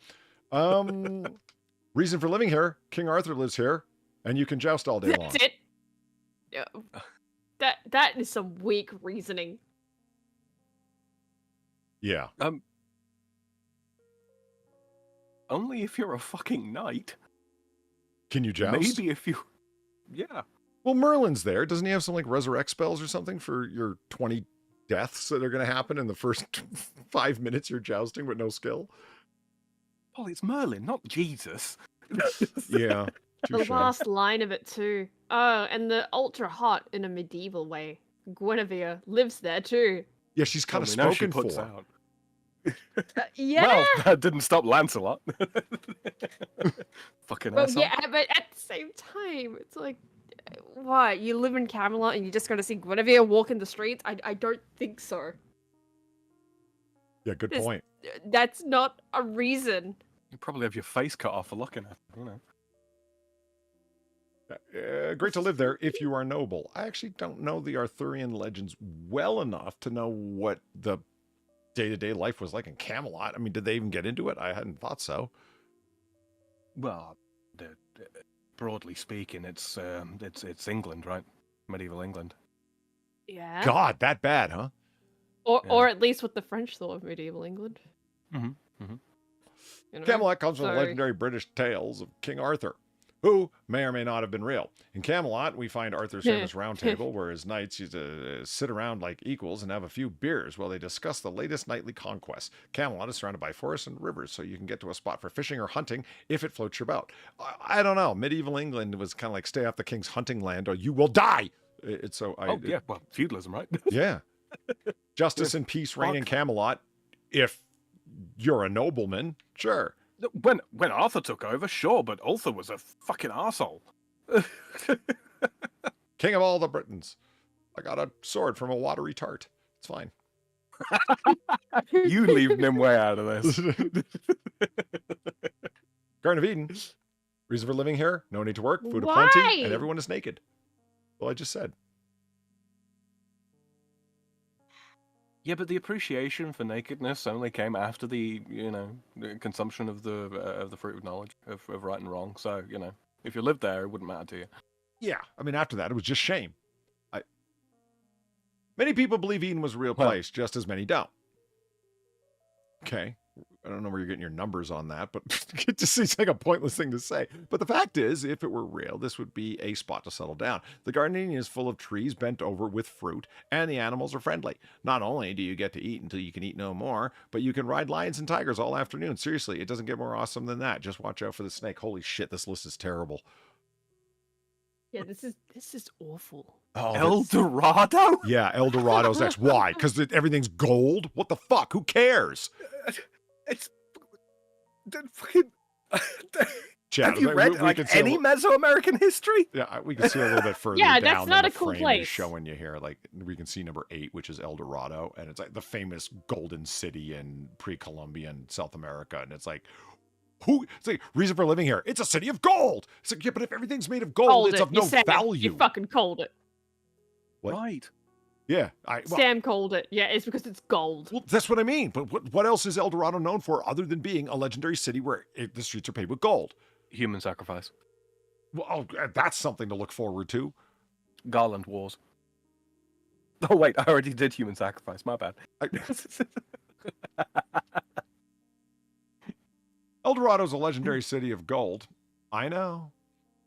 It is seen as a type of holy grail for each man. The thing you seek most in life is found here. Basically, whatever your fetish. That's a word to use. Uh-huh. Better yet, it's somewhere in South America, so it shouldn't cost you much to get there. Holy shit. Every You're jackass. assuming. Yeah, I mean, you know how many people died looking for fucking El Dorado? There ain't no fucking El Dorado. Well, no, not that. Just it shouldn't cost you too much to get that. You are really, fucking assuming where your readership is living, man. Well, I mean, of course, the El Dorado's airport is well known for its efficiency and cheap cost. Oh, jeez. Every single one of these is just following a fucking trend of fucking hedonism. Yeah, what's this one? I don't actually know what this is. Cocaine. Yeah. What is it? It's a Dutch mythological place. It's a I can't remember the Dutch word for it, but it's literally translates to something along the lines of like the land of sloth and gluttony. It rains cheese. Mm-hmm. Cocaine is the land of contraries, where all the restrictions of society are defied, abbots beaten by their monks. Sexual liberty is open, nuns flipped over to show their bottoms, the food is plentiful, skies rain cheeses. This is a place where idleness and gluttony are the principal occupation. Who doesn't want that? Anybody with a shred of self-respect? Yeah, it sounds like a place to die quick.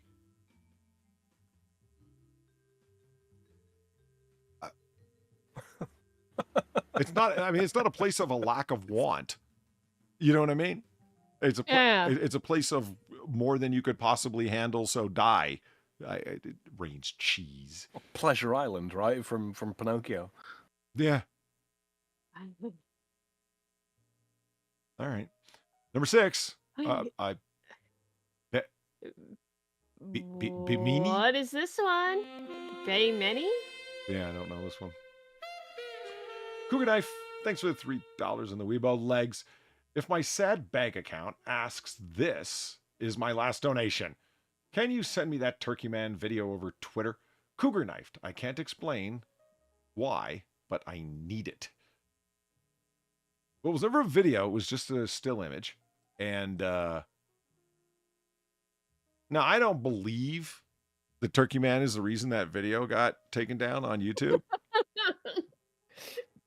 But on the off chance that I'm not right about that, probably shouldn't be sending it around on the twits. And I actually lost my copy of it. I had to go ask Far for another copy. And she was very hesitant to let me have it. Sorry, I completely phased out. What are we talking about? Turkey Man.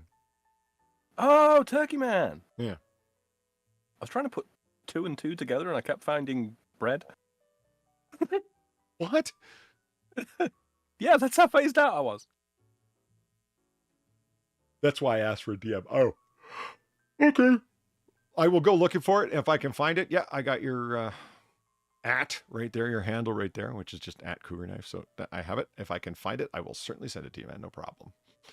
Binimi is a legendary city said to be home of the Fountain of Youth. It is also a land of great wealth and earthly paradise. Legend has it that Ponce de Leon discovered Florida while he was looking for Binimi and the Fountain of Youth. Kind of ironic, I guess.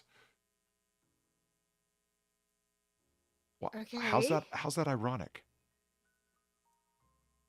Oh, because Florida's full of old people. Oh. Oh. Okay. Kind of weak, though, because there's also an awful lot of young people there as well. There ain't too many wrinkles on Miami Beach. Valhalla. I like that picture. Reason for living here, battle and feast daily. Valhalla. Yeah, but it's the afterlife. Yeah, you kind of have to die and die a hero. Die. Yeah. Like, what the fuck? No, I don't want to live in Valhalla. And then be pulled That's through not living. the I'd hell. be dead. You'd be pulled through hell by a fucking Valkyrie, who may drop you if your spirit weighs too heavily. I don't know. Yeah, Otsan doesn't understand the bread comment any more than I do, but I didn't ask about it. So anyway, Valhalla, the afterworld of the Vikings. Not just the Vikings, but one of them. Yeah, absolutely. Yeah, one of them. Is a place where all the dead warriors and gods live now. No, not all of them. The dishonored warriors, the ones that died shamefully or lived shamefully, they didn't go there. Mm-hmm. Now, you have to be dead to go there, but it's worth it. Every day, you get to fight against the giants. But wait, it gets better. At the end of every battle, you get to feast on cosmic boar and drink beer all night long. Beer? Okay. Well, yeah, because the water was shit. Well, it wasn't really beer as we think of it, but sure, beer. Fermented brewed stuff. Sure, let's go with that. When you finish eating the boar, he is brought back to life, so you can start eating him all over again. Oh, and the Valkyries, hot goddesses, live there too. So you're not likely to get bored. Why would you call them hot god? They're a bit more than that. Sorry, who's a bit more than that? What was that? Valkyries. They're a bit more than just describing them as hot goddesses. This was checked by Dick Girl, okay? Well, Dick Girl doesn't have a fax. You don't get to fuck them. That's not what they're there for. Yeah, they're not alien fish women. Right. Right. And they have But they more still than don't enough wanna ability to fight you off should you start getting fresh. Like, Yeah. They will make you decidedly unfresh very quickly. uh-huh. Right. And unlike Marvel would have you believe, they're not all lesbians. Fuck. All right. Number 4, Avalon. Ooh. Oh, another Arthurian one. Interesting. Yeah, I love apples. Reason for living here. If it's good enough for Jesus, it's good enough for us. What? Uh-huh. Mm-hmm.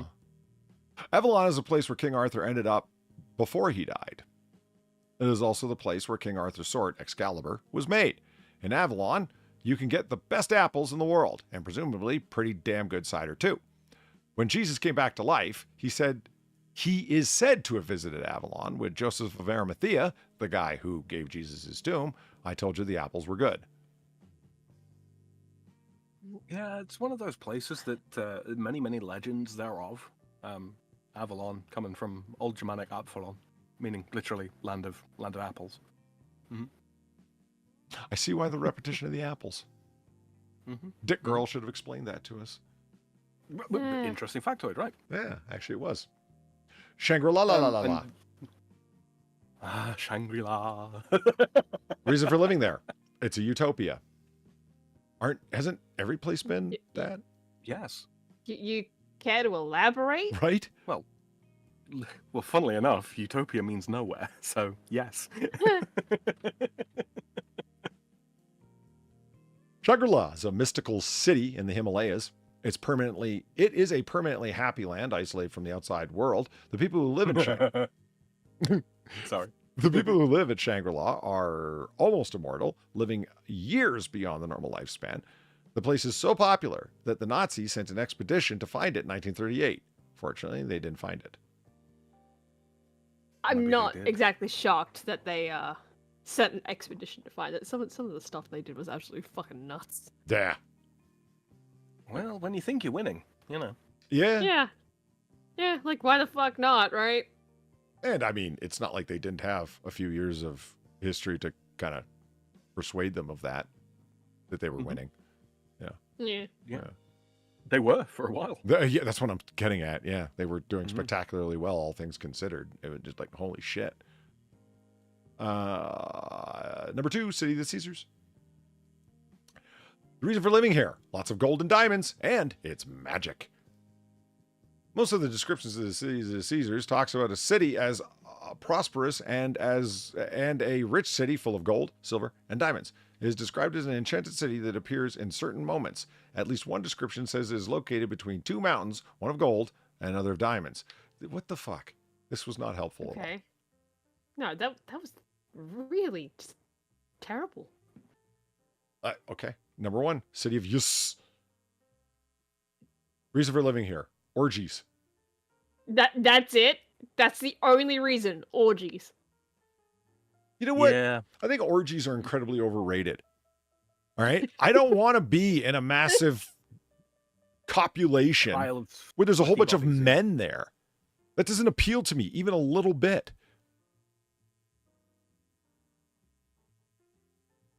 Just saying. Holy shit. No, I'm tired of people bringing up orgies like it's the ultimate sexual prize or something. Oh, yeah, really giant isn't. mass of sweaty people. Oh, great. Quick, let me in. No, what the fuck? That's what the... If you consider sex a spectator sport or a sport at all, okay, get some help. Or remember, that's a fetish. That's not everyone else's. Just saying. Yeah. So have your fetishes. I'm not saying don't. I just quit fucking projecting them, though. Yus is a mythical city that was built on the coast of Brittany. Ooh. And later swallowed up by the ocean. Yus. I'm assuming that's how you say it. I don't know. East. Yus. Was built below sea level by Gradlon, king of croutons. Cornouailles. That place. Upon the request of his daughter, Dahut. Como. It was the most beautiful and impressive city in the world, unfortunately for the king, but fortunately for those who lived there. Dahut was a bad girl, and she started throwing wild parties and orgies. Right. Well, why is this number 1? Yeah. Because dick girls into orgies? I'd take Valhalla over this, frankly. Right? At least there was some kind of like ordeal, some kind of means by which you earned your way there. You know, it's not just any old slovenly pile of shit could get there. You know, Far, I realize that you have trouble, and it's okay, you know, making a choice when there's choices aplenty, but we can't do the dice again. This was bad. Wow. It's a literal dice roll, Polly. A literal Polly, dice roll. even if I chose something else, I think it'd still be bad. This website is terrible, and we both know it. We've had some great fun here, though. I mean... Yeah, but it's terrible. Oh, yeah. I mean, Dick Girl's to blame for a lot of it, and Jamie Frater is enabling her. So, yeah, it's a problem. But, I mean, 10 mad scientists you probably never heard of, that could be cool. Except in this instance, where it's by someone else, but it's Jamie Frater fact-checking it.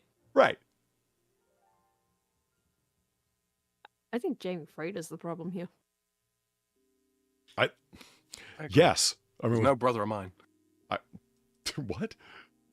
He's no brother of mine. No, I heard that. I just don't understand what the hell you mean. Brother. Think fraternity. Okay.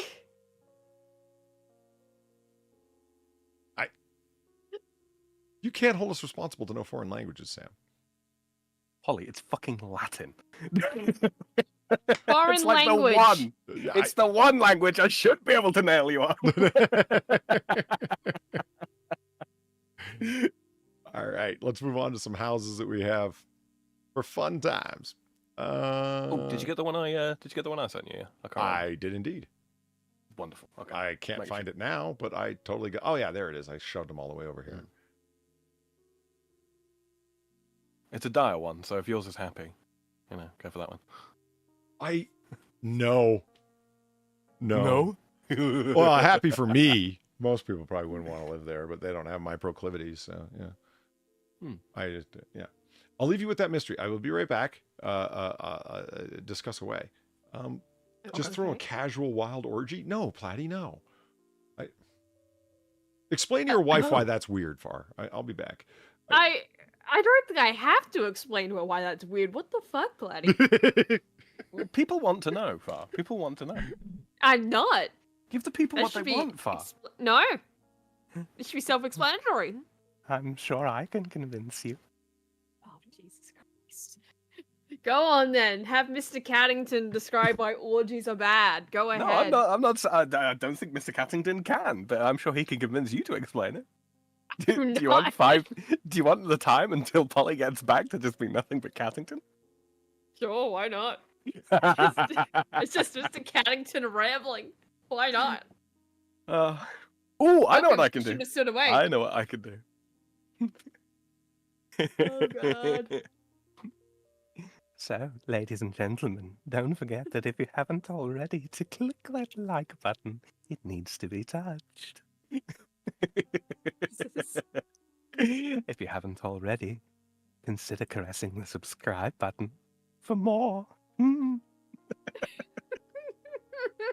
don't stop me, I will keep going. Go. No, keep going.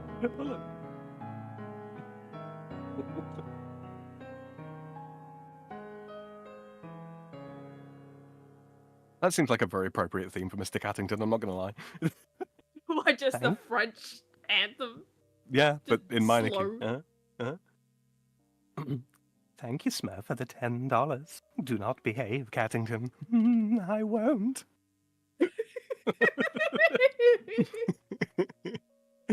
For any of you who are feeling especially generous, you can find our links in chat right now. We appreciate everything that comes into the collection box. It helps keep the fire lit, the candles burning, and those dirty, dirty heretics paid off.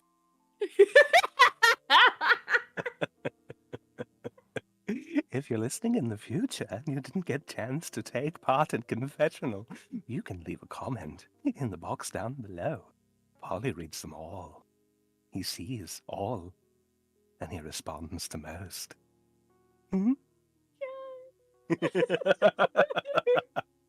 Even I hate that. I'm sorry,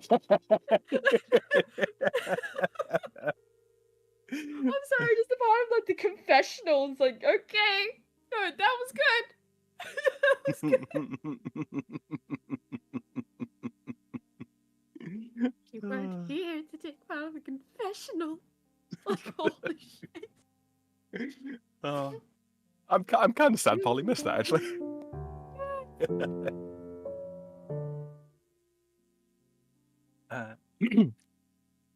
Thank you again, Maveline, for the $3.50. Just a yes or no on the DM. Also, not a spectator sport, more like private yoga or gymnastics. That's not weird. To what do we refer, my child? Oh, I see. Would you like to enter the shoot. confessional? I completely spaced on it, Valine. I'm sorry. No, it's a different one to that.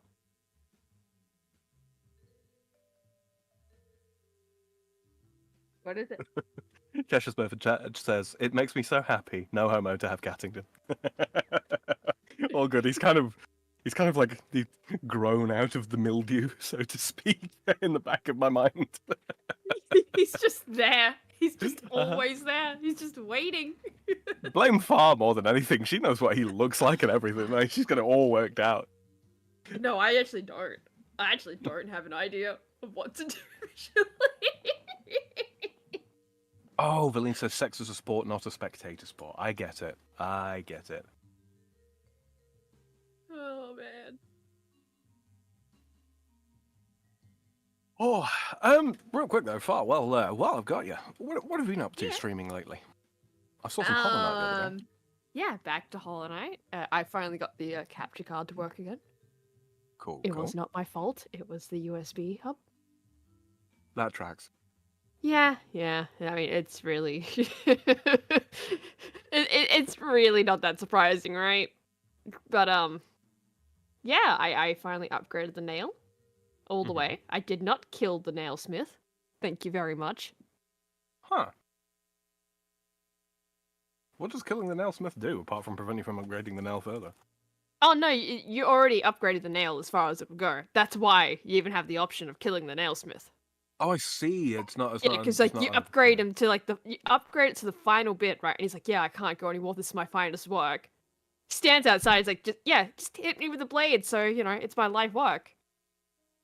And you can just totally not fulfill his request. You just left him hanging? Yeah. Yeah, I'm not killing the nailsmith. No, fuck that. His purpose He's has been fine. served. And then he serves a purpose being a Then he serves a purpose being a painting subject for one of the the nail masters. He's fine. He's got nothing left. No, he's fine. He's now serving artistic abilities. It's fine. Such a cruel fate. What the No, it's hell? not. Now I know how Reaper feels when he walks in the middle of conversations. Fuck. Oh, you missed it, Polly. I did an entire show as Cathington. Oh yeah, nice. He did. I changed a couple of words around. Confessional. Well, the chat. You didn't get a chance to take part in confessional, yeah. I thought it was inspired. Go back and clip that, and we can create a whole advertisement. That's not a bad idea, actually. I might steal it myself. I might be giggling a bit too much in it. Unfortunately, I don't know. Nah, I'll re-record it. On here. Mm. There we go. We've got some Tylenol. Fucking allergies. Headache is just nuts. They're still kicking your ass even after the Benadryl? Yes, sir. Holy Although, crap, man, that's bad.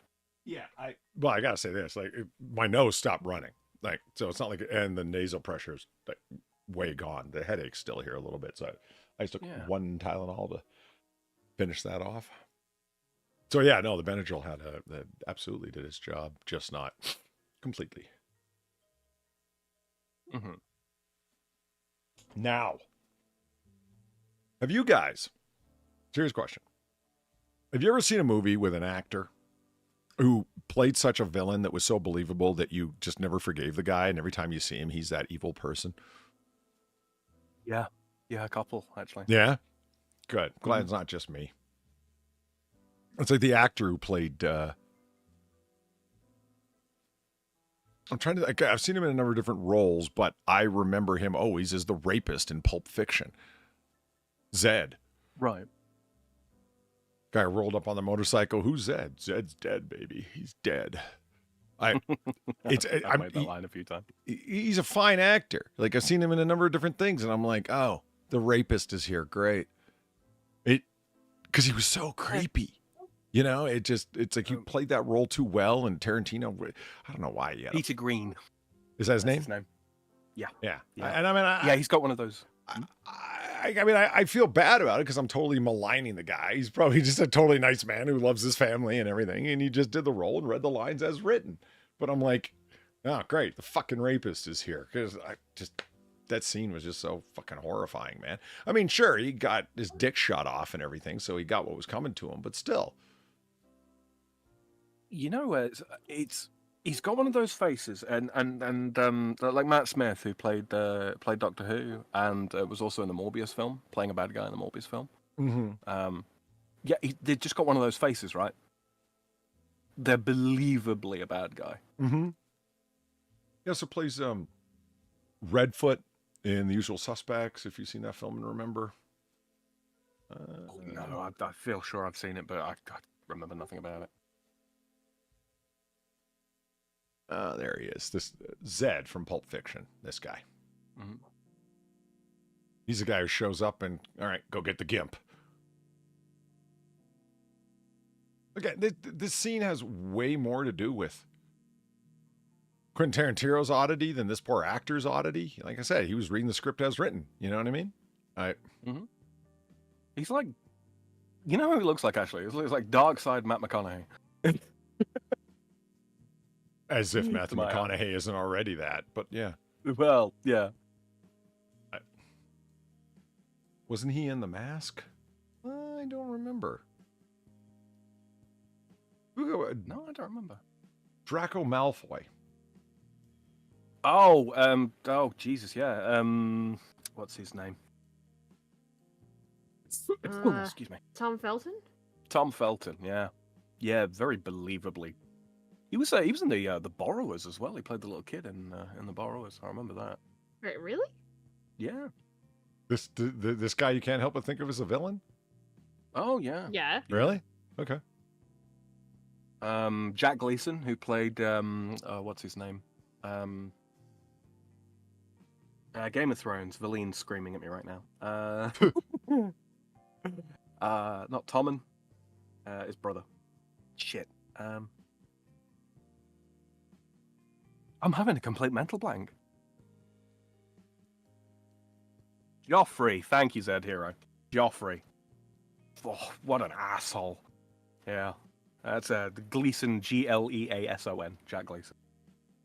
Yeah, his Twitter link should be in the description, isn't it?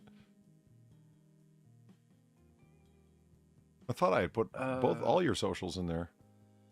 2 seconds. I can pull it up and drop it in chat. I'm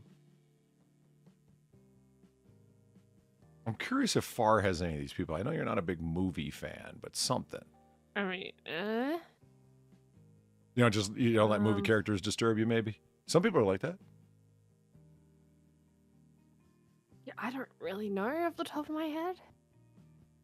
There you go. That's my Twitter link. X.com. Right. This guy particularly, I did just see. See? Look at this. What the fuck? Dead Streamlabs? No, this is. Yeah, what do you...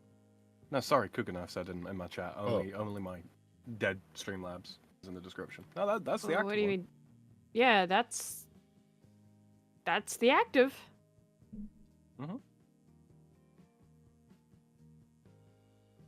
A client-side exception has occurred. See the browser console for more information. Although it doesn't have Twitter. It is No? just the... No, yeah. It's... Okay, I'll fix that right now. Twitter should redirect to X. Boom. What the fuck? I mean, I better do it now or I won't remember laters. Oh, apparently, Jack Gleason was the blonde kid on the fire escape in Batman Begins before he played Joffrey. Really? There we go. I don't know why this is running. I can pause that. Boom. Here. All right. So, in our ongoing search for Platty and Far's marital home. Okay. Still going to that. Platty went to bed, by the way. Good night, Platty. Oh, good Bit night. late, but... Have a good night. Only his dead Streamlabs. Rip should. Okay. So here we go. I think Far is going to enjoy this. Oh. What we have here on a 1 acre lot in Swiftwaters Road, lot number 5 in Dalhousie, Georgia. This is in Georgia? Get out. Allegedly. Yeah, right? We will take a look at this place and see what it has to offer, Far and Platty, for marital bliss. All right, I've got a green for this, so we're going to go here to Far. Please. What? What? There we go. Nice. Set that up in advance, everyone. Look how clean that is. I still haven't figured out why there's a gold base. See, it's still there. Isn't that weird? Gold outline around the monitor. I don't know why it does that. I've kind of come to trust it to make sure that, everything's working now. It's the gold ring of trust. What's the problem? Right. It's the golden order. See, Cougar That never was my gets it. reference. Being gassy is one thing. On stream, that's something else. Oh, look. It's got its own little smokestack, so we can... I'm assuming there's cooking in there, or at the very least a fireplace. They might be cooking something in there.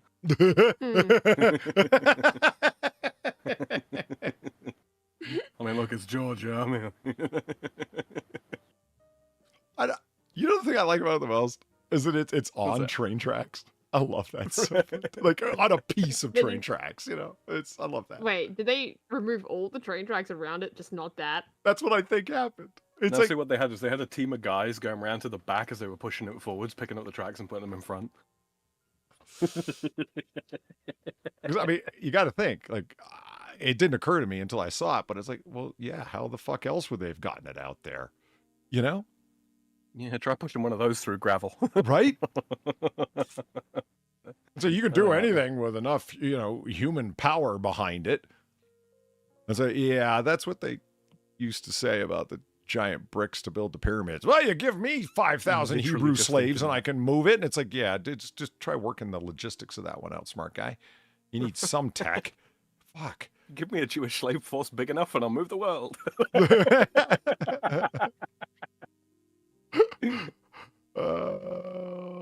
Different angles of where it is. I love that it's on a 1 acre property. That's something. Give me something. You know what I mean? Not just.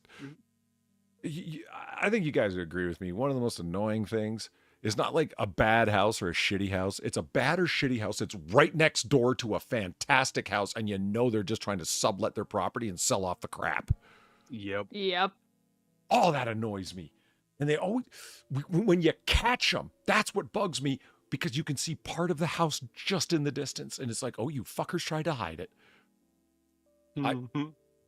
Nothing will be worse than that one tree house. The one with the bucket for the bathroom. Oh, God, yeah. And you could, it just, when they showed outside the one window up in the tree house, and you could see the house that they would be giggling at you from. Bastards. It's not like you're asking them to sell the better house. No. Just not an absolute pile of shite. Yeah. I mean, the Cougar Knife's got a point. That'd be an awesome clubhouse. Depending on what it looks like on the inside, like the outside and the inside could be, completely disparate from each other. You know what I mean? The inside could be nice and ornate. This could be the getaway frat house, clubhouse, etc. Yeah. It's on an acre camping site out in your own property. Nothing wrong with that. Hold on to that thought. Yeah. Something tells me you know more than I do, and I'm going to feel bad about what I just said. Oh, I didn't want to derail your train of thought there. Double kill. No, listen, I don't hate all puns, just terrible ones. That was pretty just good. most of mine. Yeah, it's fine. I mean, this I'm a sucker for, because this is the Georgia woods. It's very green Georgia, and you can see it just looks like Georgia. It's fantastic. Okay, just have the tetanus shots available. That's it. I can't help but notice that your exhaust pipe smokestack is a little askew, but maybe that's necessary depending on what's going on the inside. I keep saying that. Let's get inside.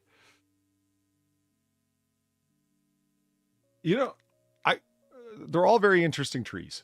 I love fascinating trees. They are delightful trees. Yeah. I mean, look at these. Far, back us up here. These are great trees. Yeah, they are great trees. I'm a little concerned though. Wait. About this train. On the outside, anyway. That looks like an It's an old autofocus photo, picture of a isn't it? model train. I think that's supposed to be when it was in service. Oh, it's an okay. All right. That's why it's a shitty photograph. Mhm. You know, back in the 70s when they didn't know how to focus. Or in, bank security CCTV footage. Right. Of the current day. Like Yeah. yesterday. Mhm. We've got millions and millions of dollars every day that we're trying to secure. So naturally, we put up a 2 frame per second blurry image of all the people who might rob us. Right. I was going to say, in the post, has anyone seen this man? I think I would remember if I'd seen a guy whose face was comprised of 4 squares. Yeah. That was Heat 2, Michael Mann and Meg Gardner. I've talked a lot about that book because it was a great book, and I'm obsessed with that universe. Fixated more than obsessed. But the dry comedy that's in it is fucking gold. And I don't know if it was Michael Mann, Meg Gardner, or a combination of the two that led to the kind of comedy that's there, but it really strikes a chord with me. They're watching security footage of someone, and there's 3 detectives standing around, and they're all fucking burnouts, and Vincent Hanna. Well, hey, hold on. Vincent Hanna, this guy right here. He's looking at the footage and it looks like that. They're looking at the footage and it looks absolutely fucking terrible. It's like, I can't believe this is our last possible lead. And he goes, well, Vincent, it's something. He goes, yeah, quick, put out a bolo for the blur people. The blur people. Anyway, back to the train to our dreams. Oh. Well, It's not dire, Just it's sitting in minimalist. silence now, or did I drop? no, you Sorry, what? you didn't speak. Did you drop out? You didn't disconnect from Discord, if that's what you're asking. Might be her sound. Yeah, I'm just over in Discord here looking now. Usually I don't keep it up because limited real estate on screen. But she's not lighting up or anything. I don't know what happened. That sucks. I think Australian internet is screwing with us again. It's notoriously unreliable, as I found out from far. And that's considering what they pay for internet, it's really holy shit. Yeah, I mean, government run inefficiency as a perfect example. Australian internet, man. Fuck. Right. I mean, when you consider that there's a giant cable that stretches from one side of the Atlantic to the other, connecting you and me, Polly. And runs fairly reliably, yeah. Yeah. It's not so much that, okay, they have a system that's unreliable. That's one thing. When it was government mandated and tax paid for and required, etc., and then it doesn't work, that's galling. Buzz just shot me a message, or shot us a message, sorry, to say that her internet has dropped, yes. Okay. So she hasn't been, because she's still in the room, hasn't kicked her yet. And that's nice. Fuck. Because we could hear her for a second, then gone. Does this place have a cement floor? It kind of looks like it does. Yeah. The smokestack isn't connected to anything. Actually, I think this is it right here. Yeah. It's not a smokestack at all. It's a blowhole. Oh, I see what you mean. It isn't connected to anything. Like, yeah, you saw that. Yeah, it's okay. Is this what it was connected to? This piping leaning up against the wall? That does look like a flue, doesn't it? So there, where that chair is now, yeah, there used to be a heating unit there. And oh, there she goes. Great. Let's hope she can reconnect here. Yeah. Okay. Did you you did, didn't you? You stole that seat from an airplane. Look at it. And now it's on a train. Yeah. Look at it. Look at the way that it's meant to be bolted down. You see that? Like that's and now it's completely flat on the side because it's meant to be put up against another chair that's just like it. It's like you could argue that maybe it's from the actual carriage in the first place. Right. Maybe. Yeah. But that didn't really look like a passenger car, did it? No. No, I can't say as it did. It's like, not enough windows, you know? Yeah. Lot 5, approximately 186 feet of Elwha River frontage. Caboose on lot number 5. That's what they're called, a caboose. Oh, is that the word you were looking for? Okay. Yes, I've been struggling to... what's that fucking word? Carriage? No, it's no. Caboose. And then lot 4, funny approximately 322 feet of Elwha River frontage. I mean, I like the river frontage. I guess I didn't even know that was a way to describe it, honestly. Frontage. So are lot 4 and lot 5 being sold separately? That's a good question. Maybe it's all together. I mean, that's what, square feet, right? Gareth is saying, no, it's a train seat, like the theme. Yeah, okay. It's airplane seat because just the way it clearly looks like it's to be bolted down. And I thought old school one because it doesn't have the reclining mechanism in the back.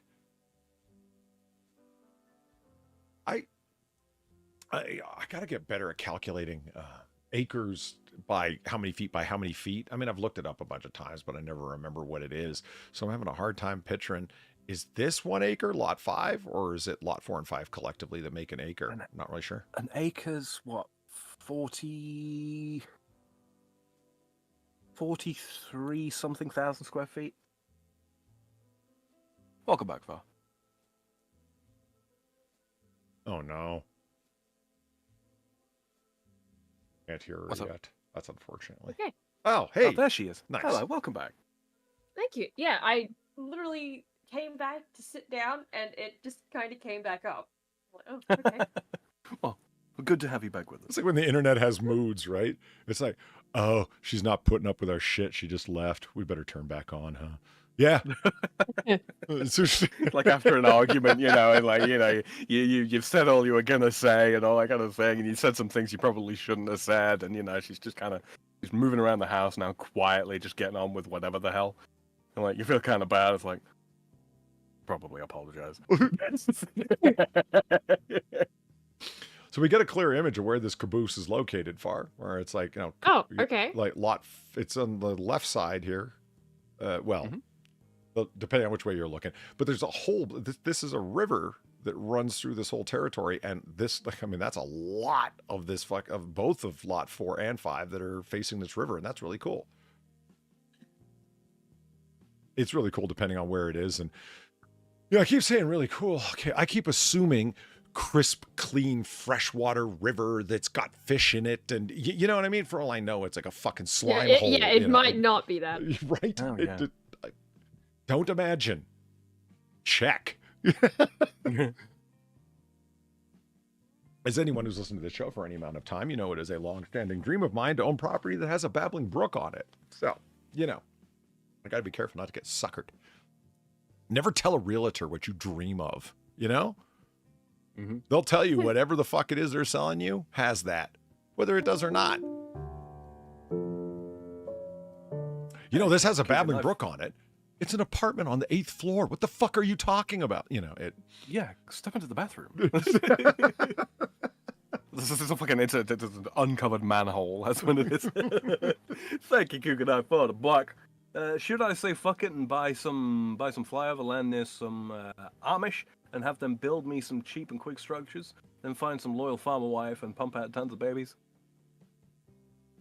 Hey, look. Depending on what your goals are in life, sure. Just be wary of those Amish. They're the original gangsters. My idiot's dog's name is Tato. It's short for Tapato Aloysius Jones. I don't know why I find that funny, but I do. All right, moving along. I think that's supposed to be Tato, as in like potato. Oh, okay. It's Tato. Uh-huh. Yeah. Okay. Further shot out so you can see where the actual land is. Well, land that's already been like clear cut and broken up into properties and whatnot. I don't know. Doesn't it strike you as sad? It does me when you see the the little properties cut out, and it's like, yep, we put a tree there for each person, so they all feel like they live near nature. Are those properties, Polly? Because that could... The pig farms are frequently laid out like that. Those could be sties. I thought you were going to say like industrial farms, like where each one of these is like a warehouse or something, because I don't have a lot of scale here. They did not show more further on one of the further up pictures. Oh, well, that's a relatively clean river. That's nice. Yeah, you could fish in that. I mean, there's no guarantee that there's fish in there, but it looks like fish could live in there. Yeah. No, little ones. No, we're not talking like lake fish, but, you know. Yeah. A few carp or something. Trout or two. Yeah, this is nice. Fairly quick. Yeah, you could throw a body or two in there and let it float down the river. Just make sure there's a strong enough current. It's not going to get snagged underneath the rocks. Right. Crawdads? Hell yeah, Zed Hero. If they're... Yeah. Yeah, see, all you got to do is... Whoa, hey, buddy. Whoa, what the fuck, man? Big old carp. Catfish, you got a lionfish, brother. Look at that thing. Son of a bitch. I sit corrected. Woo! Is it just me, or does that river not look deep enough to support this fish? Holy shit. Yeah, catfish for sure. I mean, it's scaleless and has the whiskers, so I thought, yeah, okay, maybe this is just ignorant of me, but I've never seen a catfish that big. Fuck. I mean, normally the kinds of catfish that are that big are ones you pull out of big old rivers, right? Yeah, like the like river monsters. That's yeah. You gotta go noodling for them fuckers. I mean, I gotta, that's respect, man. You pulled that thing in and you didn't need any equipment other than your fishing, like your basic fishing pole, whatever particular heavyweight line you needed, and the skills. He's not even wearing hip waders. He's just got boots on. What the fuck? No, look, he's still got it's still fucking hooked. He's got the float stuck out the top.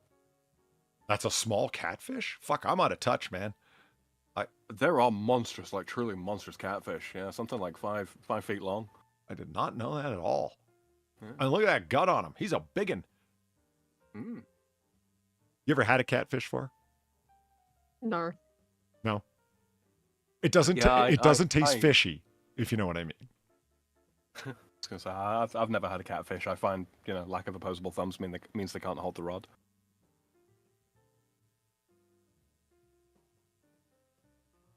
There's that double face palm again. I'm gonna have him on a button for next week. Why don't you just have him on the screen all the time, Woody Ellis style? Just have him set to like always on top. You know how you can with certain windows, and just like resize him so he's small in the corner. Just drag him down when you need him. Now, I have heard that from certain people. It's like you eat the farm-raised ones that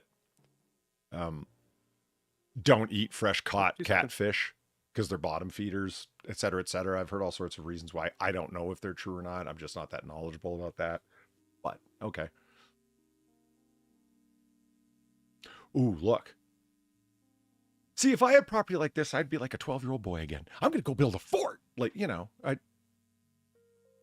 I was a Boy Scout, man. I know how to do that shit. Where's your husband, Mrs. Dubenstein? He's out in the woods again. Doing what? Oh, who knows? Building a fort, playing cowboys and Indians. I just wish they wouldn't use real guns. All right, here we go. Lot 4 property line ends approximately 48 feet past this marker. Lot 5 property begins approximately 48 feet past this marker. Okay. Wait.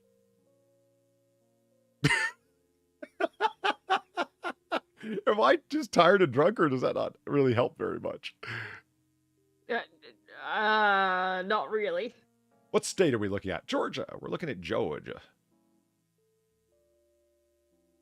Look at some noodling videos. Yeah, I should. Okay, so here we go. There's a little bit more clear understanding of the property lines around it. These are lots 3 and 4, it looks like. Or excuse me, 4 and 5, looks like. Yeah, this isn't helping. It's 8 miles from downtown Delahooganay. Hey, Fart's right near Lumpkin County. Hmm. That's where that guy killed those 2 women. Remember Mike talked about it? No? Oh, yeah. That's where. Down in Georgia. Okay, and that's it. So how much do they want for this wonderful piece of property? Find out. Here, and turn that shit off. Turn this shit back on. And we'll scroll all the way back up to the top. Or just back on the window. Oh, not that far back. The hell's going on here? Okay, here we are. It's sold for $83,000. The land alone would be more than that. God, it must be way out. In the middle of nowhere, I mean. Oh, you know what's a thing that didn't occur to me right now and probably should to all of us by this point? There's probably no utilities whatsoever there. Probably. No power, no water. It's like, all right, you can drink from the river. It's full of pathogens. Yeah. All right, let's read the property overview. Here we go. Total bathroom 0. I've never seen that before. Look at that. Wow. Even the treehouse counted the bucket as a bathroom. Yeah, that's a fresh one. That's good. 0 bathrooms. Okay. Holy shit. Here we go. You're right, though. No amenities. Uh-huh. Calling all outdoor enthusiasts, new listing featuring a 1 acre with approximately 186 of river frontage, 186 feet, and a historical 1976 caboose that can be tailored to your idea of a perfect vacation lodge. This property is the flattest piece of property you will ever find in Lumpkin County, perfect for accommodating your camper while you fish, ride your ATV at Iron Mountain. You can own your own place to camp, and fish, all while getting paid back in equity if the property value rises, but that's not equity, that's capital gain. Anyway, I suppose it piques you, la bola más grande.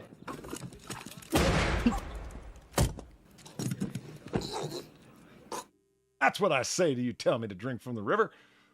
Gamer Lean, thank you for the $4.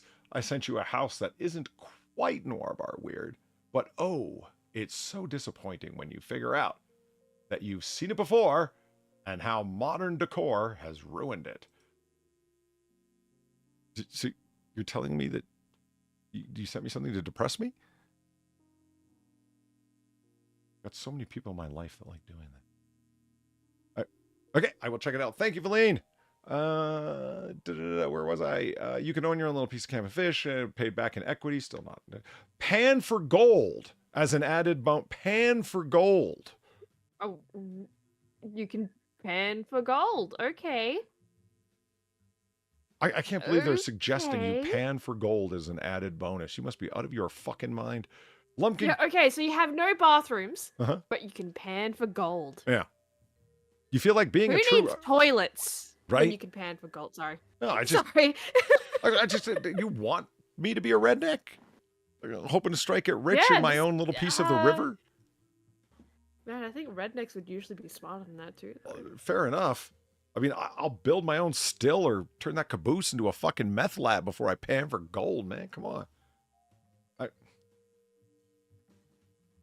Lumpkin County has been declared as the 3rd fastest growing county in the country, as well as Georgia's 2023 best small town. The caboose is coming up on its 50th birthday.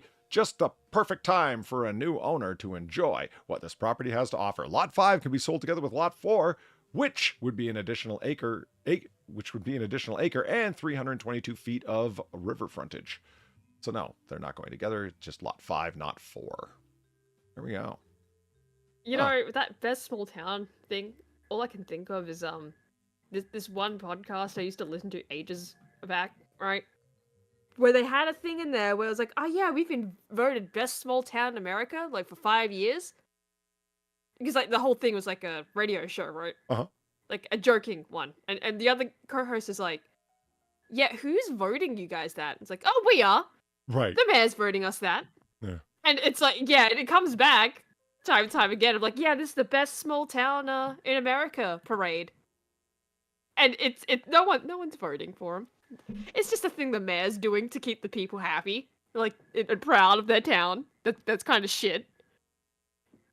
That's all I can think of whenever I see like best small town awards. Yeah. It's that. It's Right, like, who's awarding you these awards? Like, is it even by Town and Country magazine, if you know what I mean? Like, which wouldn't really matter very much yeah. because they're taking what are your Oh, what metrics? And it's some website. Like, even if it's funny when it's like, it's the mayor doing it. Was anyone else in contention? No. No, but the thing is that it wasn't a real radio show or anything. It was obviously like scripted. It was like, a radio play, really, but they were running it as if it was a station. Right. That was the whole joke of like of that bit anyway. Of like, oh yeah, our mayor said that we are the best small town in America, like 5 years running. It's like, like, is it just the mayor saying that, or are you guys actually, getting a proper award for it? Because like the way that it was discussed, it's like it's a proper award, right? Absolutely. But it's not. It's just the mayor. It's just the mayor going like, yeah, no, like this will make the people happy and proud and happy to live here. And disguise all the problems that are going on in the town. But yeah, as a result, every time I see an award, I just think of that. It's just it was a joke, but at the same time, it's like there's a bit of truth in that, No, I get the idea that it's fictional and they're writing it as a joke, but there's but there's a bit of truth in that. Of course there is. Like the crap that's involved in something being a New York Times bestseller, it's enough to make you vomit. The fucking games that are involved in it, how something is calculated, how if they don't want a book to be on the New York Times bestseller, regardless of copies sold, it won't be on there. And if they do want something to be on the top, then there you go. It's like a lot of the games that go on behind something being nominated for an Academy Award. Unfucking believable. Because like I said, the Academy is only 1,000 fucking people voting. So how do you get that movie in front of those people? Well, the Academy people are all kept anonymous. Yeah, but it's cycling amongst a small group of some 6,000 people. All the people that are gaming for it are all playing percentage odds and do very well at it. Hello. Hello. Hello. Hi. Sorry. Did you drop too? I had to drop out. Because? I had a little package arrive. A package? Ooh. A little package? Yeah, I'm on it right now. Oh, oh. How do I sound? Yeah. I thought you were ASMRing us. You sound good. I'm not too close louder. now. Yeah. Does it want turning down a little? Does it? So Sam is live and direct to us on a new microphone, if I remember correctly. It's an Audio Technica 2020. Yeah, it sure is. I'm dropping it to 80% now. How's that? Yeah, that's better. Yeah, that's Much better. Okay. Apologize if that was a little better. loud. No, it wasn't over the top. It was just, hello there. Yeah. I apologize. Yeah, it's got a little more bass in it. Yeah, well, that's good. That means it's capturing a little bit more bass in your voice. It's like you want to hear disappointing. Listen to how bad Discord is compressing someone's voice. Absolutely. I mean, you are going direct from. So my mic is going direct to YouTube right now. It's not what you guys are hearing, which is through Discord. You know what I mean? Go listen to yourself through your new mic on one of your gaming streams. You know what I mean? And then have someone record you in Discord and send you the clip. Discord is compressing the fuck out of every audio you hear. It's crazy. As much money as you want to spend, you will never sound better on Discord because of it. It's always the thing. I mean, like, and Crispy itself is quite aggressive in its noise cancellation and its noise suppression as well. Like, very aggressive. Yeah, but Sam actually has gotten a little quiet. Don't mess around, Sam. I'll fix it. Okay. Yeah, sure. you don't sound off. You just sound a little bit quiet because of gain. So let me just turn your gain up here a little bit. Give me a check. Check. 1, 2, 3. 1, 2, 3. There we go. That's a little better. I mean, considering that you switched over mics live and in real time, no, that's pretty good.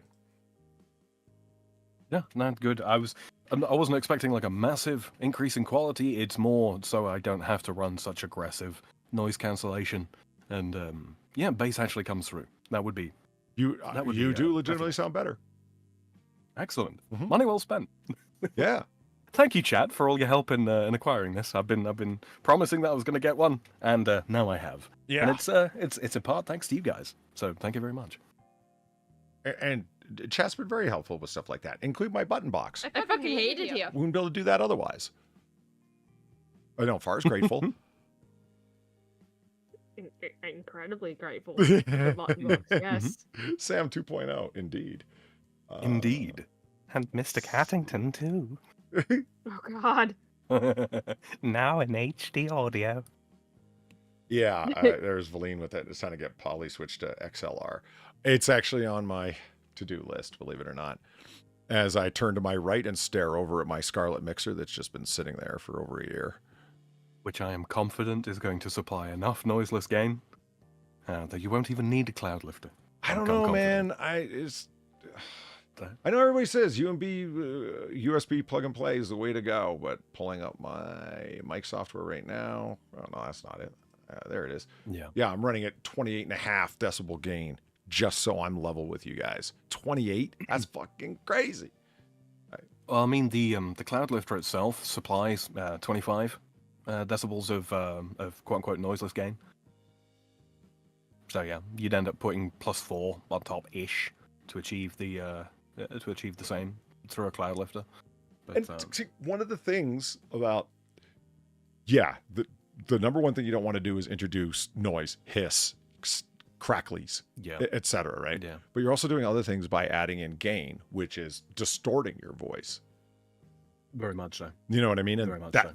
not so. Yeah, I obviously want noiseless gain, like for the same reasons that everybody does.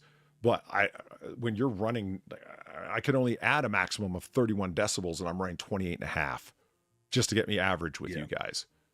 That's rough. Yeah. And so there's no real question that I'm distorting my voice by doing that. Yeah. If you're up for it after this, Polly, I'm quite happy to sit down with you with the Focusrite, because I think that does up to 35, and it's nearly as good as cloud lifted technology, in so much as its noise floor is very low. Yeah, I'd be willing to do that, but I still have to get myself an XLR cable first. I don't have that. Oh, of course you do. Of course you do. Yeah, I forgot. Yeah, because I didn't see the point if I wasn't going to hook it up. That's why I got a SM7. And yeah, that whole plan fell apart because, well, it's a long story. Let's see Far and Play second marital home. Ready? Okay. This is actually more for me than anything. If you guys don't want it, I'll take it. And I'll show you why. Okay. Being that I don't like most people, and they don't like me either, so it's mutual. This seems like a perfect place for me. I mean, I'll take it, but at the same time, I don't think Platy would be happy. Oh, you do? This is fucking great. Far even You could digs it. establish This is your own cool. tiny micronation. I'm saying, see, this is you get it. This is Sealand Part 2, but off of Virginia. Sealand 2, Like this- Electric Boogaloo, right? It would be New Zealand. Oh my God, we could call it new. It's in the New World. It would be New Sealand. It just has a so the flag, right? It's just a variation of the New Zealand flag to add extra confusion to those Right, but those two flags. The Australian flag and the New Zealand flag already get confused enough as is. Let's add the third But to the mix. Far. Fuck us. Fuck it. It's in the northern hemisphere, right? So you just got to turn the flag upside down. Exactly. Brilliant. Oops. Got it. I gotta turn. Yeah, I gotta get that as a button for sure. Yeah, I'm gonna put a note to remind myself to do that. Sorry, just thinking out loud. So this Or motherfucker. maybe we could use the Kiwi laser thing, right? That flag. You remember that one? Oh yeah, right. The Laser kiwi, kiwi? with the eye lasers. Well, wait a minute. How about my remade Christmas Island flag with the angry crab? Oh. They have crabs. Could work. They have crabs off of Virginia.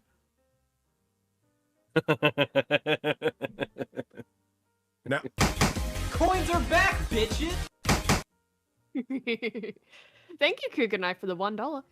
I remember a time when the super cheap mics competed with some of the high-end brands before they got muscled out by slave labor. I mean, I still use a Blue Yeti.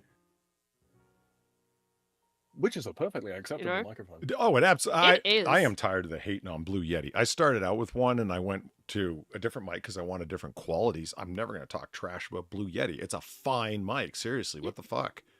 People need to Like, calm I still down. use it. I've had this for years, right? Like, it's fine. It works. I've had issues, but it's more my inability to do audio bullshit, really, than the mic itself. Like, the mic is fine. I'm just crap at anything technical related to audio. Thank you, Valine, for the $3.50. She says, "Oh fuck yeah, high five, dude!" Right? For what? What happened? I dare say she will elucidate. What? I dare say she shall elucidate. Shortly. Oh, will elucidate. Okay. Yes. I mean, we got Gamer Valine going, yeah. So I think she likes the idea of the lighthouse. You know, it's. I mean, I hear you. Is this so? This I love its address so much. It's at 0 Smith Point Road. Yes. Fuck yes. Oh, I've never seen an address like that when it has a 0. As I the probably shouldn't be so excited by that. God. Let me shrink it up there. Whoa, No, whoa, I'm not excited that by much. that Calm too. down. I got my scroll wheel turned on. Fuck off mode. Unique. Okay.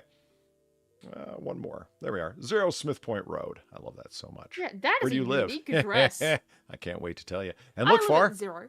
it has a bathroom. Oh, sweet. Oh, you don't have to just pop over the side. Aw, did we lose her again?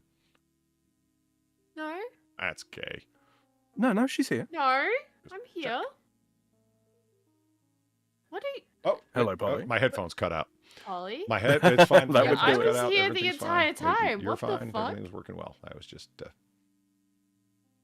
Everything getting needs fixing. excited with you You know about that? the address. What The the computer's fuck, got man? problems, and fucking I got problems, and the fucking talking about getting an XLR cable to up my quality, and my headphones cut out consistently. Fuck. Yeah, maybe you should Anyway. maybe you should focus on getting new headphones or something. Okay, there we go. There. All right. Can you still not hear me? Damn it. I think he's fixing it now, Far. I think that's what's happening. I am trying to fix it right now. Just give me a second. Bless him. There we go. That's that. He doesn't have properly opposable thumbs, Far. It's not his fault. Oh, I do well with these tiny little otter hands. Holly, maybe you need to fix your headphones.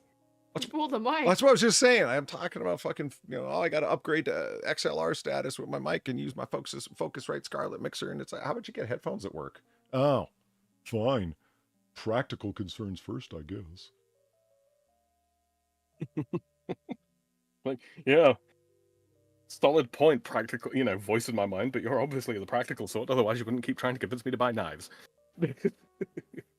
Speaking of which, yeah. Anyway, let's take a look at this fucker, shall we? Indeed. Boom. Ooh. Just looking at all the things here. God, it's a true lighthouse. I love it. I love it. A modern lighthouse as well. Not those weird cylindrical bastards. Yeah, right. And modern, because look at all these radar dishes and whatnot. Are those two little chairs up there? Tell me those are two little chairs up there. Where's Rudiger? He's up in the chair. Right. Looking off to the coast at all the people who can't get to him and loving it. Right. Oh, there we go. A little bit better. All right. Woohoo! Look how far off the water it is. So even if people... Yeah, holy crap. Even if people come up and attempt to board your island, you can shoot down at them. Not that I'm planning to have to defend my little island with guns, but I will if I have to. But, it is New Zealand after all. It is your new option's there, micronation. which is the important part. How do you know when I last bought underwear, Cougar Knife? A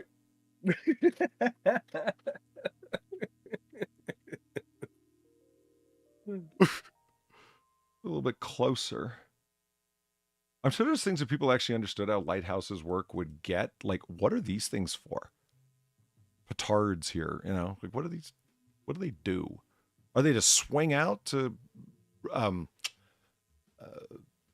shit? Like a jib. I don't know what that is. The Like for jib a is pulley the system to bring armour. cargo up. You know what I mean? Yeah. Okay. Yeah, it's the sometimes it's the arm part of a crane. There we go. The armature to run pulley shit up and down to pull cargo up and down. Pretty safe from the repo and eviction people out there, right? Right. This is a private residence, and I will not be harangued. Let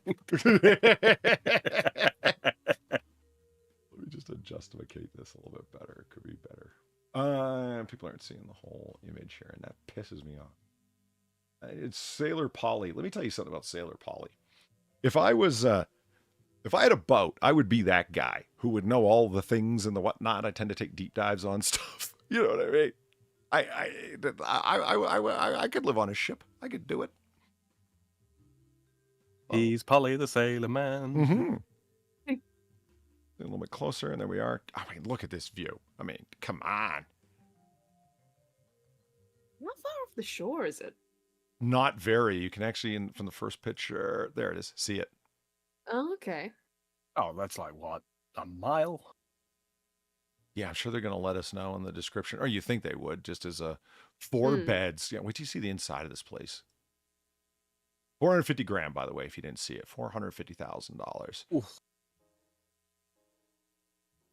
Fuck, huh? At any rate, that is what we're going to try to do. I'm saying that is a better and more efficient kitchen than we have seen in some houses in Ohio, and this place is in the middle of the fucking water. Right? Holy shit. Giverly, thank you for the tree fitty. Let me expand on my joy. Did Sam send you this lighthouse that is in Blue Crab and Old Bay territory? Think about that, Rudiger. Here's the thing. I actually didn't. But when I saw the opening shot, I was like, okay, I don't have to send it. Meaning? She sent me she sent me this exact listing to send to you. You're kidding. No. Yeah, I found this independently. That's fucking crazy. What are the okay. I guess Valine knows my taste kind of well. Nice. Mm-hmm. And look, it's got the most wonderful appliance that people seem to have forgotten about, the toaster oven. Kitchen stools. Oh. You can do so much with this. Yeah, the thing that is missing from every Australian kitchen. Oh yeah, as that's far right. as I'm aware. You anyway. are unaware of that technology. We don't really do those. That's so strange to me because it's so fucking useful. I mean, it is. Now that I've used them, right? They're fucking useful, but it's just it's not really a thing here. It's the mythical device, the toaster oven. How do you cook your breakfast ravioli? In a toaster. Wait. I feel like that's wrong. Yeah. You've never done that? You chuck the Pop-Tarts in a toaster. Well, I've never actually had a Pop-Tart, but skating over that minor detail.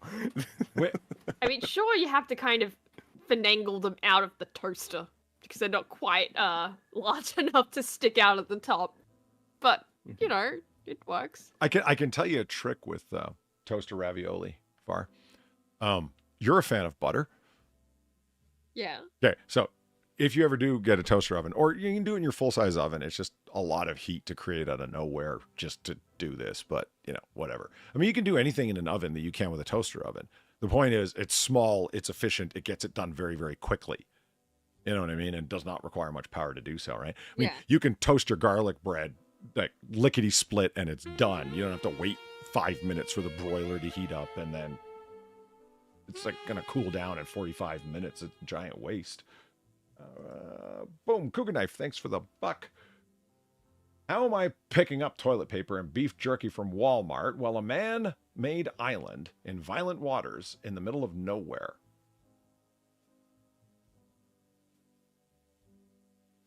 You're going to take the boat to shore first? Don't be afraid to boat after dark. Messenger dragon. Also, yes. People give you these things about, boating after dark's not safe. Only if you're drunk. Or if you haven't got your sea legs yet. Also, yes. And Polly was born with sea legs. Well, river legs. River legs. Yeah, they're faster than sea legs.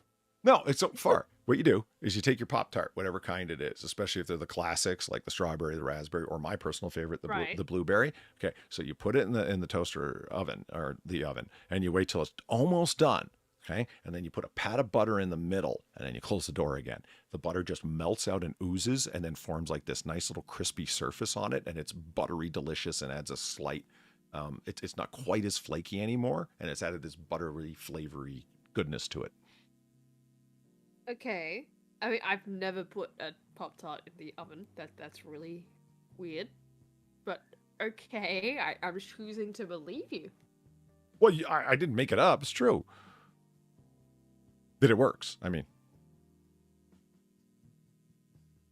I'm almost as drunk as Polly. I'm a goner. Nah, you'll be fine. All right, moving along. You know, Lisa said that they're not a thing in the UK either, toaster ovens. I don't understand this at all, especially the UK, where housing is at an extreme premium.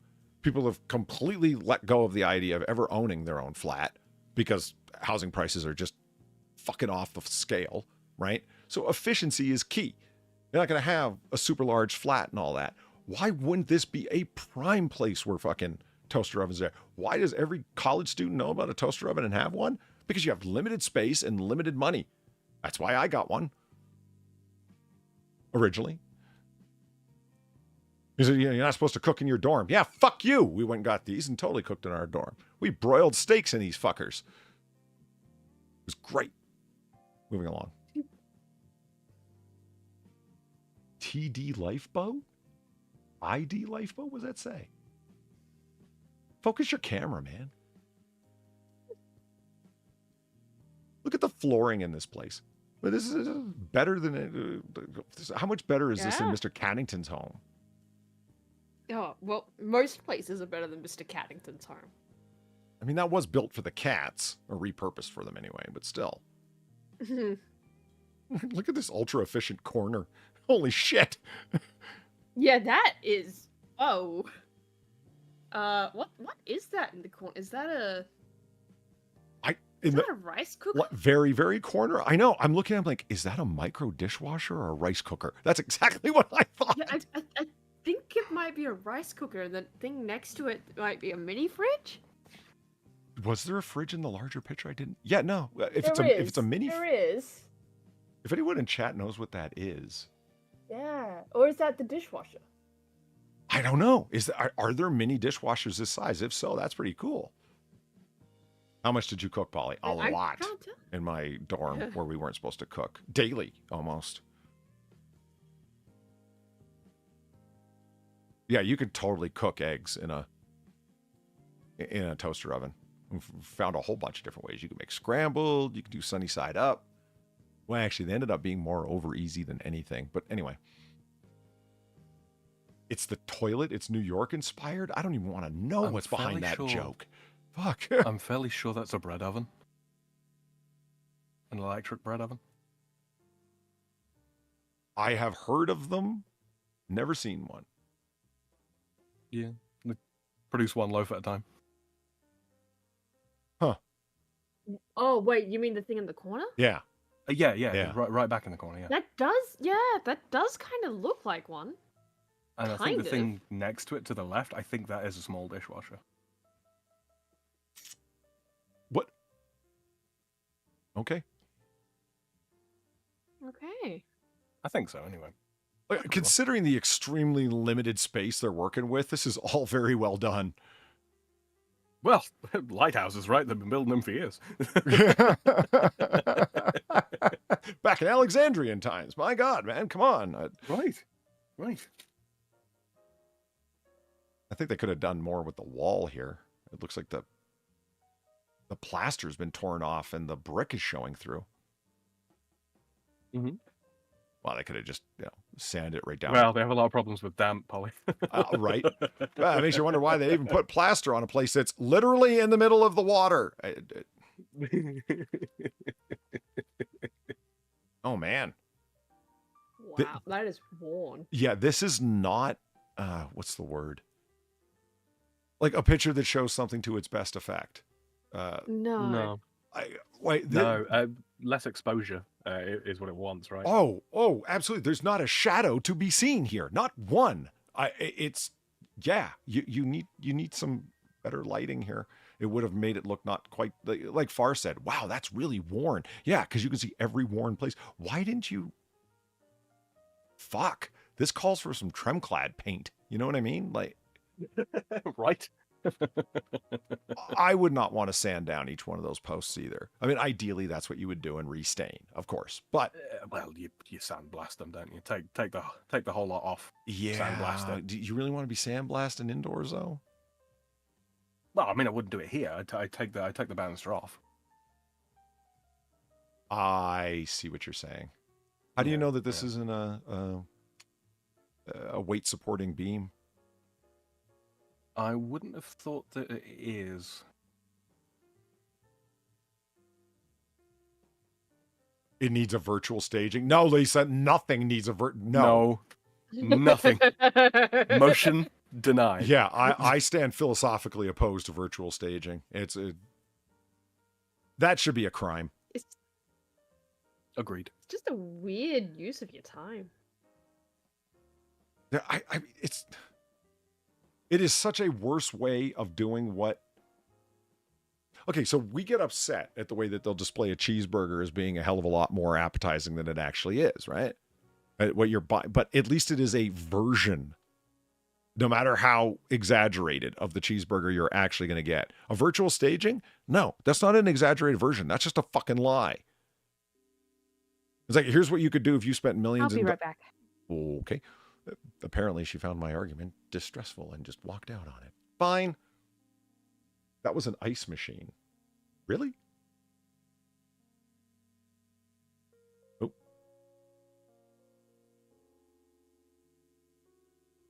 Huh. They didn't. That's a strange use of space if it's very limited. I mean, you already got a freezer. They're called ice cube trays, yo. Like that bitch stole that one time. I remember you saying about that. This looks like the kind of picture that somebody took to be like, that's where I saw the ghost. She was standing at the top of the stairs. She was pointing at me as if accusing me of something. Menacingly. Why are these pictures getting lower and lower resolution? I'm not making them smaller, chat. They're shrinking on their own.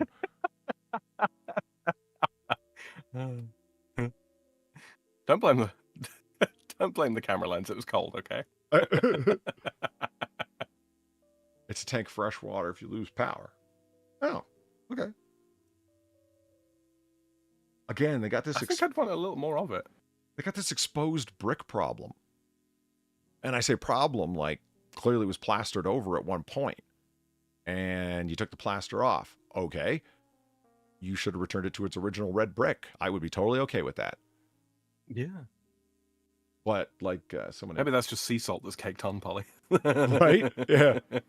You're never going to run out of fresh salt. Like Eric says, is a fixer-upper. Yeah, I think that's what they're intending. It's interesting how there's some remodeling that's happened, right? Because you got like the original wood floor, and then all of a sudden you get to the... Back. Hello. Welcome back. Eventually you get to the front door area here, or whatever door area, and all of a sudden it's like nice new wood flooring. It's like they're halfway through their remodeling effort or something. And if you notice, all of the electrical, whether they be sockets or light switches, are all exposed. Like they haven't picked faceplates yet. Huh. You see what I mean? Yeah. Right there. Ah. Yeah, maybe it is a rewiring job. You know, they took this on as a project and then they just ran out of money, I guess. Yeah. Yeah, staging is an art form, yes. But there are some basic things to staging I think everyone should understand. Like, take the coat off the hook and move the garbage bag out of the way. Mm. Yeah. No, it's not exactly technical, is it? Yeah. See, they clearly finished remodeling the bedroom here and looks nice. Yeah. It does. It does. It looks a little bit dark, but then again, you know, window size is at a premium on a lighthouse, I would imagine. Uh-huh. Did they have shutters? On the windows? I completely forgot. I didn't see. I didn't... You'd kind of hope they would. You would, wouldn't you? No, it doesn't look like they do. That's faith. So much for battening down the hatches, huh? Oh, we don't have Right. those. But there's a storm coming in.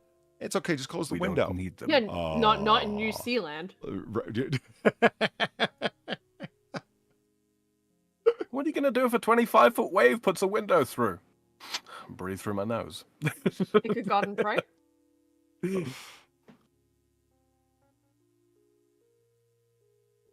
Was the fan running and they caught it in mid-blur? Yeah. It looks like... It does look like that, doesn't it? Choppy conditions today. Right? We can't turn the fan off. Why not? Well, shut up. It's Keeping the the only house thing afloat. keeping the stores at bay. It's the only thing keeping the storms at bay. That fan. It's gonna be kept going all the time. It's been Say good running luck, since... chum. It's been running since 1979, and the only times it's ever been turned off, there's been a horrible storm. Gary Verleen says that this lighthouse was in use until recently. That one satellite is actually communication capable. Nice. Huh. Well, hey, cool. They got a shaving mirror, but it's like multi-directional on its own armature. I can dig it. Mm-hmm. Have you not got one like that, Polly? No. Yeah. I'm an American. I got one. I've got a mirror on the wall that I stand in front of. What do you... Brother. You're allowed to take care of yourself, you know. What? No, because see, okay, so on the one side of the mirror, right, it's just regular reflection. Mhm. If you flip those mirrors over, normally the mirror is slightly convex. And you get the magnified. Convex? No, concave. Yeah. It's magnified. Yeah. That's for ladies to do their makeup, man. No, it's for when you want to do a detailed shave. No, I know. I'm just fucking around. Yeah, I don't let women in my bathroom, Polly. I've been married. Come on. It reminds me of this. Let me just think. Live and Let Die. It would have been the James Bond film, Live and Let Die. So there's Roger Moore, and he's off in a hotel room, and he sits down in the bathtub, and there's this thing that looked so British to me that because I've never seen anything like this. It was so he's sitting in the bathtub, and it's like it looks like one of those eat breakfast in bed type arrangements where it's like to sit down over your lap. It's got little legs on it. You know what I'm talking about? But it reaches over top of the tub and everything on it. It had like the little cologne, the little shaving mirror, the little shaving kit with the cup and the brush and everything. And I'm like, wow, I have never seen anything like that in my life. It's like shave after you get out of the tub or before you get in, presumably after when your beard's been softened. But in the tub? Okay. Yeah, I feel like that's a good way to end up with hair stuck in places that you really don't want it to be. Yeah. It also had an ashtray with a cigar that he was about to light, which is a good thing. See, now that's fine. Yeah. Yeah, that makes perfect sense. You don't want ash in your water. That's just disgusting. And you don't want it sitting on the edge of the tub because it's a chance of it falling in, right? But it's a good thing he had a lit cigar because a hand comes in with a gun in it and he was able to like singe the guy's hand with the cigar. That was brilliant. Yeah. It turned out to be the lady that he ended up romancing later anyway, so. Was it Connery? Was it Connery's Bond that was attacked by tried to be attacked by a snake, and he used a cigar and a can of men's deodorant? No, that was Roger Moore. And he said, remind me next time to bring a Was it mongoose into the bathroom. Yeah. I remember that now. Yeah, Live and Let Die is a great film. What? Yeah, we just got a hole. Yeah, that is definitely a hole. Huh. It's it's not what you think it is, though. This one faces to starboard. What was I thinking it was, Sam? A porthole. Get it? No. Look at the horizon. There's no coast.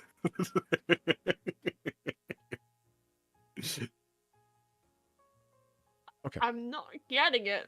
It's okay. Porthole, starboard hole. Port and starboard. No?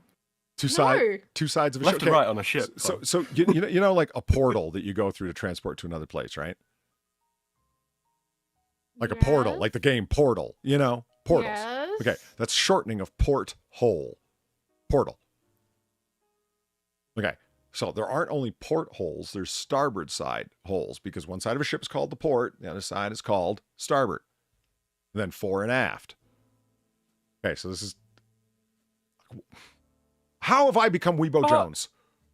Have you ever been on a boat? Yeah. Just not one that requires you to know these things. So if they told you you don't that you're... look these things up before you... So if they tell you when you get on a ship, it's like, okay, where's the bathroom? And they say that all the bathrooms are starboard. What are you going to do? Cry? I don't fucking know. Shit on the deck, I don't know. That wasn't a bad answer, actually. Yeah, I'm just going to break down in frustration and cry. What? Okay. Like, when I say I've been on a boat, I mean the boat we own, as in the little dinghy, basically. It's not little, but it's not exactly like a yacht. Have you ever been on a ship? No! That's the better question, right? Have I ever been on a fucking ship? No. I should have asked ship.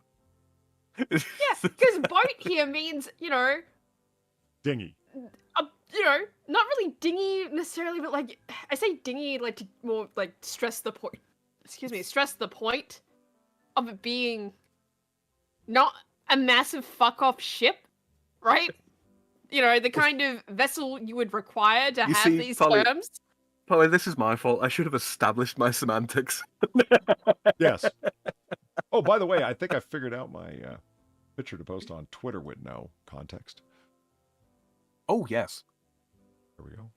Grab that. Although, Polly, are you sure you really want to post hole on Twitter?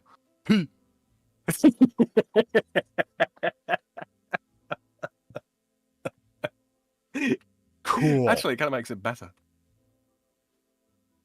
Is that the light? Yeah. I love it because it's so new and upkept. Like Valine was saying, it must be, she said it was still in recent use. You could tell. Look at that's brand new. Yeah. Fucking sweet. Where's Rudiger? He's up there. He's fucking sending ships out to sea. Morse code. I want to hook it up to a computer, man. Fuck your RGB. This is the kind of lights I want to play with. Mm-hmm. Oh my god, you have a party in the house, right? You get like disco lights going on with the fucking light. Absolutely. It's booming to the bass. You just Fuck have yeah. it going doof, doof, doof, doof, and it's just the light going around, different colors. Oh, that son of a bitch is having It's a the party party again. house. How do you know? Look at the fucking light of whoomp, whoomp, whoomp. Yeah. I'd play the wub wub music just to be able to have the light fucking around. I wonder if they got all kinds of regulations for that. Yeah, you can almost certainly. Yeah, if you had an enemy on shore, you could make his life living hell. He'd be like he's in Alaska during their 4-day high noon season. He always got his light. I'm gonna give you a suntan, fucker. Yeah, Head towards the light, fucker. Cool. That is rusty as shit. Yeah. You want to know? It's always made me laugh, right? What happens when you expose iron to salt water? It rusts, and quickly. Right. So what do we do? Make our lighthouse out of fucking... It's better than making it out of wood, Sam. I'm just saying. And that was all of it right there. I think they should have shown some more pictures on the inside. They did a good job. Yeah. I think they did a good job. I don't know why they I still want to know what that is. Like, what is that? It's a hole. Well, yeah, I know it's a hole, but what is the purpose of hole? Well, like Lisa said, it's clearly... Somebody clip that, please. I need it for me. Oh my god. What are you going to do? Turn that to a donation, Sam? Don't tempt me, Frodo. I think it was Yeah, do it. Fuck it. I or don't something. care. If you know what I mean, Fucking like do it. loading, unloading cargo or whatever the fuck. I don't know. But it looks like whatever was surrounding there has been dismantled. Like they've taken stuff out of that section. There is a wooden lighthouse on the Chesapeake. Wow, that must require a lot of maintenance to stay standing. I mean, I get it before proper smelting of iron. What's that? This is your sniping hole for boats that are out of the sea. Oh, fuck yeah. This is how I'm going to fucking defend it with arms. I mean, Sealand 2 is going to have its enemies. Do you think, actually, that is a gun hole? Could be. Maybe. Couldn't work out quite how high up it is. Yeah, I have so many questions about the hole. Like, what is it for? Clip that. Wow. Whereabouts is it actually located? And how do you you know, how do you access? Again, Far, do you not see what I wanted to stop her, but I also didn't. I didn't want to interrupt either. Go ahead, finish that thought. Oh God, it's worse than I thought. I just, I've said so much worse. I'm surprised you're focusing so hard on me asking questions about the hole. Why is it that we know more about the hole than you do?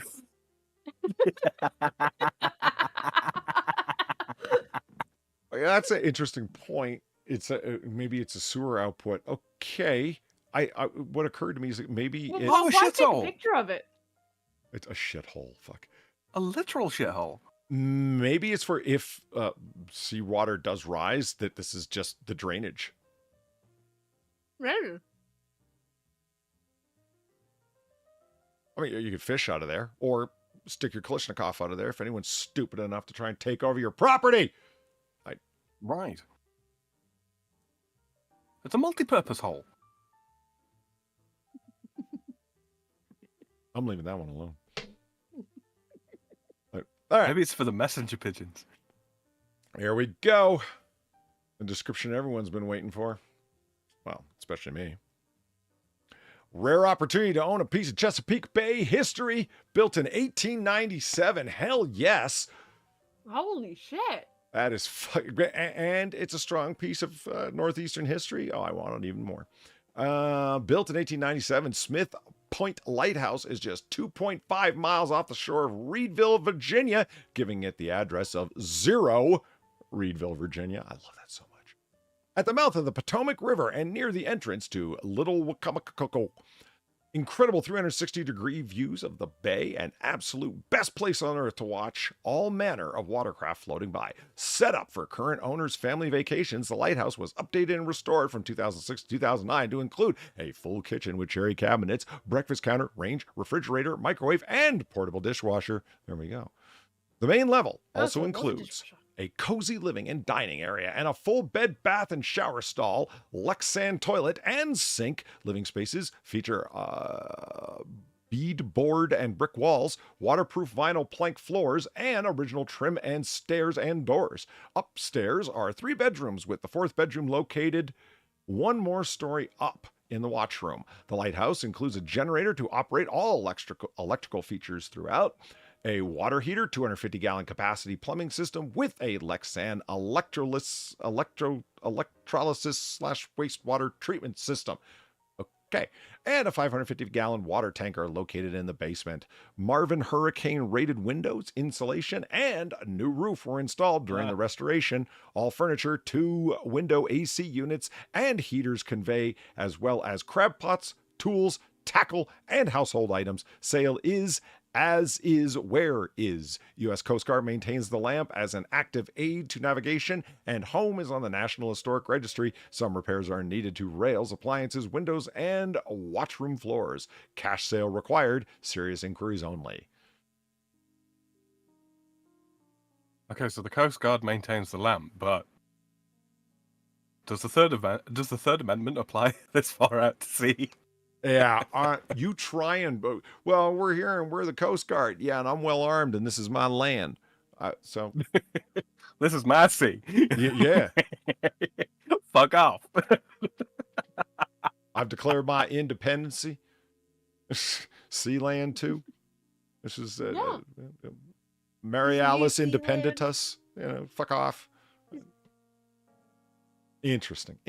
I wonder how that would work with the Coast Guard maintaining the light. Like, what does that mean in terms of function? Do they have independent radio control of it, so they turn it on as needed? I'm You'd curious. have thought so, wouldn't you? I would think so.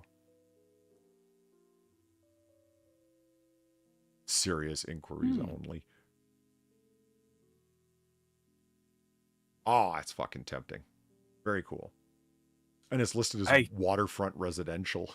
Yeah, yeah, it's waterfront all the way around. And it's pretty, like, considering some of the other prices we've seen, it's almost affordable. Yeah. No shit. I wonder what the upkeep on that is, though. Oh, God, yeah. And when they say that, like, sold as is, where is, well, where is, obviously, I wasn't going to try and move it, but what would the insurance be on that? That's a damn interesting question I didn't think of till now. But I was right about the windows. That is faith.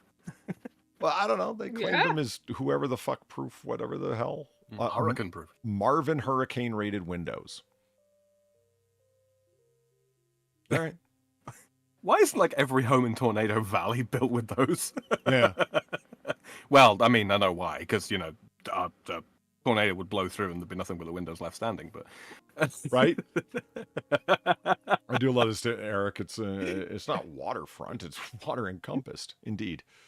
This is the 5th time in 25 years we've had to rebuild. It's like, build a stronger fucking house, man! Excuse me. Always gets me. Thank you. I'd get an abandoned firehouse before an abandoned lighthouse. An abandoned firehouse would be pretty cool, if only for the slidey pole. Yeah. Am I misunderstanding what this map is showing me? I think I'm misunderstanding. Look at this. No, those are sea roads, Polly. Right. You see what I mean? Like, did you guys mean that so the gray is water? No, it can't be, because those would be sea roads. What the fuck are you showing me? All sea roads lead to New Zealand. They will if I ran it. Are those roads that are only visible at low tide?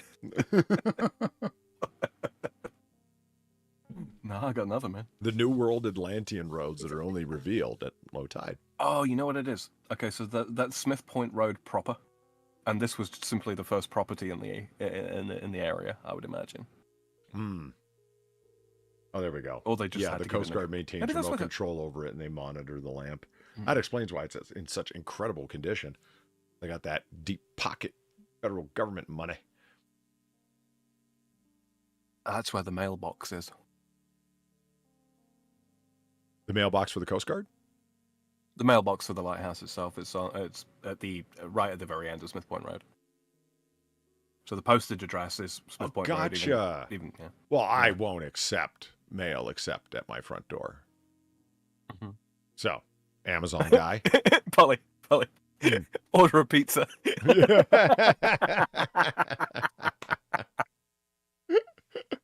Exactly. Oh, looks like Far's dropped again, Polly. Oh, damn it. Stupid Aussie internet. Stupid Flanders.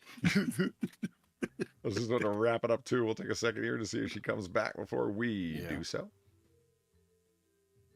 Oh, the Bimini roads. Yeah, them.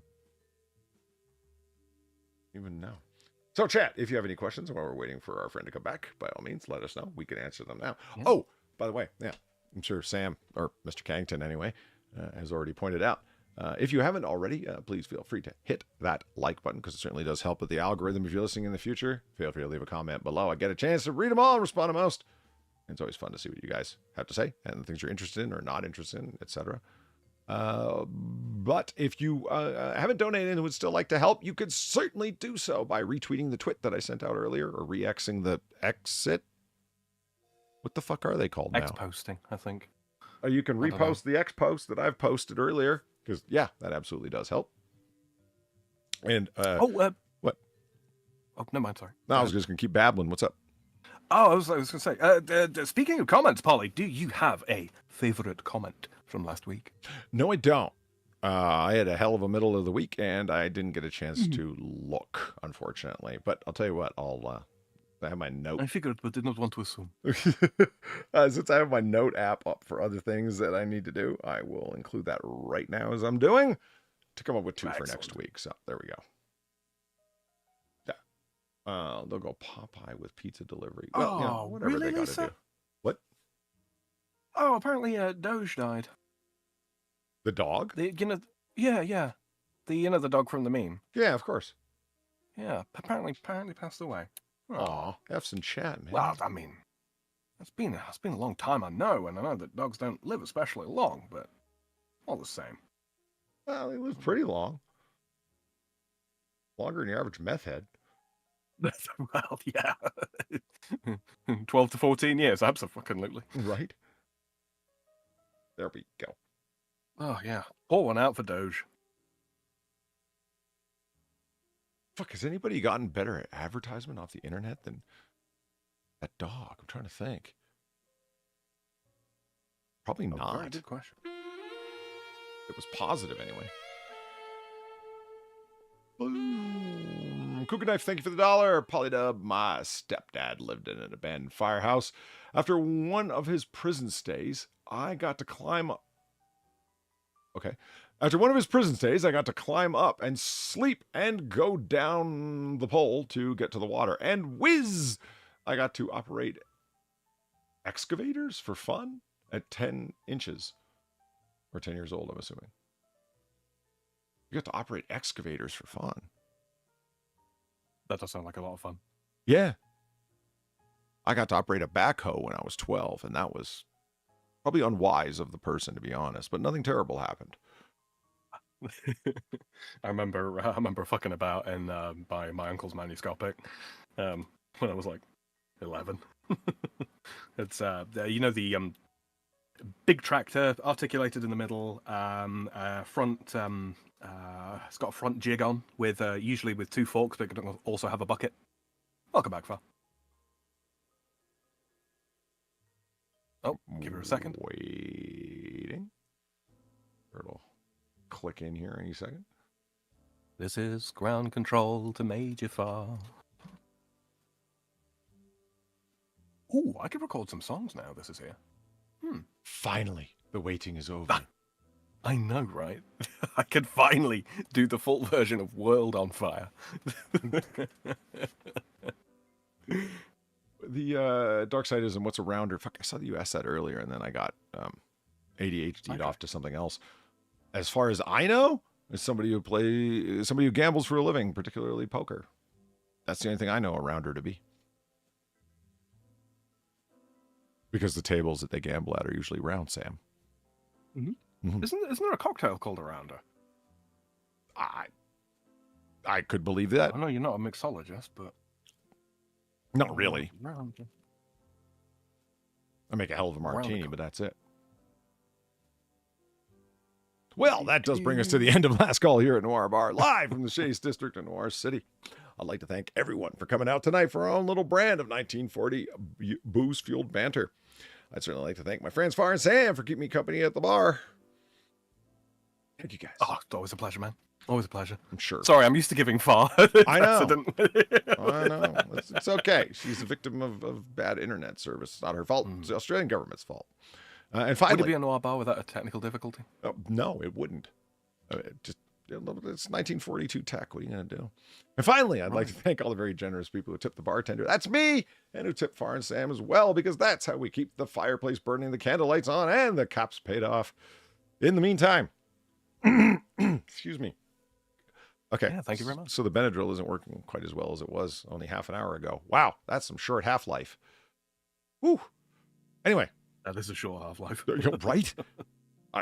Time to do another dosage of antihistamines because my come back with a vengeance, them damn allergies. Thank you very much, honestly, everybody who tipped the bartender. I really appreciate it. Yeah, so as we always say about this time, you don't got to go home, but you got to get the hell out of here. We'll see you again next week. Have a good night, everyone. Good night, everyone. Good night. And for Far, good night.